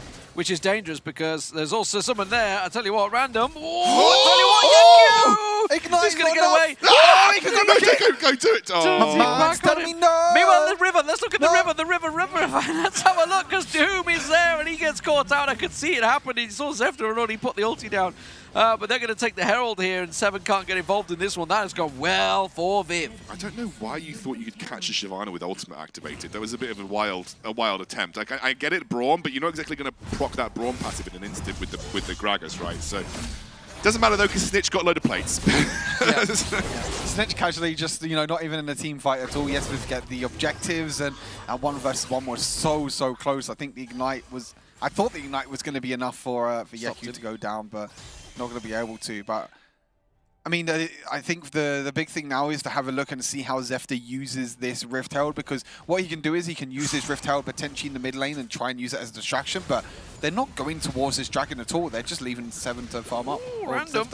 Random's in trouble here. I don't think he's going to get away from this one. That's going to be a solo kill for Patterson. You say that? You say that? Oh, the sustain was strong, but it does go down in the end. The Drake, well, by the way, was picked up during all that. Yeah, still though, the solo lane's not doing well here is not exactly what you want if you are a Ricks fan. This is what I was talking about, the stand behind me. Jash So gets the rockets down. The final spark from Doom will get one down, but they are going to lose the mid turret. Mid tower is pretty big to take against the Lux, because that means the Lux can't step up as much and can't, you know, wave clear as much as what she wants to. They do take the first tower. I think Patterson might even take a few plates. They're going to take even more plates. They take all the plates in the barrel lane as well. So Rix this whole time, they get all the tower plates over to Snitch in the bot lane, but they lose mid lane tower, they lose all the plates top lane, they lose a Rift Herald. Yes, they take the Dragon, but that's only a small prize, and Viv are actually doing really well. They're actually ahead in the early game with the Shyvana. Yeku just forced Snitch to flash through the Dragon Pit. He forced him away. Gosh, not looking. I mean, you want your solo laners to be doing well here for Rix, and unfortunately, they're not. Random's struggling in this matchup versus Patterson now. Hasn't been able to push and get many plates on that topside turret. Snitch losing out on the 1v1 to Yekui is not what you want. If you want him, especially with that plate injection, you were hoping maybe he comes out a bit further ahead here. The only silver lining is that they did deny the first dragon of Zefter, but now that they've got that mid lane tier 1 down, Zefter's got free reign of his own jungle. He's never going to get invaded. What's his stacks? 160, not bad at all. He's never going to get invaded in his own jungle. Heste gets to flash away. And also he now has that option to just dip in with the Inferno and steal away blue buffs and be a bit more aggressive in the enemy jungle too. So it's a bit rough for 7. He's behind, like 8-minute mark, I think we were talking 200 plus for 7 last time. Oh, Patterson didn't get the ulti off, he didn't get the knock up. I think Zefter's here though, no. Yeah, he needs the back. Yeah, Random's going to back away from Yeku's that getting caught What's in the going on bot down the sides. bottom? Yeah, Yeku's good caught. You see it in the picture-in-picture, and they will get the tower as well. So the first tower of the game goes down for... Second. They already took first tower mid, Viv. No, the first tower... Let me finish my sentence. The first tower of the game goes down for Rix. I thought you meant first tower as in... I did as well, mate. See, I literally didn't even finish my sentence and you both jumped on me. I mean, they've got 2 towers if we were going to get pedantic about this. Good lord. Okay, carry on, Stu. I like it's like Moxter thriving through me now. I've had the Moxter. He's unleashed the beast. I've unleashed and my that beast is interrupting D-Man mid-sentence.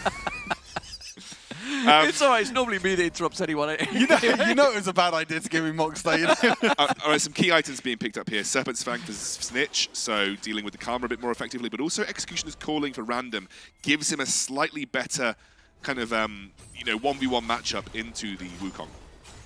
I think we're looking to just trade towers again. Baron lane tower going down for Ray. Big fight. Oh, he's getting completely pounded on. There's nothing Snitch can do about that one. A full 3-man dive.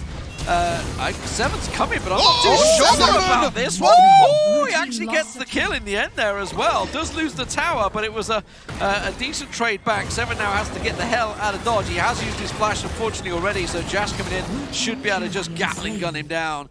And easy stuff there. Rift Herald is up though, so Rix can maybe look towards Rift Herald. Both junglers are down. They're actually just trying to take the Rift Herald without the jungler. This is risky, especially because you have Yeku here and Patterson's on his way as well, but they're just not looking for it. Zefter's dead, so I mean, there's not an easy steal potential here, unless Yeku kind of dived in, and he'd have to commit his entire body to get that steal off, so it would have been a bit risky. And definitely, you could see these 2 teams super evenly matched. I think the problem for Rix is that when you're running a comp that wants its solo laners to carry, you kind of want your solo laners to be ahead. And right now, because they don't have mid lane tier 1, they actually can't push that far past that mid line. Without that mid lane tier 1 and without the vision to support them in the enemy blue and red side jungle, you actually can't push to those tier 2s, which is going to delay the game out, which is exactly what the Shyvana wants, because she wants that time to scale up. So it's a little bit of a tough situation, and because Corki's now at that stage where he can clear waves basically instantaneously, it's very difficult to pick up that mid lane tier 1. I think Random is probably going to have to use Rift Herald mid, right? Yeah, that's what I was expecting, but he's actually returned back to the top, so I don't know if he's just going to hang on to it for now. He's got to be careful that Patterson is there. Fancies a 1v1. Let's have a look at the top and see if they do get involved. Not going to happen. Patterson does force him away though, so not too confident yet, Random, in this Fiora. I think now because both these towers have gone down in the Baron lane and the bot lane, I think these matchups and the 1v1s, the 1v1 potentials of both, Zed versus Akali and Wukong against Fiora is just going to get even more important, and you're probably going to see junglers and everyone rotate around and try and get picks off. So they have to be careful. They have to make sure they don't overextend in the side lanes because they got basically no towers to go back to. But as you said, now Random in the mid lane, potentially looking to try and drop that Rift Herald, but he needs to get close enough because if he doesn't get close enough, then the Rift Herald's not going to get charged. He's got to just walk up, throw it down there. He's trying to do it as they try to go for the dragon. There we go. Yeah, Patterson does try and track him the whole way. So there's the Herald going down. That should take the mid turret as well. Drake already being pulled out here. Well, that's been tanked up by Zefter at the moment. That's not going to catch. Clue will actually use the main shield. That's impressive. So that's already been used. Final Spark does catch onto Heste there as he was caught with the light binding. and they No have Corki package. unleashed it. They've backed away here. Yeah, Josh had the Corki package, but he doesn't have it left yet. It is unfortunately expired. Heste uses ultimate as well, so did Doom, but I think Doom's ultimate will be back in a few seconds. So, No so will summoners. Heste's, so will Heste's actually. Yeah, no summoners burned. Snitch. Everyone has flash in this fight as well. Snitch is low. He's just leashed out that dragon way too long. There's There, Patterson. and that's going to get caught out. Cyclone onto Random completely locks him up. He's been immobile in this one. Clue taken down. He gets Snitch. finished off. Yeku goes through. Yeku's just kiting the entire team behind him. Or is he going to get away from this one? The shield's going to come through. No, Random will manage to lock him down. What will it lost though? Corki got it. Zefta, has to get away. And the Corki in the end from Jash there with the rocket, I think it was, that managed to get the dragon down. Seven's going to try and track them back, but I don't think there's anything else to come from this one. And in the end, it will be Viv, despite the fact they're backing away, they got the Drake. Such a big, hard engage from Viv. You know, Patterson flashing in, Zefta flashing in as well. It's like, look at me like that. It was a what engage? I wasn't even thinking about that. But anyway, yeah, it was a really big engage from Viv. You know, the flashes came running in for Viv. Both Patterson and Zefta flashing in. But they used big hard engage. Sorry. What's wrong with? I don't understand what's wrong with that. There's nothing wrong with. There's nothing wrong with it, man. Okay, Actually, good. absolutely nothing. No more monster for this. Snitch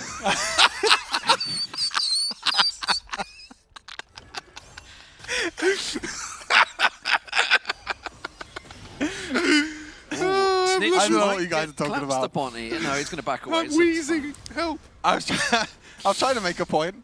Carry on. 283 I stacks. want to hear your big hard point. No, I mean, Tell me about it.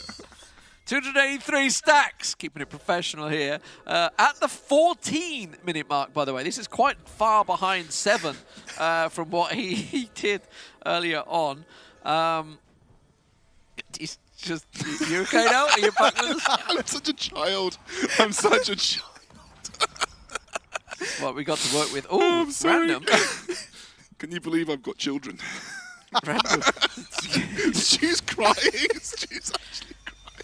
Random's getting collapsed on. He's got to be careful. He's going to try and go looking, but they will just back away. A bit of a dance at the moment in terms of vision wards, trying to get the coverage that they can.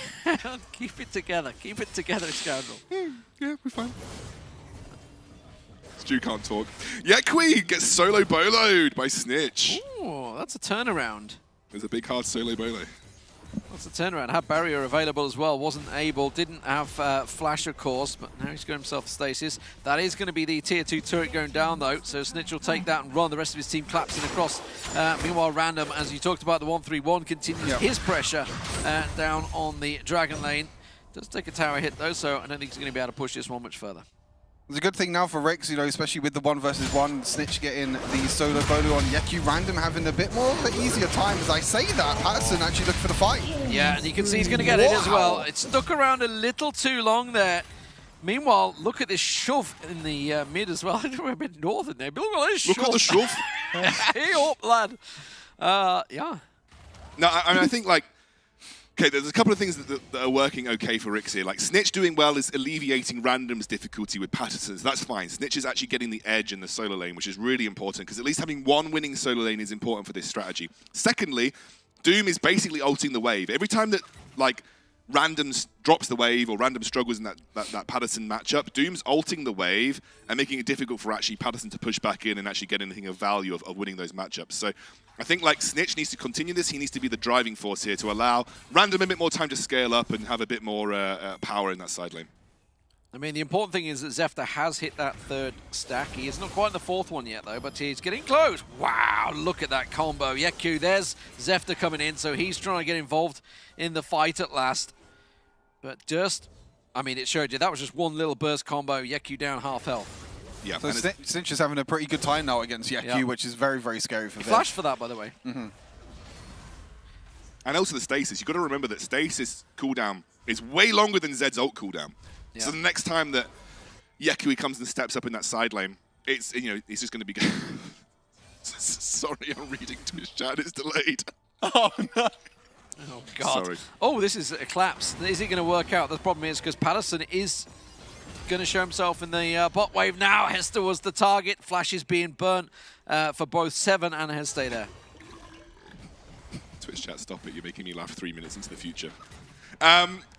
Yeah, so yeah, and the side lanes is just, we need to Random a bit more time. Like, Random will eventually win this matchup out. Yeah. Like, it will be a matchup that he does win as the game progresses. Unless the heal buff is enough, maybe, Yeah, maybe. and maybe the passive is enough as well, because obviously the passive damage and the healing buff is maybe enough for Patterson to win out this side lane. You can see that the healing is enough that, you know, Random has to build Executioner's Calling to stop it, which he did build early on. Get it? I think Doom might have got it. Yeah, he got the blue buff. Yeah, Yep, Doom. final I mean, it's spark pretty steal. big. That's pretty big for him.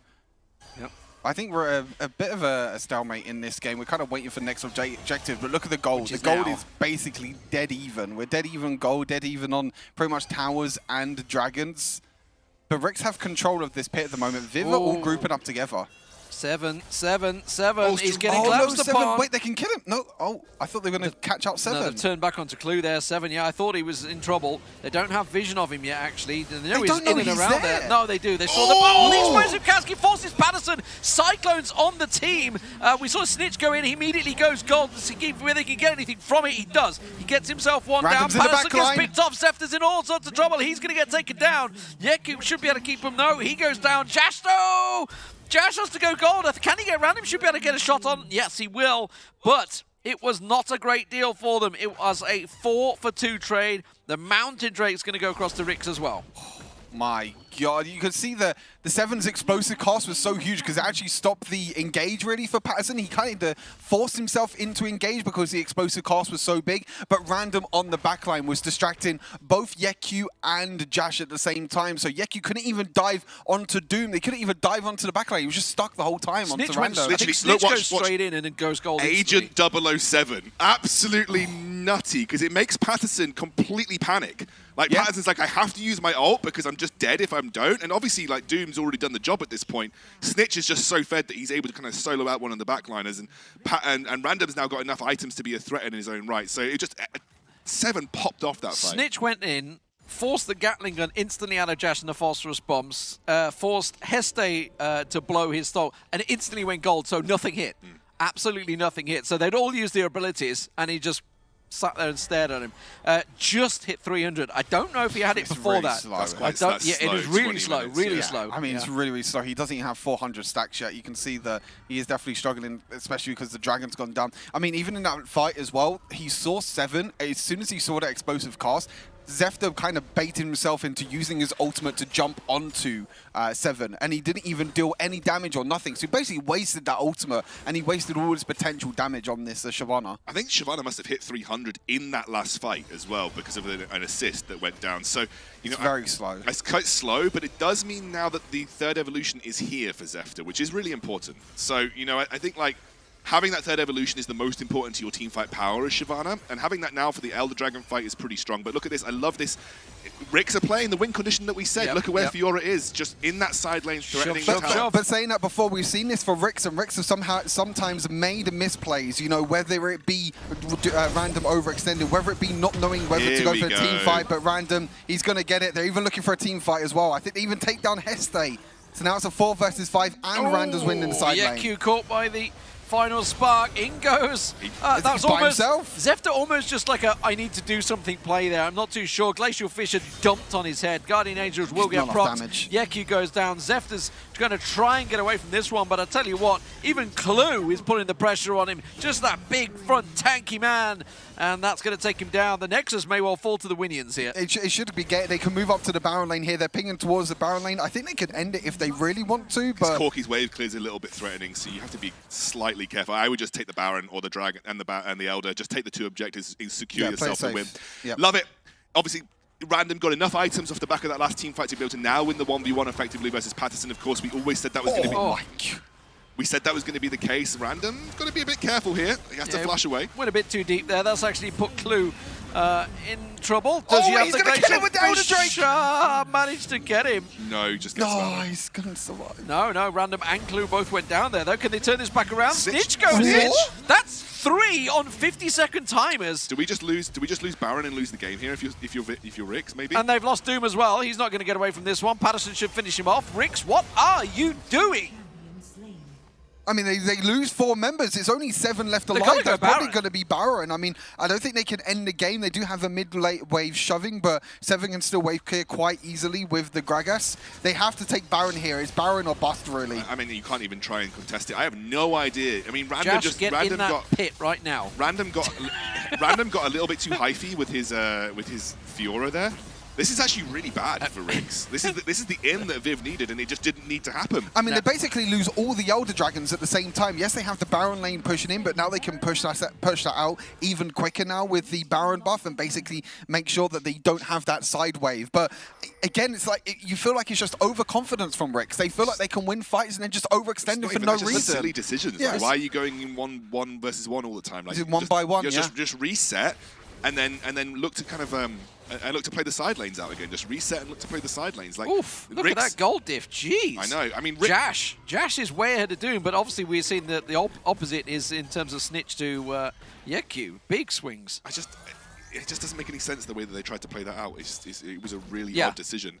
I mean, I like the fact that they played their side lane win condition really well through Snitch and now obviously a fully activated Random, but it's very odd decision making.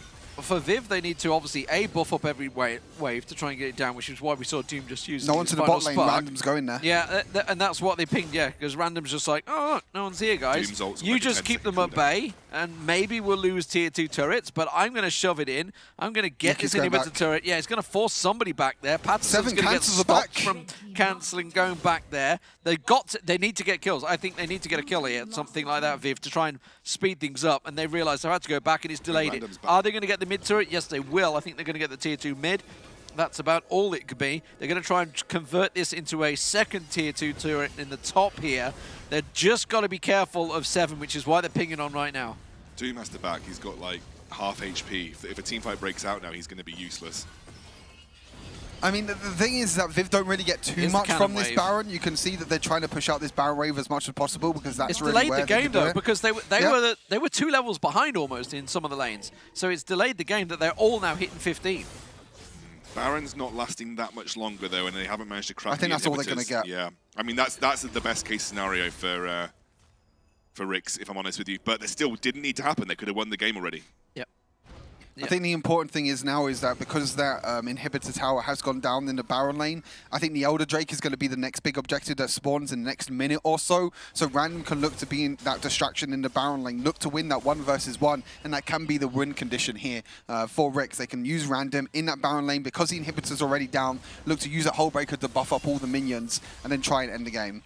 Doom just about 30 seconds to Elder. Yeah, this is going to be a big one. Not a hard one, but a big one. Well, both packages available now for Jash if he wants to go grab them quickly. Stop it, you.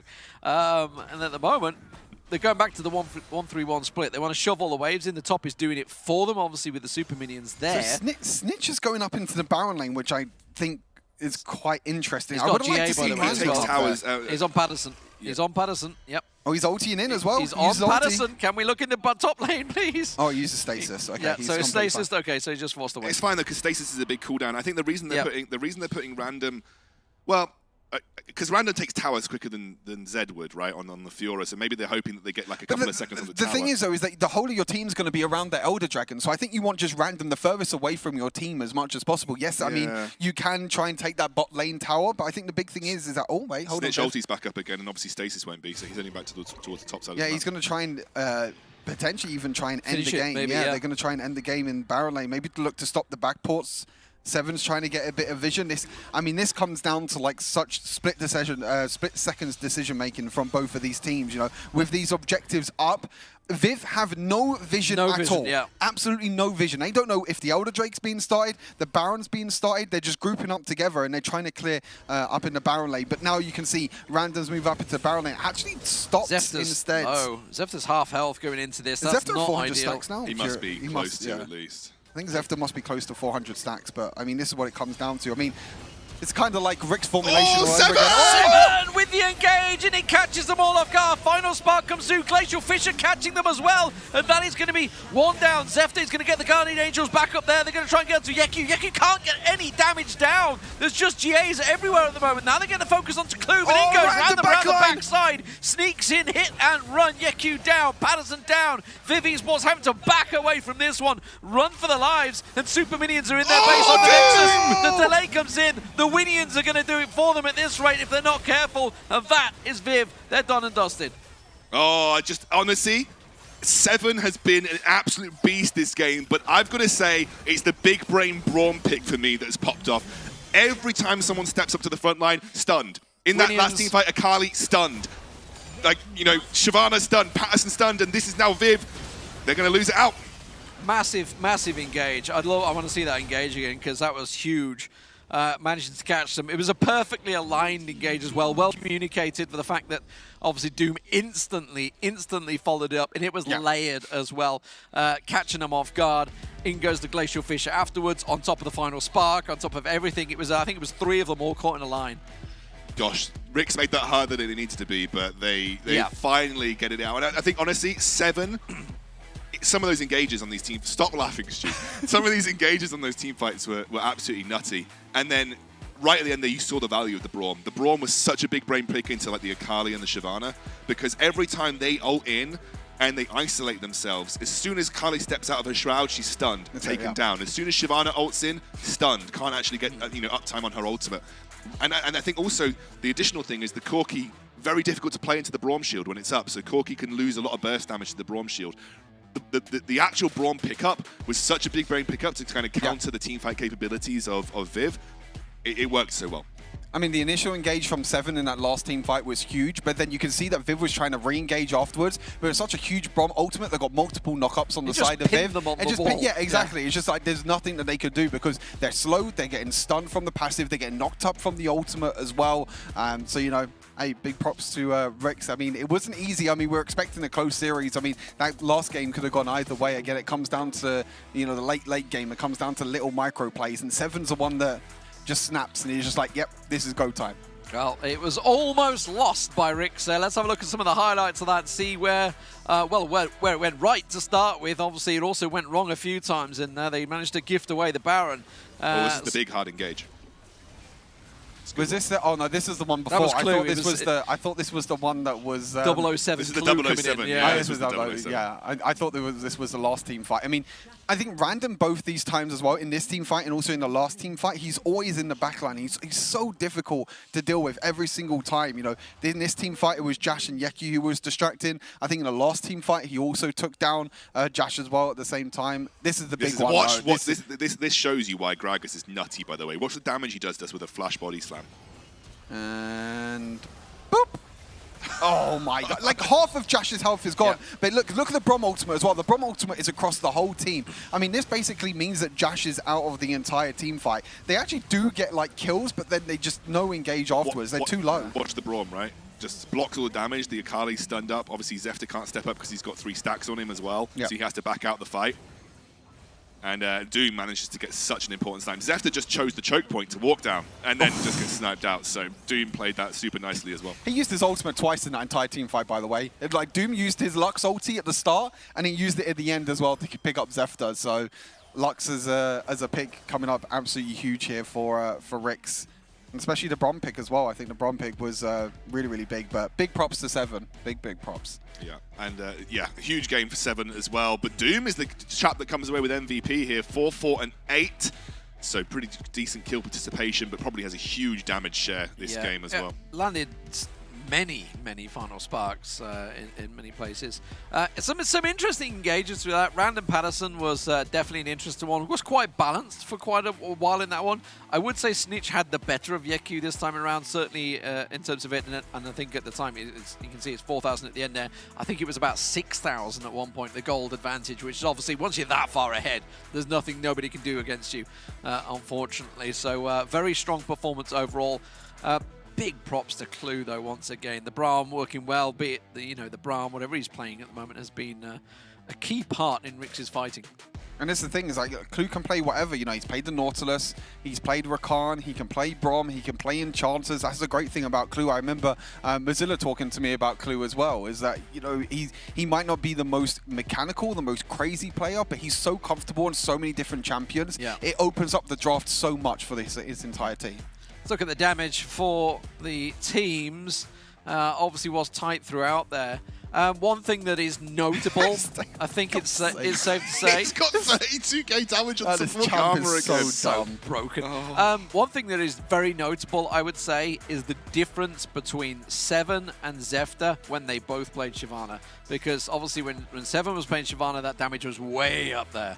I think the problem is that Zefta actually didn't commit enough time to farming. Zefta was trying to influence. I think we were nearly at 20 minutes and he only just passed 300, which is very slow. Which is way slow, yeah. And I think when you're playing Shyvana, you need to ignore the distractions of the first 10 minutes, basically. You just need to say, every camp I'm going to take on rotation. If I can get an objective, especially Dragon early on, that's great. Yeah.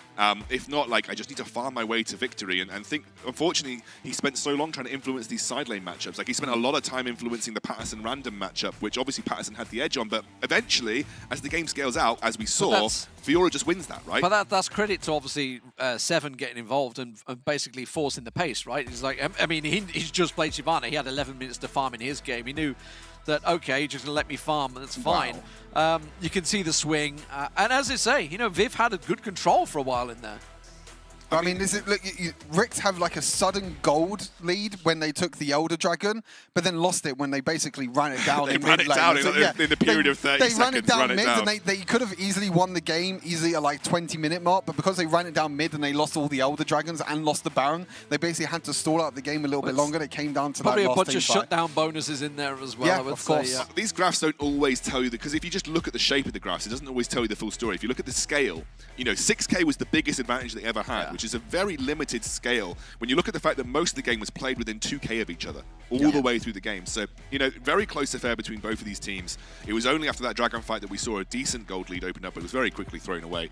But nonetheless, you know, these teams are basically fighting tooth and nail. There was only a 2k gold advantage for Rix at the end of the game. You know, so I would say in terms of, obviously, the point is the gold advantage, it tells the team story. But, for example, if you were to look at the difference between Doom and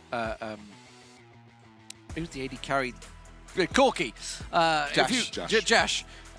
If you look at the difference between them, Jash had like a 6,000 gold advantage over him. But obviously, you know, the fact is, every time a team fight came around, Jash was getting caught, which cannot happen in a Corki. I mean, he basically got one shot in that last team fight. He was out the entire team fight. Body slam. Yeah, the flash body slam from Seven. As soon as he saw Jash, he was like, okay, I'm jumping on Jash. He has the GA, but he can't step up and he can't be a big influence. Because with Corki, sometimes when you have GA, you can look to Valkyrie over the wall. You can look to do a lot of burst damage, especially with his build as well. He's going for more crit damage Corki build, which means that you could do a lot of damage. But because he's half HP for the entire fight, he can't make that big much of an influence. I think also you've got to remember that Braum is such a good pick into Corki, because if you just shield at the right moment, like your burst damage is gone. Right? What's the Gatling going to do? Nothing. Well, it's like Phosphorus Bomb's the only thing you've got that's going to go over the top. Corki's a weird marksman because he's not a traditional marksman in the sense that he does consistent. He's not an AP. He's kind of a bit of everything. But also it's the way he delivers damage, right? Corki doesn't deliver damage like a traditional marksman. Traditional marksmen deal consistent damage output. Corki is a burst mage essentially. Corki bursts you down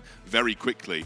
If you block Phosphorus Bomb and Gatling Gun, you've blocked like 70% of the incoming damage. And then you're going for cooldown. And the rockets as well at the same time. You know, they're the main damage. Everything can get fully blocked. So let's have a look at the MVP for that game. Honestly, I think you could have picked quite a few members from Rix for that one. Doom is going to get it in the end on the Lux. Obviously, we were talking about the final sparks. They were catching just about everything. But of course, that's all being set up by the rest of the team. I mean, again, I think you can give it to anyone on Rix. Yeah. Again, you know, I think the series was so close. If you were to talk about an individual fight, you'd say 7 for the last engage. Exactly. I mean, even Clue for the last engage as well. You could talk about Random getting solo kill, Snitch getting for solo kill. The split push. Exactly. Like, you know, this roster really, you know, like you mentioned before, that break that they had, not last week, not this week, sorry, the last week, that break that they had really gave them enough fuel to come, back into ESL and really step up. I think it was a wake-up call with the ice cream loss 100%. as well. I think that was a big wake-up I mean, they lost 3-0 to Formulation, obviously, in the Infernal League. They then lost to Ice Cream. They were like, okay, something isn't right. We need to do something. Obviously, the break was their option, and they've come back, and they've looked stronger than ever. They take down Formulation. They take down Viv. They're now joint top as well against Team Queso, which a little bit of a teaser, but tomorrow's match, yeah, Team that's going to be Queso good. against It's going to be Rix. good. Can't wait for that one. So, absolute mega game to end the series here today. Some fantastic matches throughout, but more importantly, that does take them to 4-1, which is pretty huge. Of course, nothing could be done without our sponsors being involved throughout this, of course. The main one being the Snapdragon. Of course, it is the Snapdragon Pro Series. After all, and none of these guys would be playing without the Snapdragon chips in their phones, of course, to help you through. Great gaming potential being unlocked by them.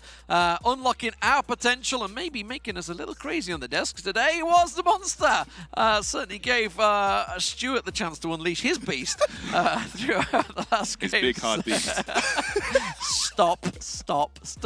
Of course, none of that would be here without DHL delivering all through the day. Of course, DHL, the big yellow machine. You've all seen them out there. Of course, you can win yourself €100 at the ESL shop thanks to DHL for providing the €100 voucher. Of course, you're going to answer some questions to get there. That's not going to be as easy as you think because it's not just about Wild Rift. So you're going to get yourself involved in many other games. How are you going to do that? Well, you could go over to Discord. That's where you could go, discord.gg/Snapdragon Pro Series, and get yourself involved with the community.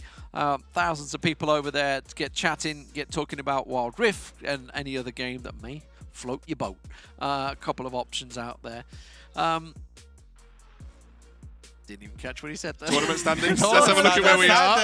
That's where I was going to go. I was about to say it, and then he said something which completely caught me off guard. And what I wanted to talk about is Rix. They are joint top now in the tournament standings. You can see after Team Queso lost their match today against Parla off the stream.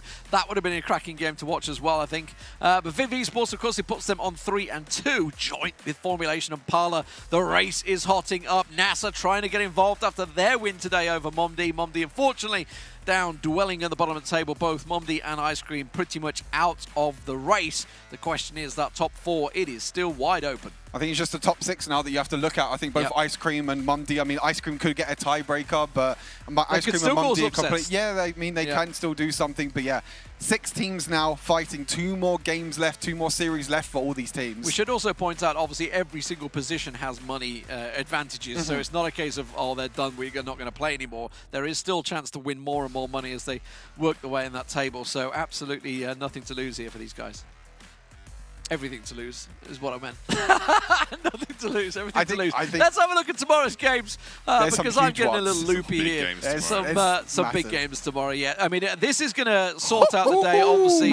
Play day 6. So we start things off with NASA versus Parla, which is a massive one in itself. Obviously, 2 and 3 versus 3 and 2. That's a make or break for both of those teams. Then into Viv versus Formulation. My God, they're both on 3 and 2. That is going to separate the men from the boys. And then it's Queso versus Rix. A massive game, both 4 and 1 at the top of the table. This is really going to set things up. Every single game tomorrow is huge impact. Yep. From start to finish, every match is going to have huge influence in those final standings. Head-to-heads are going to matter. You know, position on the board is going to matter at the end of this week. This is the day that you need to watch to make sure that you're having a good understanding of where we could be at the end of the season. I think this is by far the biggest day that we're ever going to have, in this ESL. I mean, I think last weekend is going to be pretty important, but this one, you take a look at every single matchup. Every single matchup for me is super, super close. It's really hard to predict every single matchup just thinking as well. Predictions for tomorrow. I'm just thinking, where am I going with exactly. I think every single match is going to be super, super close. It's going to go down to the wire. Every single series is going to be the best day by far. Yeah, it's going to be a tough one. Of course, as you can see, Ice Cream Mumdy, that's going to be the off-stream game tomorrow as well. Some mega matches today. Any big favourites today? Anything that stands out for you? Obviously, in terms of players, maybe in terms of plays that they made. Got a big hard favourite. What about you, Stu? I'm not even going to respond to that. I haven't done anything, by the way. I'm just saying. I'm innocent. I don't know what I'm doing. I actually don't know what I'm doing. I'm innocent here, but no, I'm really impressed with how NASA came back today against Mum-D. I think them moving up to 2 and 3 gives them a chance, maybe if they can beat Parler again tomorrow, to go into 3 and 3, potentially look to try and get up into that top 4. Ricks as well, you know, bouncing back again against Viv. But I think it all comes down to tomorrow, really. I think after tomorrow, obviously, so Ricks' final game is against Mum-D, right? I don't think they've played Mum-D yet. No, Formulation's final game is Mum-D. Oh, Formulation's final game. Yes, Formulation's. So Ricks have already played them. Yeah, Ricks played them in the first week. Remember, it was Ice Cream they lost to, and then so quick, wasn't it? Yeah, so quick, I forgot it. I mean, yeah, you have to look at the last games in the last weekend. You know, next weekend, I think whoever wins out of Ricks and Mum-D are guaranteed top 4. I mean, even I think whoever loses is pretty much guaranteed the thing top is, 4 for as well. Ricks and Queso, while it is a big game, it's almost just deciding who's going to be first rather than anything else, because they're both seeding. They've both got 4 and 1, so they're both in. Simply for the fact they only play 7 games, so 4 wins has pretty much set them in there. Everybody else could be separated by it. Big games. It's gonna be a good day. Big. Stop saying the word big. I can't take it anymore. I just need you to stop saying that word. Use another huge, massive, gargantuan. Stop using the word big, Stu. Thank you. I've said my piece. Word, yeah. Well, guys, it has been a fantastic day today.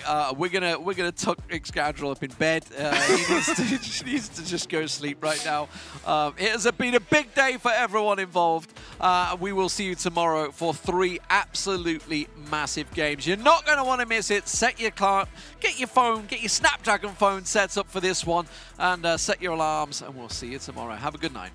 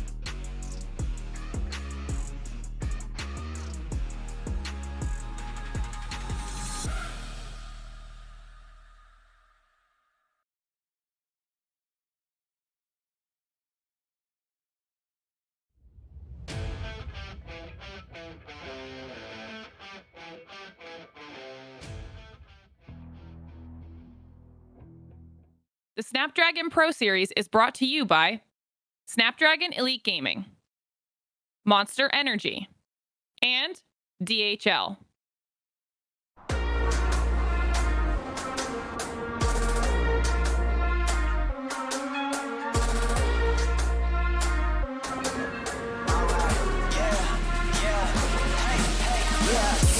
Won't stop going till a player on top know it. Rooftop penthouse suite. If you really want it, gotta own it. Fight through it, we was at the lowest. Blood, sweat, tears, the components. Riding all year, now's the moment. We are not friends, we are opponents. Yeah, I'm coming for mine. Yeah, I'm making a play, the game on the line. Yeah, I've been on the grind. Yeah, I jump in the spot, I made it my time. Yeah, look in the sky. Yeah, the stars align, no shade to shine. Can't stop it already. Emotional work and devotion, we put in this time. Look.